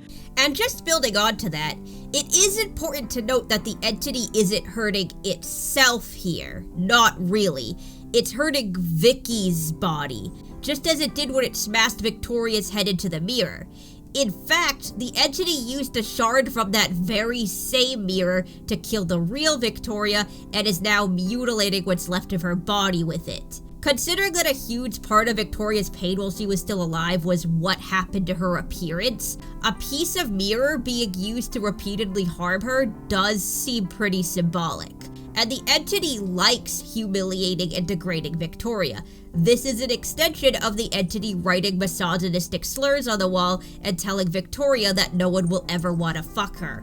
At the end, the entity tells Sienna that it's going to destroy her from the inside out, just like it did Victoria. So this seems to be part of this demon's nature, that it won't stop until every last part of their host, even their long-deceased corpse, has been completely corrupted from the inside out. This is also an extension of a theme that we've seen since Leone's first short, that sometimes being left alive is the ultimate torture. Victoria might be gone, but her body is still up and walking around, and the entity is still deriving pleasure from hurting and humiliating her human form. It's essentially desecrating her corpse. Defiling might be a better word, actually, which is arguably one of the most fucked up things to happen in a Terrifier movie, like Jesus Christ. The entity also isn't planning on staying in this body. It's planning to get into Sienna as soon as humanly possible. Now, based on what it says about destroying Sienna once it takes over her body, it genuinely might be doing this not because it wants to live as Sienna, but because it wants to corrupt and kill Sienna. Sienna does speculate in the church scene that the entity wants to kill her because she's the only one who's able to defeat it. They want, isn't that what you said? The demon enters this world in the flesh. A counterpart must be appointed to stop it from becoming too powerful. It's you, Sienna. As long as you're alive, they're vulnerable, and they know it. And the entity does mention that Sienna is the chosen one. You are strong, aren't you? Now I know why they chose you. Who exactly chose Sienna? I don't fucking know. Apparently Leone has put some references to King Arthur in the movie, particularly in the school Jonathan attends. In his college is called St. Percival's. It's a Catholic college. And there is no St. Percival, there's no such character, but Percival is one of King Arthur's knights who retrieves the Holy Grail for him. So I'm always trying to play up the lore of King Arthur with the sword being this sort of Excalibur thing. So everything in that school is knights and chalices with the Holy Grail everywhere. So there's a lot of little Easter eggs there too. And I definitely can see the connection here with the chosen one wielding a sword. It's a miracle. Ordained by heaven. This boy is our king. Sienna at one point has a vision of what appears to be a statue forcing an ironclad demon to make a sword, which is most likely the sword that Sienna's father gave her that she uses to fight Art. Now, looking at this through the lens of King Arthur, in some tellings, Arthur got his sword from the Lady of the Lake, so maybe this is the movie's bizarro version of that. This would also coincide with the fact that the sword doesn't become powerful until Sienna is submerged in water. She had to go to the water tank to get her magic sword, much like Arthur had to go to the lake to get his. That is a huge fucking stretch, I admit. But what definitely is present here is Christian imagery. There are hints in Terrifier 2 that the story is gonna go down a religious path. There's a newspaper about the events of the first movie that reads, "God don't live here anymore," foreshadowing that everything is being caused by demonic forces. The nun in the clown cafe scene, obviously a religious figure, is telling Sienna that she has to step up and help people. Will you feed this man? The imagery of an angel killing a demon, that was extremely on the nose. But then we get to Terrifier 3, and yeah, no, all subtlety is out the fucking window. The statue woman is very clearly meant to resemble the Virgin Mary. Uncle Greg and the attic guy get crucified. Sienna and Jonathan argue in a church about if he's a believer or not. The Last Supper painting on the wall. The fact that the entity says this. I hear no savior. Right before putting a crown of thorns on Sienna's head. Like, wow, I wonder what that's alluding to. And the imagery here would be even stronger if they decided to nail Sienna to the chair in the scene like Lavera and Leone wanted. There's a spooky cover of God Rest Ye Merry Gentlemen playing during one scene, which is my favorite Christmas song, by the way, but this particular version repeats the line, "Save us all from Satan's power," over and over again. Save us all from Satan's power. Save us all from Satan's power. Which obviously applies to what Sienna is continually forced to do in these movies. So yeah, obviously there's a lot of imagery in this movie that's not subtle, but there is also a lot of stuff that is. It's hard to tell what's real and what's not, and what's supernatural and what's just Sienna having mental health problems. And this was apparently by design. You never know, especially with the Sienna character now, what's a dream, what's a fantasy, what's a premonition, is she really dipping into another dimension? I mean, there's so many possibilities that once we stepped into the world of the supernatural, which is what I love about where this franchise is going now, anything is possible and you're sort of always on your toes and everything's very unpredictable, so. The first weird, potentially supernatural thing that we see within Sienna's story is Brooke, who shows up during dinner to scream at Sienna. Now, seemingly Sienna believes that this is just a symptom of her PTSD, or at the very least, she's making herself believe it. She responds to seeing Brooke by taking pills. But this is the exact same way that Sienna responded to the TV talking to her in Terrifier 2, and it turned out that everything Sienna was seeing in that movie was real. Especially since the TV seemingly predicted that Sienna was gonna end up locked in a mental hospital. Hayes was released from St. Michael's Hospital yesterday evening after months of rehabilitation and psychoanalysis. Like you, Sienna. Brooke also straight up tells her that the medication isn't gonna make her go away. I mean, no amount of medication is gonna stop me from being here in front of you. And also, Brooke is blaming Sienna for her death. You know, I'm dead because of you, okay? You led us to him, you and that little shithead brother of yours. You killed me. She's guilting her. She's telling her everything that happened in the last movie is her fault. And you killed me. Just like you killed your mother. Which is exactly what the entity tells Sienna. It's all your fault. So most likely, the entity is sending Sienna the visions of her dead family and friends to make sure that she is weak and vulnerable when the entity is ready to possess her. Sienna also sees art in the mall, and I'm not 100% sure if this was real or not. What are you staring at? Because, yeah, art was actually in the mall, but the Clown Cafe music playing through the speakers definitely wasn't. And Art did wait a really long time to blow up the kids if he really was there at that moment. Like, Sienna had enough time to drop Gabby off at home and drive to her brother's school before he finally struck. Odds are Sienna really did see Art and the music was just to get her attention, but I'm not completely discounting the idea that she just had a vision of the future or something like that.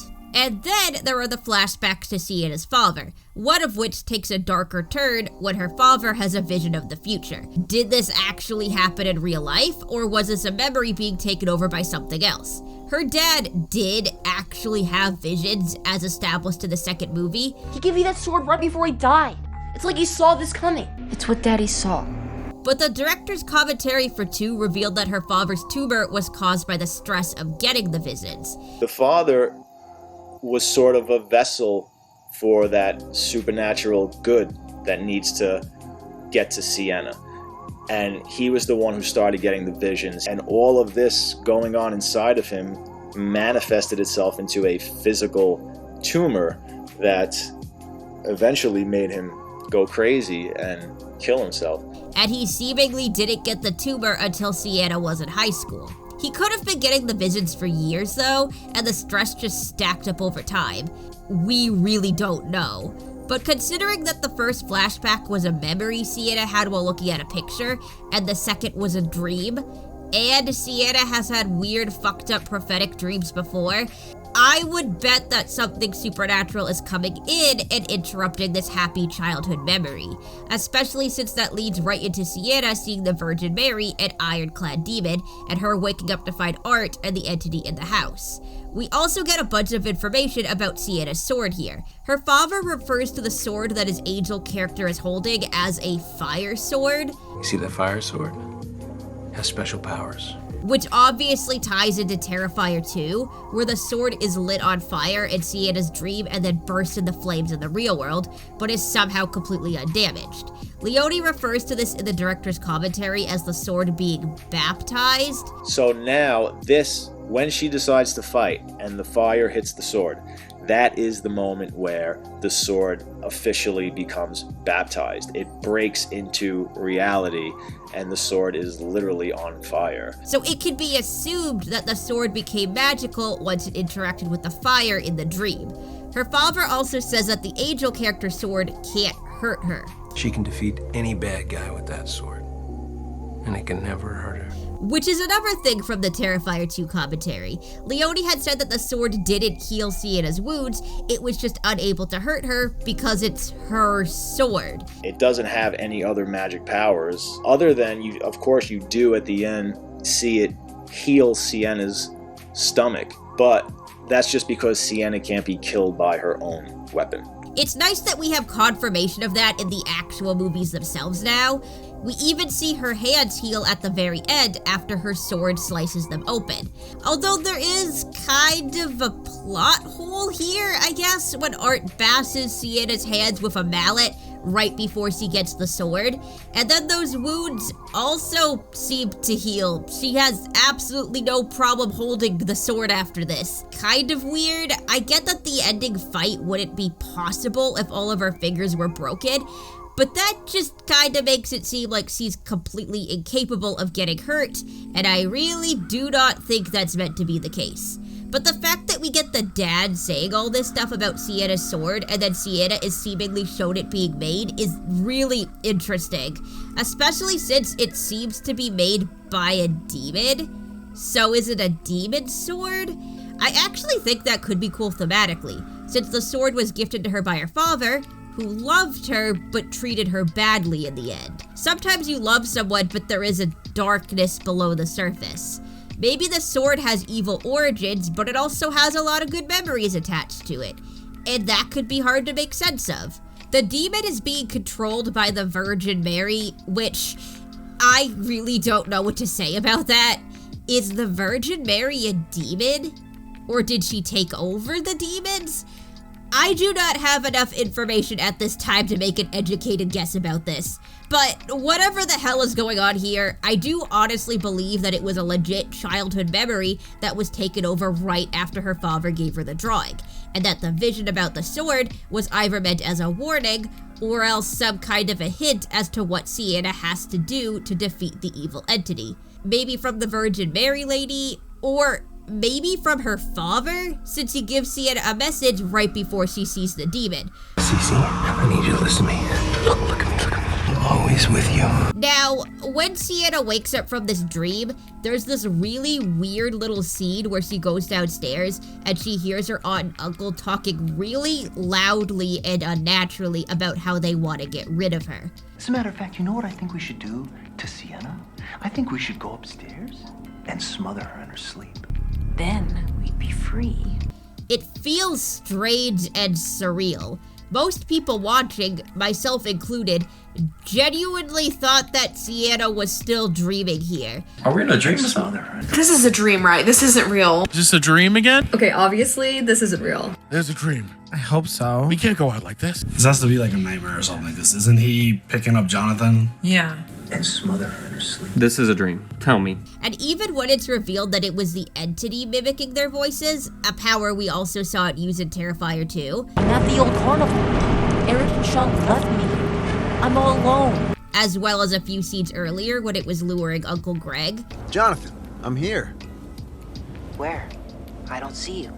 It still feels weird and surreal enough that I wasn't sure if this was all really happening. Until Sienna wakes up taped to the chair. Then I went, oh shit, this is real, okay.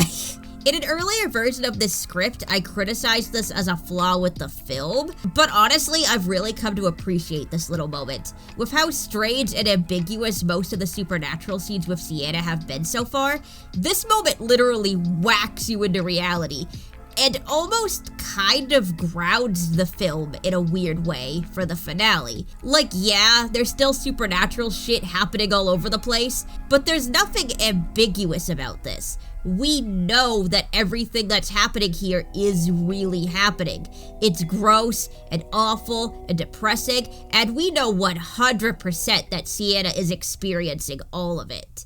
Sienna's story in this movie is honestly extremely sad, and not even just because she ends the movie with her entire family gone. No, even before this, Sienna was essentially alone. We don't get any real exposition on Sienna and Jonathan's living situation after their mother died. Just like with the second movie, it isn't spelled out for us. The characters already know everything that's happened in the past 5 years. There isn't any reason that they would just explain it in great detail. So instead, it's weaved into the dialogue to give us a general vibe as to what's been going on. The only thing we know for sure is that Sienna has been in and out of the hospital the past 5 years. I've been in and out of a psychiatric hospital for the past 5 years. And that it's been a while since the last time she's been out. I'm really excited we're gonna be spending Christmas together. It's been too long. Yeah, it has. I would assume it's been at least a few years, considering how shocked she is by how much Gabby's grown. How's my little partner in crime? Oh, she's not so little anymore. Oh my god, you got so big. When did that happen? Which is backed up by Sienna's diary, which says that she hasn't been to Aunt Jess's house in 2 years. This also implies that Sienna has been staying with her aunt and uncle in between hospital stays. This time, though, she's meant to be staying with them permanently. She writes in her diary that she's leaving the hospital behind, and her aunt and cousin even made a whole new room for her to live in. You like it? Me and Mommy redecorated, but I picked out most of it. And we can assume Jonathan's been living with Greg and Jess based on the way that the characters talk about him, and that Gabby seems to know him pretty well. I don't think Jonathan is really into black anymore. Mr. Death Metal? I don't think he listens to that anymore either. And I think he might have started college a year early. He was 12 in the last movie. How old's your brother? 12. And now it's 5 years later and he's in college. I'm not saying a 17-year-old can't be in college normally. It happens sometimes with people born late in the year. But considering the fact that Jonathan's roommate both looks a lot older and treats Jonathan as if he's a lot younger. I mean, the kid's just trying to move on, right, Shaw? Well, you've got a cool baby bro here, and I treat him like he's my own. And Sienna calls him a boy genius. Boy genius? What are you, Mr. Academic now? You think you're too good for your own?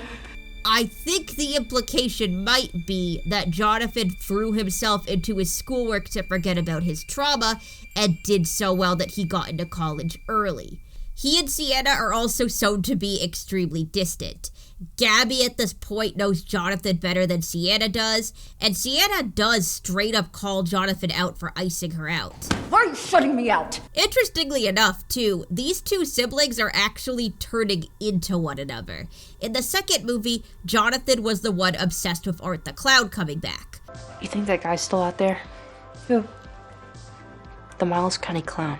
And Sienna, though sympathetic, was extremely dismissive of his concerns and was even worried about his obsession potentially making him dangerous. Mom, do you ever wonder about Jonathan? He was looking up serial killers when I went in his room before.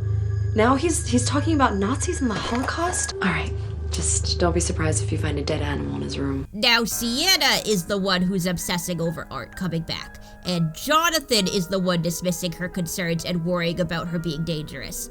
Jonathan is mentioned to have been very close with Sienna right after she was put into the mental hospital. He wrote to her every week. He was obsessed with demonology and trying to figure out what was going on with the little pale girl. You wrote me almost every week when I first went away. Remember that? All your theories about demonology, possession, you became obsessed, but you were crazy. But as the years went on, he did everything he possibly could to put it all behind him and move on. He gave up his old-fashioned sense, his favorite music, either because he couldn't handle anything too dark in his life, or as a way to fit in and seem normal. He doesn't have a personal identity anymore. What does he wear now? I don't know. Normal clothes? He gave up researching art and the demon because he didn't want anyone thinking he was crazy. All your theories about demonology, possession, you became obsessed, but you weren't crazy. You're right. And he really does not want Sienna showing up and dragging him back to where he once was. Sienna is extremely honest and vulnerable with Jonathan. She even straight up admits that the reason she's so angry with him is because she needs him. We need each other, okay? I need you. And Jonathan responds to this vulnerability by completely dismissing her. What we need to do is move on. Let it go. He implies that Sienna isn't trying to get better. At least I'm fucking trying. He acts embarrassed by her. When Mia starts her true crime talk at Sienna and Sienna gets upset, he's more mad at Sienna than he is Mia. You're leeches. Sienna, what's wrong with you? He was able to be civil with Mia. Why can't Sienna? He's moved on with his life, he's doing well for himself, and he clearly looks down on Sienna for not being able to do the same. But in reality, Jonathan is still affected by the events of 5 years ago. It's mentioned by a couple characters that Jonathan is antisocial and doesn't go out much. Jonathan Shaw spotted in public. What is this, a Christmas miracle? Jonathan's going to a Christmas party? Oh, it's nice to hear he's socializing. Which is a difference from the second movie, where he had a group of friends he seemingly went out with a lot. And it's revealed that he's on medication to help ease his trauma, just like Sienna. He's just a lot better at hiding the trauma than Sienna is. But unlike the previous movie, where Sienna slowly starts coming around to realizing how similar she and Jonathan really are and how much they truly need each other, which eventually leads to her putting her life on the line for him, Jonathan doesn't get the chance to do that for her. He does eventually stop and hear Sienna out when she throws his own words back at him, and he does stop himself from sending Aunt Jess a text about how dangerous he thinks Sienna is acting. And when Sienna is panicking over the phone later, he asks if she was able to get the sword. Did you get it? Yeah, I got it. Showing that some part of him does believe everything she's saying and is scared that Art might be coming back. But then pretty much right after that, Art murders him off screen. And this is another layer to the tragedy of Jonathan's demise. Not only is Sienna losing arguably the most important person in her life, the person whom she both died and resurrected to protect, but she's also losing the only person who could have protected her. Sienna is an extremely vulnerable person. I know it's easy to forget that once she turns the badass on, but Sienna is traumatized, mentally ill. She's been locked away from society for the better part of 5 years. We don't know if she's finished high school, and in the state that she's in, she probably couldn't hold down a job anyways. She is extremely reliant on other people at this time in her life. And if those people decide that they don't want to deal with her anymore, she's completely screwed. Sienna in the last movie learned the hard way that ignoring your problems won't make them go away. You don't see me crying out for attention. Yeah, well, I wish you would from time to time. You keep everything bottled up. It's not healthy. She did try to tell people what she was experiencing, but they brushed it off. So she brushed it off and encouraged her brother to do the same. It was probably just some kids at school messing around. And that was wrong. Everything Sienna was experiencing was real, and she had to acknowledge it in order to save her brother. But there is absolutely no denial in Terrifier 3. Sienna treats seeing Brooke as a part of her mental illness, but she does read Jonathan's old letter about the evil entity afterwards, meaning she's probably at least wondering if it was supernatural related. But once she sees Art in the mall, she knows 100% that he's back and he's coming to kill her. No one can change her mind. But she's still forced to stay quiet and try to secretly deal with the situation herself, because she knows that if she comes off too hysterical or crazy, she's just gonna get locked up again. Tell Aunt Jess and Uncle Greg? No, they'll never believe us, especially me. Uncle Greg is the first to turn on her. In fact, I don't think he was ever super happy about letting Sienna stay with them. There's a weird, awkward silence between them in the car when he's picking her up.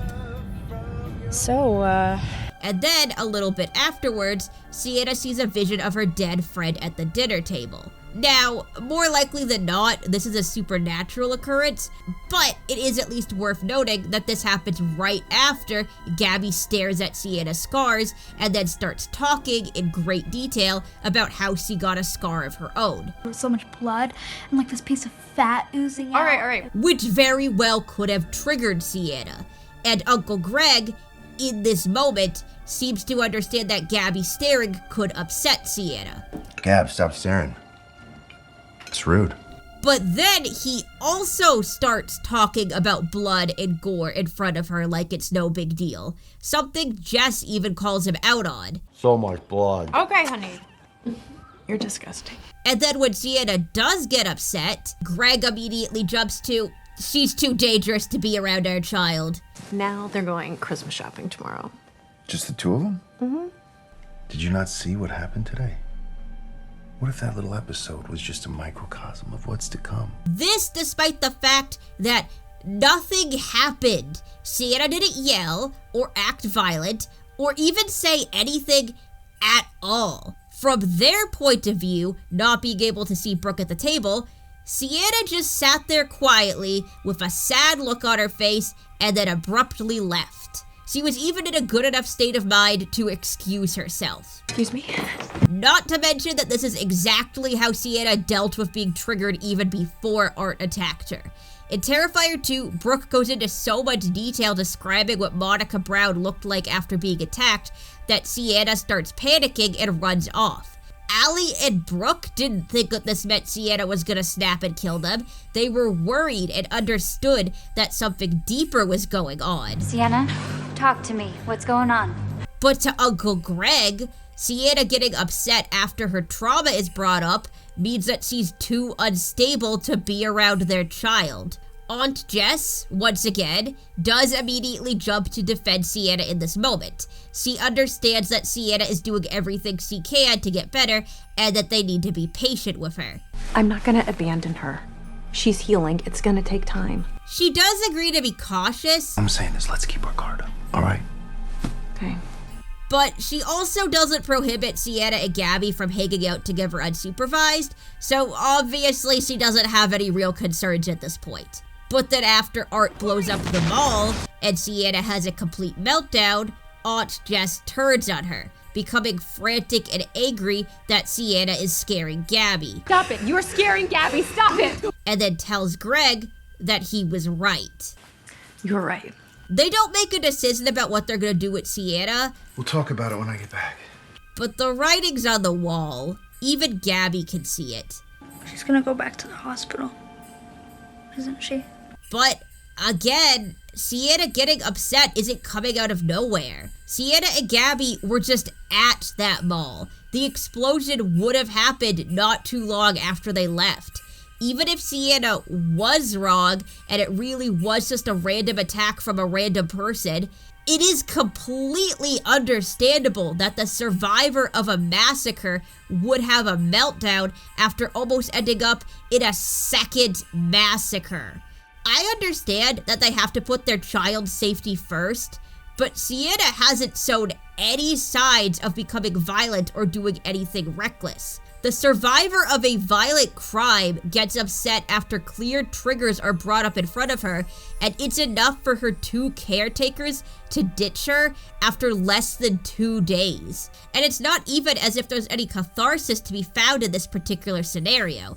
Not that the deaths of Sienna's only surviving family would ever feel good, but at least you might have had the slight satisfaction of the characters realizing they were wrong. In Terrifier 2, Sienna's friends and family all have a moment where they realize that Sienna and Jonathan were right, even if extremely brief. But we don't get that from Uncle Greg. He's killed entirely off screen. No idea what Jonathan was thinking because, again, off screen. And Aunt Jess might be the most frustrating of them all.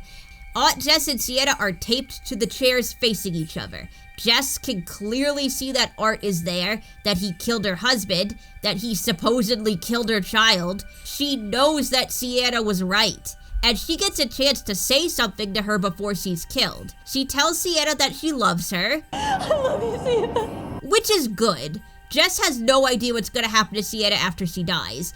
It's nice that she would want to leave her with the message that no matter what has happened or what will happen, that she's loved. But then she says this. Kill them both. Make them suffer. And I'm sorry, but 2 hours ago you were on the verge of throwing this poor girl out of your house, and now you're asking her to avenge your death? You don't even want to apologize? There is an interesting connection between the shower scene and the rat scene, in that Cole and Jess are both essentially protectors of the Shaw siblings who take their responsibility of keeping them safe seriously, including defending them against their significant others before eventually giving in and letting their significant other do whatever they want with them. They're both, in a sense, betraying the younger person that they were previously protecting, and they are almost immediately punished for it with a slow and brutal death. Now, Sienna and Jonathan don't know about these portrayals, and Jonathan doesn't even like Cole anyway, so I doubt he would care. But Sienna was extremely anxious about being rejected by her family, to the point that the entity torments her by echoing her worst fears back to her in Jess and Greg's voices. Aside from Art coming back, Jess and Greg rejecting her seemed to be her worst fear. I saw him, and I wasn't gonna say anything because I knew you wouldn't believe me. And I think even if Jess didn't tell Sienna that she was going back to the hospital, which I'm sure she didn't, Sienna knew. She knew her personal trauma caused her family to see her as a burden. She knew that they didn't want to deal with her anymore. Whether or not Art was back, Sienna's time with her family was over. She was going to lose everyone she cared about no matter what. Sienna goes through hell in these movies. Literally hell. She loses everyone she loves over and over again, suffers rejection and extreme physical pain, and she's still forced to save the day for absolutely no thanks. Sienna saved Jonathan in the last movie, and her reward was people not taking her trauma seriously and murder accusations. As mentioned before, Sienna is just assumed to be dangerous because she has mental health struggles. In fact, and this is going to sound crazy, but stick with me, Sienna is basically the cat lady from the first movie. The cat lady was a woman who was having serious mental health struggles that led her to having a hard time differentiating fantasy from reality. This is my daughter, Emily. Say hello to the pretty young lady.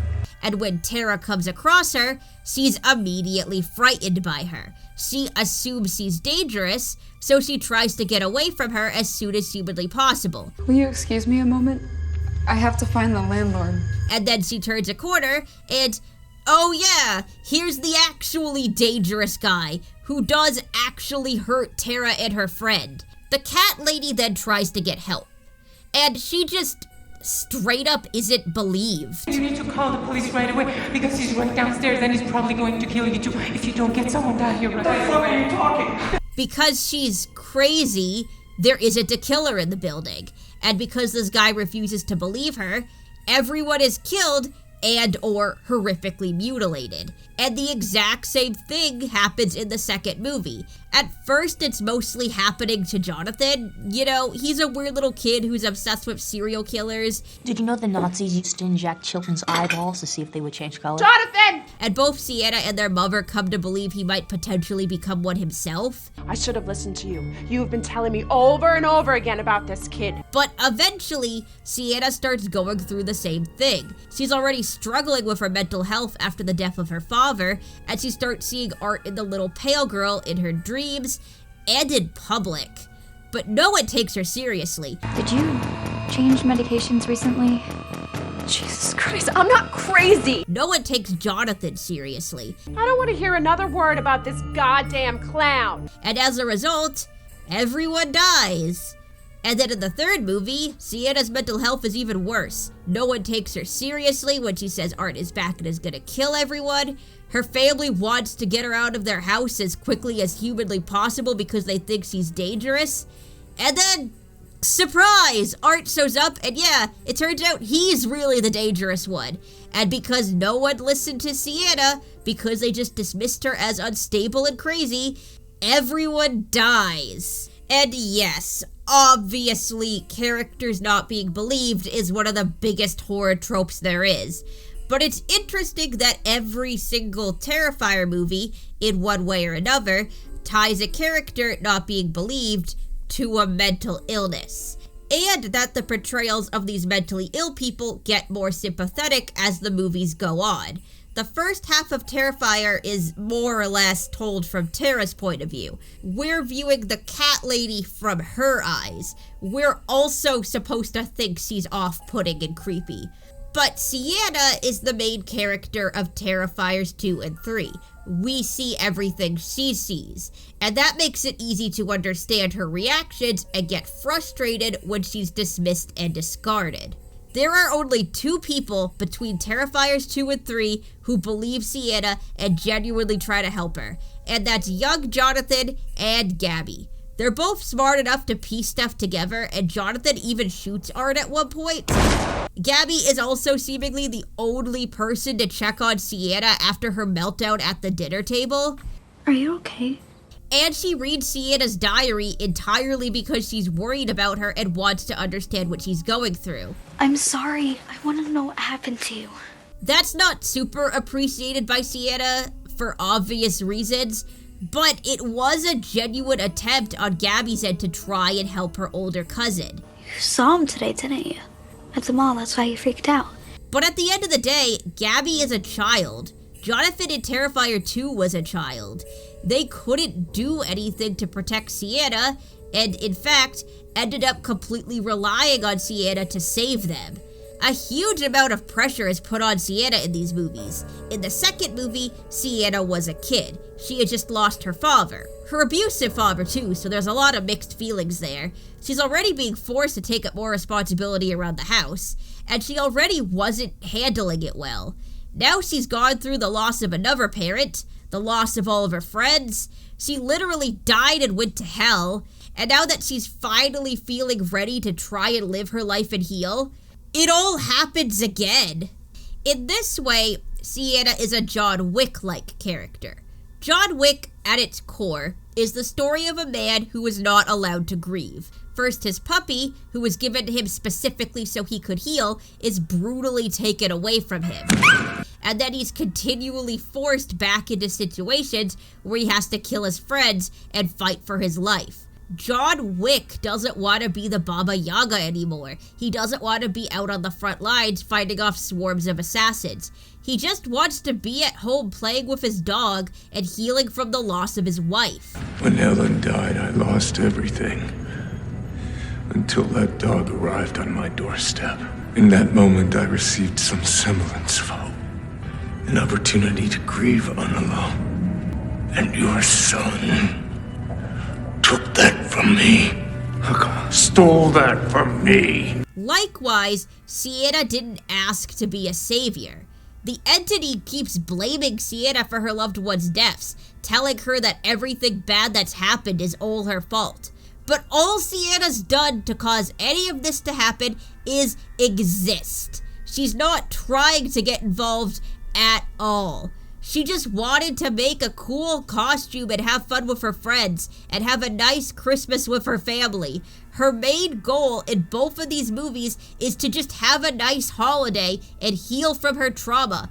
And she's not allowed to do that because she keeps getting put in the position of having to protect and avenge her loved ones completely by herself. Even the woman whose responsibility it was to protect her is the one now putting her in that position. This is a similar position that her mother was put in the second movie, where she's grieving and traumatized by the loss of her husband, and she isn't handling it well. It was even confirmed in this movie that Barb was actually very sweet before her husband died. Before Dad died, she was the sweetest person. But being put into the role of a single mother, whose kids seemingly keep acting out in dangerous ways, was too much for her to handle, and she was constantly lashing out at them. Much like Sienna, once she realizes that Art is coming back, starts lashing out at Jonathan. It's me they want, isn't that what you said? Boy genius. What are you, Mr. Academic now? You think you're too good for your own... Lavera even played these scenes like Sienna was turning into her parents. Did she regress or maybe even take on characteristics of her broken mother? That's what I thought when I was approaching Sienna. Like, she had an abusive father towards the end, and her mother was not so much abusive, but she was a bit belligerent. Yes, for sure. So I think, like, especially dealing with her brother, she does have these anger outbursts, and it is, I think, reflective of maybe how her parents were at the end of their lives. The cycle continues. Barb was dealing with a huge amount of stress alone, and she took it out on her kids. And Sienna is dealing with a huge amount of stress, and the only person who could possibly understand what she's going through is refusing to believe her. Why are you shutting me out? I'm not shutting you out. You don't believe me? Jonathan did eventually seem like he was coming around, but Art took care of him before that could happen. The only person left then is Gabby, and she's like 11. She's smart enough to use Art and the entity's playful nature against them and trick them into giving Sienna the sword. I'm sorry I didn't get to open my present. That's not fair. Which one is your sweetie?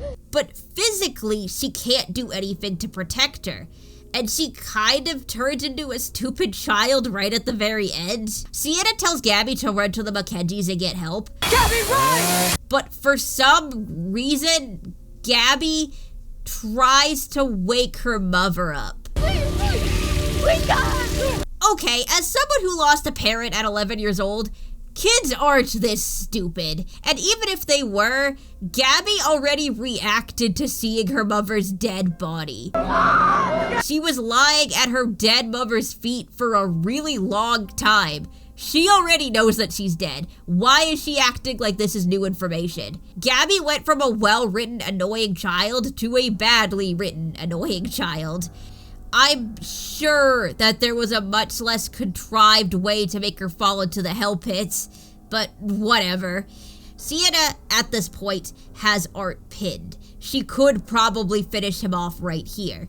But Gabby is in danger, and one thing that is consistently shown with Sienna is that she has an extremely strong protective instinct. Gabby comes first, and she even horrifically slices open her own hands as she tries to pull her up with the sword. Much like Sienna let Art whip her bare flesh in order to save Jonathan in the second movie. However, this time it didn't work out. Gabby falls into the pit, and Art gets away. Sienna loses in both aspects. She failed at avenging her loved ones, and she failed at saving the only family she had left. And now she truly is alone. Now, the evil entity's plan, as far as I understand it, is that Art would blow up a bunch of kids at the mall in order to trigger Sienna into a meltdown and make her family turn against her. I don't know how the entity knew that Sienna was gonna be at the mall that day. Demon powers, I guess, or they just got lucky. But the entity can control what's on the television. We see that in Terrifier too. Like you, Sienna. So it's entirely possible that they made sure that Sienna saw the explosion on the news so she would freak out and scare her aunt and uncle. It's a way to weaken Sienna, to make her feel like her family doesn't love her before killing them all and blaming her for it. The entity is using Sienna's trauma and guilt against her to make her give up easier. This is a more complicated version of their plan in Terrifier 2, where they were putting a huge amount of stress on Barb, Sienna, and Jonathan's relationships, and maybe even Sienna and Brooke's friendship, considering how the little pale girl triggering Sienna to a panic attack caused a nasty argument between them, and then mentally torturing Sienna until she gave up. And I would assume that if Sienna had given up and allowed herself to drown in the water tank, that's when the entity would have possessed her. But unfortunately for them, they let Jonathan live just a little bit too long. His terrified screams woke Sienna up and caused her to find her full power and kill Art. Which is why I would assume that they took out Jonathan before going after Sienna this time around, to prevent this kind of thing from happening again. But what the entity doesn't seem to understand is just how strongly love can affect a person when someone that they care for is in danger. Because they made the exact same mistake a second time. They obviously kept Gabby alive as a fucked up punchline to Aunt Jess's death, not understanding how much Sienna actually cares for this little girl. Gabby is screaming Sienna's name during the possession scene, just like Jonathan was when Sienna was dying in the water tank. And also just like Jonathan, Sienna's need to protect Gabby is so strong that she's able to fight off the possessed. This is something the entity realizes in real time. You really love that one, don't you? She's fighting for you, Gabby, and you're the only thing that's keeping her from letting me in. Now, one thing that is established early about the entity is that they are very childlike and playful. Obviously, we see that in Terrifier 2, when they are taking the form of a literal child, but even in Terrifier 3, when they are possessing the body of a grown woman, there's something very childlike about their behavior. Look at them on the subway, swinging their legs like a little kid. And when they have Jess and Sienna taped to the chairs, the entity is taking pictures and opening gifts and generally just goofing around. Try it out, Mommy.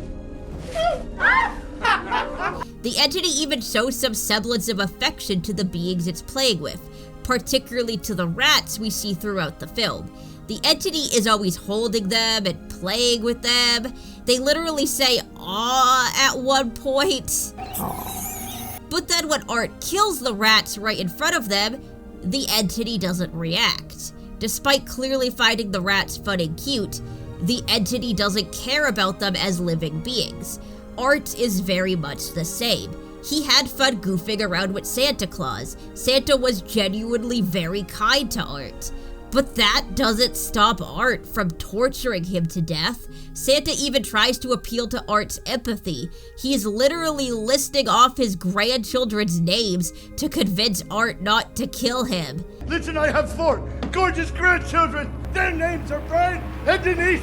And Art doesn't give a shit. To him, the Santa guy isn't a human being with thoughts and feelings and people who love him. He's a toy. People and animals are fun to play with for a little while, but that's all they're really good for. And especially in regards to Sienna, she needs to be as hopeless as humanly possible in order for the entity to fully possess her. So Sienna's family and friends aren't just toys to the entity, they're tools. Their deaths and suffering aren't just for fun, they are serving the extremely important purpose of traumatizing Sienna and keeping her in a vulnerable state. They understand love as a method to weaken people, that it hurts them to see someone that they care about dead or in pain. But they don't understand it as a tool that can make people stronger. And that's what it does for Sienna. Sienna's love for Jonathan brings her back from the dead in Terrifier 2. Her love for Gabby keeps her from getting possessed in Terrifier 3. And even after Gabby has fallen into the hell portal, it's still giving Sienna the strength to persevere. The last thing Sienna does in this film is rip off the crown of thorns that the entity forced onto her after telling her that she isn't a savior, and then declare that she's going to find Gabby. I'll find you. She hasn't given up hope yet. The entity, despite their planning, their guilting, their gaslighting, has failed to break Sienna. As long as Sienna has family out there who needs her, she isn't going to stop fighting. And that's where the movie leaves us. Sienna has lost literally everything in her life, and I assume it's going to get a whole lot worse in the next movie. She's already got true crime enthusiasts baselessly accusing her of murder. I'm sure the rest of her family dying and going missing isn't going to help, especially since most of their bodies were found in the house she was staying in. And she's not gonna have Jonathan to back her up this time either. I wouldn't be surprised if this awful podcast woman is going to be a minor villain. Granted, she is actually a cameo. She's played by real-life podcaster Annie Lederman, who has interviewed Damien Leone in the past. You did. You want to die in I really want to die in Terrifier 3. Yes. Like, you don't, obviously it's your movie. You don't have to. I've said it on every podcast I've ever done, but it's fine. Now, do you think, are you going to get a lot of cameos now, you think, in your movies? I know you're going to have one really big celebrity cameo.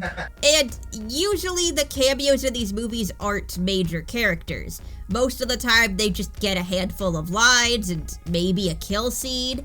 Although, Sienna's father is a cameo, and that's a pretty important role.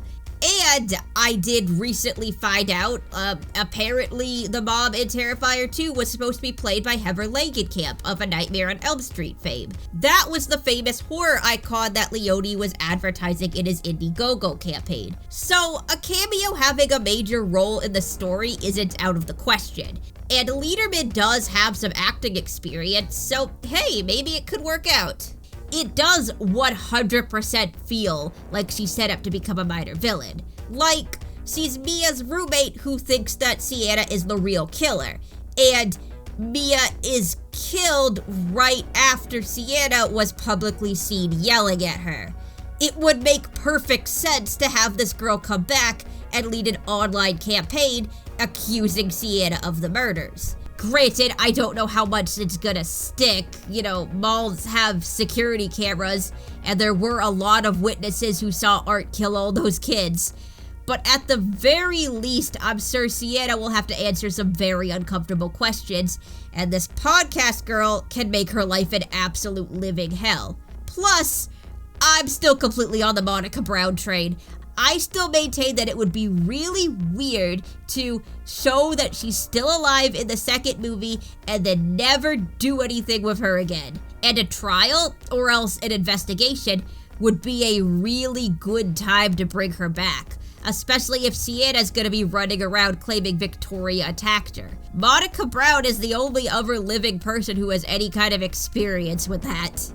As for Art, well, I assume that the opening scene is going to be Art murdering a dog, because if there's one thing that offends people more than kids dying in movies, it's dogs dying in movies. The only bad publicity we got on the original Toxic Avenger was shooting the dog. The only bad letters we got was about that. Nobody cared that a young boy's head was crushed by the wheel of an automobile and then backed over.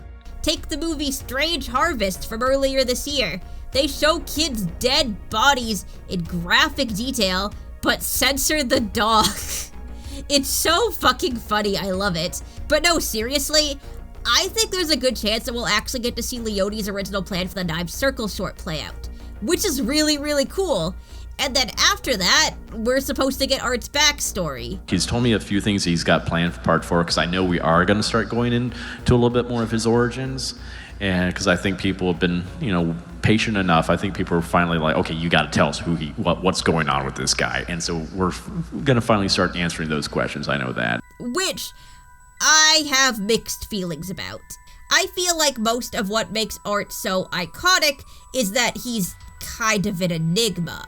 He's a normal dude who does normal things like doing the dishes and cleaning his clothes at the laundromat. But also his idea of a fun Tuesday night is to put on a clown costume and slice girls in half. He's one of the most sadistic killers who ever lived, but he also acts like a big goofy child. These things seem like they'd be contradictory, but they mesh together so well, I worry that overly explaining any of them would just ruin the whole intrigue of the character. Especially if they try to give him a tragic backstory. Considering Leone's insistence on making Art into a complete monster in Terrifier 3, I don't think he would ever do that, but I will live in fear of it happening until the new movie eventually comes out. I also really don't want to see his face out of makeup. I know we saw glimpses of his real face in the beginning of the first Terrifier, but I think seeing him fully without makeup would ruin something. Granted, I'm not even sure how possible it would be to show Art fully out of makeup. David Howard Thornton doesn't look like Art. They have completely different facial structures. Fortunately, Leone has already said that he doesn't want to take the mystique away from Art. He stated that he will never show Art talking. No, I can honestly say he'll never speak because it would never live up to the expectations of what his voice could sound like or what that one word would be or that one line would be. Which is good. That was honestly the part that I was most worried about. And he also said that he's going to handle Art's origin in a Lynchian way, which is to say, leave a lot up to interpretation. I think that's for the best. Art has a lot of mystique around him, and I would hate for that to all go away. It would be cool to have the whole thing with the circus and the little girl he murdered get explored, though. I mean, there is that one weirdly specific line in the article about the girl being related to mimes. Genuinely curious to see if that was setting anything up. And one of the demolition guys does tell this whole detailed story about a murderer who used to live in the same house that Art is hiding in. Back in the early 90s, some maniac abducted and killed over a dozen kids in this town. They buried all the bodies in the basement here in this building. He says he's just kidding. Of course I'm fucking with you. But like, I don't know, having an extremely long fake story would be kind of weird. Maybe it's something to do with Art's backstory, especially since it looks like that Art either owns this house or he lives in this house, because it showed that his workshop was in this house the entire time. It also seems pretty obvious that Sienna's gonna go to hell to look for Gabby in the next movie, so he pretty much just straight up says that at the end. I'll find you. And Leone has already mentioned that that's going to be part of Terrifier 4. Sienna is sort of left in a predicament where she has to try and figure out a way how to rescue this other character. So that's going to be one of the interesting things to explore moving forward. When Sienna arrives at the house, Gabby gives her a card that references going to the moon in a rocket ship that they used to play with. P.S. We still haven't made it to the moon. Not our little cardboard rocket ship. I remember. It's a weirdly specific line, and I think it's gonna have a payoff in Terrifier 4. You know, maybe they're gonna use some kind of a contraption to get out of hell, and Sienna's gonna say that they're finally going to the moon. I also really do genuinely believe that there's going to be a lot of elements pulled from the Knives Circle. I think that the book that the lady's reading at the very end, with the 2 films about being impregnated by the devil on the cover, aren't just a couple of Easter eggs. Notice how it says that the Knives Circle is Rosemary's 4th book. 4th book, like Terrifier 4. I think this is foreshadowing, and I think it's foreshadowing. Looks like foreshadowing? And I think it's pointing to there being some kind of an Antichrist storyline in Terrifier 4. This could be pointing at Art, since he does come onto the bus right after this book is showed, and as pointed out in an article on Dextero, the mark of the Antichrist is a healed mortal head wound, which Art has in the beginning of Terrifier 2. And he is literally virgin birthed by a demon at the end of Terrifier 2. If this book is hinting to Sienna's storyline, though, I hope it's not like it was in either of these movies and Sienna's impregnated. Like, I know David Howard Thornton said that he'd never do an assault scene, but Damien Leone has had some scenes implying it in the past. I don't personally think Leone would do Sienna like that, but I also just saw Shelby Oaks, so it's on my mind. If it is related to Sienna, though, there is also the possibility that this is the explanation for why Sienna is so powerful. You know, like, maybe she's secretly half demon or something. I also wouldn't be surprised if Jonathan and or Victoria are in hell. Like, maybe all of Art's victims get sent to hell no matter what. Hopefully, if this is the case, we can get some more satisfying endings for these 2 characters. I also hope that all of Art's victims chase him down and rip him to shreds with their bare hands like the end of Weapons. I genuinely think that's the most fitting way for his character to go out. I am kind of in a weird spot while analyzing this movie because Terrifier 3 doesn't have a particularly satisfying ending. It's not supposed to. It's essentially part 1 of the finale.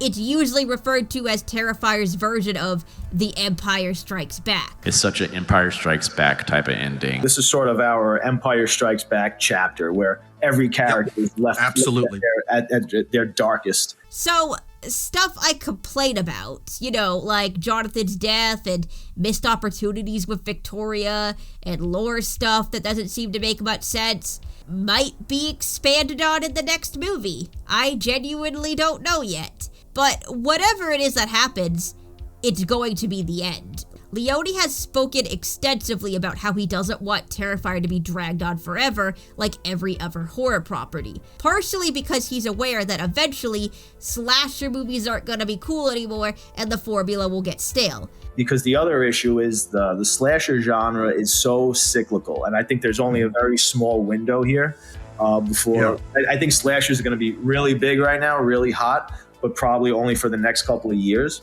I just have this fear of the well running dry with these movies, and we pack so much into each movie that there's only so many ways to creatively outdo yourself from the last movie and keep ramping up these kill scenes and keep getting these laughs out of Art the Clown, and there's only just the journey with Sienna and Art. It can only go on for so long before it just starts getting stale, so. But also, he wants the main character to have an actual arc that feels satisfying. I'm still Mr. Naive artistic integrity, and I just want to have a solid franchise and not fall into that trap of multiple timelines and following a character for 8 movies, and then they're killed off, or they just disappear, and they die off in reality, and then the character's gone, and you're like, why did I follow this character for 10 movies when they ultimately served no purpose? I don't want to fall into that trap. I want to just have a solid story. Which is a decision I respect. As much as I would love like 50 more of these things, I do personally prefer a story with a good, solid ending, especially if there is a lot of lead up and foreshadowing, which does seem to be the intention here. And I'm treating this franchise as more of a mini-series right now. It's more of a saga where you have to look at it more episodic, where you can't just take this all like part 3, like this is what it is, like you're gonna get more. So this is just one chapter in what's going on. So that's one of the ways I'm trying to keep it interesting, because most slashers aren't designed that way. They're made up as they go, where once I was writing part 2, I knew where this was going to end. Leone has stated that he's open to potentially making Art the Clown films that are separate from Sienna's storyline. Well, so if the audience is still with us by the time we're finished here, and they're still yearning for this character, and I still have some fresh ideas, and I think there's a unique way to kick this off or bring in another installment, I'm definitely not against that. And Thornton has said that he's game for playing Art forever. I hope forever. I would love that. I mean, because I love this guy. I love this character. I think there's so many opportunities and so many possibilities to go from fun places with this character. So I am totally open to going as long as you guys want us to. So there potentially might be dozens and dozens of Terrifier films in the upcoming decades, but we do know for sure that Sienna's story is going to come to a conclusive end. And Leone seems to love and respect the character of Sienna, so for as cruel as this series has been so far, I am at least a little bit optimistic that things will turn out somewhat okay for her in the end. I know that the lead up to Terrifier 4 is going to be people talking about the big kill and the controversial gory scenes and all that, and I love that stuff too. I had so much fun during the shower scene, I almost died. But to be completely honest, I'm way more interested in the story and the characters. I'm like the only person who watches these movies for the plot. But Sienna is a character that I feel very emotionally connected to. I had a conversation with one of my sisters earlier this year where she was telling me that she had watched the episode of Young Sheldon where they had the funeral for his father, and it made her sick. Like, literally, she was crying and getting stomach pains because it reminded her so much of when our dad died. And I thought that was so interesting because that's pretty much what happened to me with Terrifier 2. She would never watch Terrifier 2 in a million years, and I have no interest in Young Sheldon, but we had extremely similar emotional responses to these extremely different properties. Really controversial properties in a way too, like a lot of people hate Terrifier and think it's edgelord gore for the sake of edgelord gore, and a lot of people hate Young Sheldon because they think it's cringe and unfunny. but they managed to get intense emotional responses out of us because they both touched on something real. And even if Terrifier 3 didn't get as strong of an emotional reaction out of me as 2 did, it still did touch on the realness for me. Sienna and Aunt Jess talking about Barb, the flashbacks with Sienna's dad. The flashbacks with her dad actually made Terrifier 2 more emotional for me. Going back and watching Sienna in Terrifier 2 talking about how much her dad and his character means to her after finally getting to see them interact in Terrifier 3. Like this costume. Yeah. I mean, it should be a happy thing. Yeah. It reminds me of my dad. He used to draw this character for me when I was a little girl, and he used to tell me I was gonna grow up to be like her one day. Oh, I cried. I cried a lot. And this is what I want from Terrifier 4. I want to sob my eyes out in the theater. I want to be emotionally devastated. And there is a good chance that something like that will happen. Because when I met Damien Leone at Silver Scream back in September, I told him that Terrifier 2 is my favorite Terrifier movie. And he said that I'll love Terrifier 4 then because it's a lot like Terrifier 2. And then he told me that Terrifier 4 is his favorite Terrifier movie that he's written. I didn't record any of this because I thought that would be rude as hell, so I guess just take my word for it. Granted, he didn't specify what about Terrifier 4 would be similar to Terrifier 2, but Terrifier 2 is a masterpiece in my heart, so I'm really just excited that we're going back in that direction. I hope that, with the next entry, we also, might leave the puking and walking out narrative in the past. But I'm not completely dumb. They made a ridiculous amount of money off the back of their controversies. They're gonna do the exact same thing again. I also hope that Catherine Corcoran gets $1 million out of her lawsuit, and I mean that from the deepest pit of my soul. I truly believe that she deserves it. Obviously, I can't say for sure that I'm going to make a Terrifier 4 video. Movie isn't out yet, not even close, and depending on how the lawsuit turns out, I might not even want to talk about it anymore. Although I doubt it, I really cannot shut the fuck up about this series. Clearly. I'm going to be optimistic for now. Here's the bingo card I made for Terrifier 4, just some dumbass predictions. But I think really at this point, what I want out of the last Terrifier movie is for it to be satisfying. That this journey that Leone's been on for the past 2 decades pays off in the end. And I get to cry my eyes out, and it's just an overall very fun, very emotional experience. And maybe, if we're lucky, Sienna will get to enjoy a holiday for once. And Jesus Christ, I guess that's it. How many fucking hours has it been? Oh no. I was expecting this should be 2 hours tops. I can't even tell you what happened. It just got away from me. I don't know. Anyway, if you made it this far, thank you so much.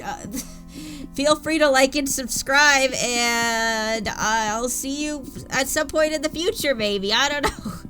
All right, goodbye. Okay, well, thank you for watching to the end of the video. I know that is a big ask for you to do, and I appreciate you being here. It is I am honestly very ashamed of how long this turned out. There is something deeply wrong with me, I know. This is actually the second time I'm recording this. I don't even remember what I said last time. I just talked about nothing for like 15 minutes, and I was like, okay, I need to shorten this and make this more concise, especially since, oh my god, that lawsuit, hit me like a truck. I really was done with editing, or the main part of the editing. I recorded everything that was in my script, and then edited everything that I recorded, and then of course I still had to do add the music and do revisions and clean stuff up, which that takes a long time. That takes usually a few weeks, but I was done with the main part of the editing. I was 2 weeks ahead of schedule. I was this is going really good, and then that happened, and it's I have to talk about it because I recognize the fact that I am in a very unique position, that I've watched hours and hours and hours and hours of Terrifier interviews. I have all these interviews saved to a hard drive, so I knew that most of the stuff she was saying she'd already discussed. And I felt like I should, if I felt like she was being misrepresented by people, which I did feel like that I was in the very unique position that I could actually, show people, give context, you know what I mean? Because I already had those clips, that didn't really take any effort on my part. Because I'm such a freak, I was even oh, I know exactly what interview clips he said that in. I already had some of those clips in the other video. Not every single one of them, but, a lot of them. You could even, just watch the 5-hour video and be like, oh yeah, she's already talked about that stuff. And I hope I did that part justice. I hope I did a good job with the overall video. I tried really, really, really hard. I think I'm up to 69 separate recordings that I did for fixes and redos and revisits. I did 69 separate recordings. I've made so many changes. I added so much stuff. I took some stuff out that I felt was not hurt, that was hurting the pacing of the video. I really, really, really loved working on this. I was coming home from work every day, so psyched. Oh my god, I got to work on the Terrifier 3 video. I had so much fun working on this. But I'm so fucking tired, and I'm looking forward to doing some of my other hobbies for a little bit. I'm not taking, an official break. I need a little bit of time to, unwind. And I also don't know what my next video is gonna be. It might be Dangerous Animals, but I don't know. And if I'm gonna do Dangerous Animals, I don't think it got released on Blu-ray, and I usually wait for that. So I'm not sure. But yes, thank you to my long-suffering patrons. Special thanks to top patron Steven Hutchinson. And also, special thanks to the, my friends and family that have been putting up with my fucking Terrifier-related bullshit for the past 2 years. One of my sisters, actually helped me with the video. She's never helped me with a video before. She was the one lighting the candle in the beginning, and it's, so beautiful, and I'm glad that she's part of this. She's never gonna fucking watch this video, nor would I expect her to. My other sister might, because she did watch the other one. Hello, Georgie, if you're there. But, again, I really wouldn't expect it. When I met Damian Leone at Silver Scream, this is, really stupid. I, went up to him and he was, signing my poster or whatever, and I didn't know if he knew about my video. And so I said to him, I was oh, I don't know if you'd ever heard of it, but I'm the person that made the 5-hour Terrifier video. And he was like, no, I never heard of that. And I was like, oh no, okay, never mind. You don't have to, it's okay. But then he started asking me a lot of questions about it. And then he was like, oh, I'm gonna watch it. And I was like, you really do not have to do that. He was like, no, I want to. And I'm like, dude, it's 5 hours long. And he's like, oh, I'll just put it on as background. And I was like, okay.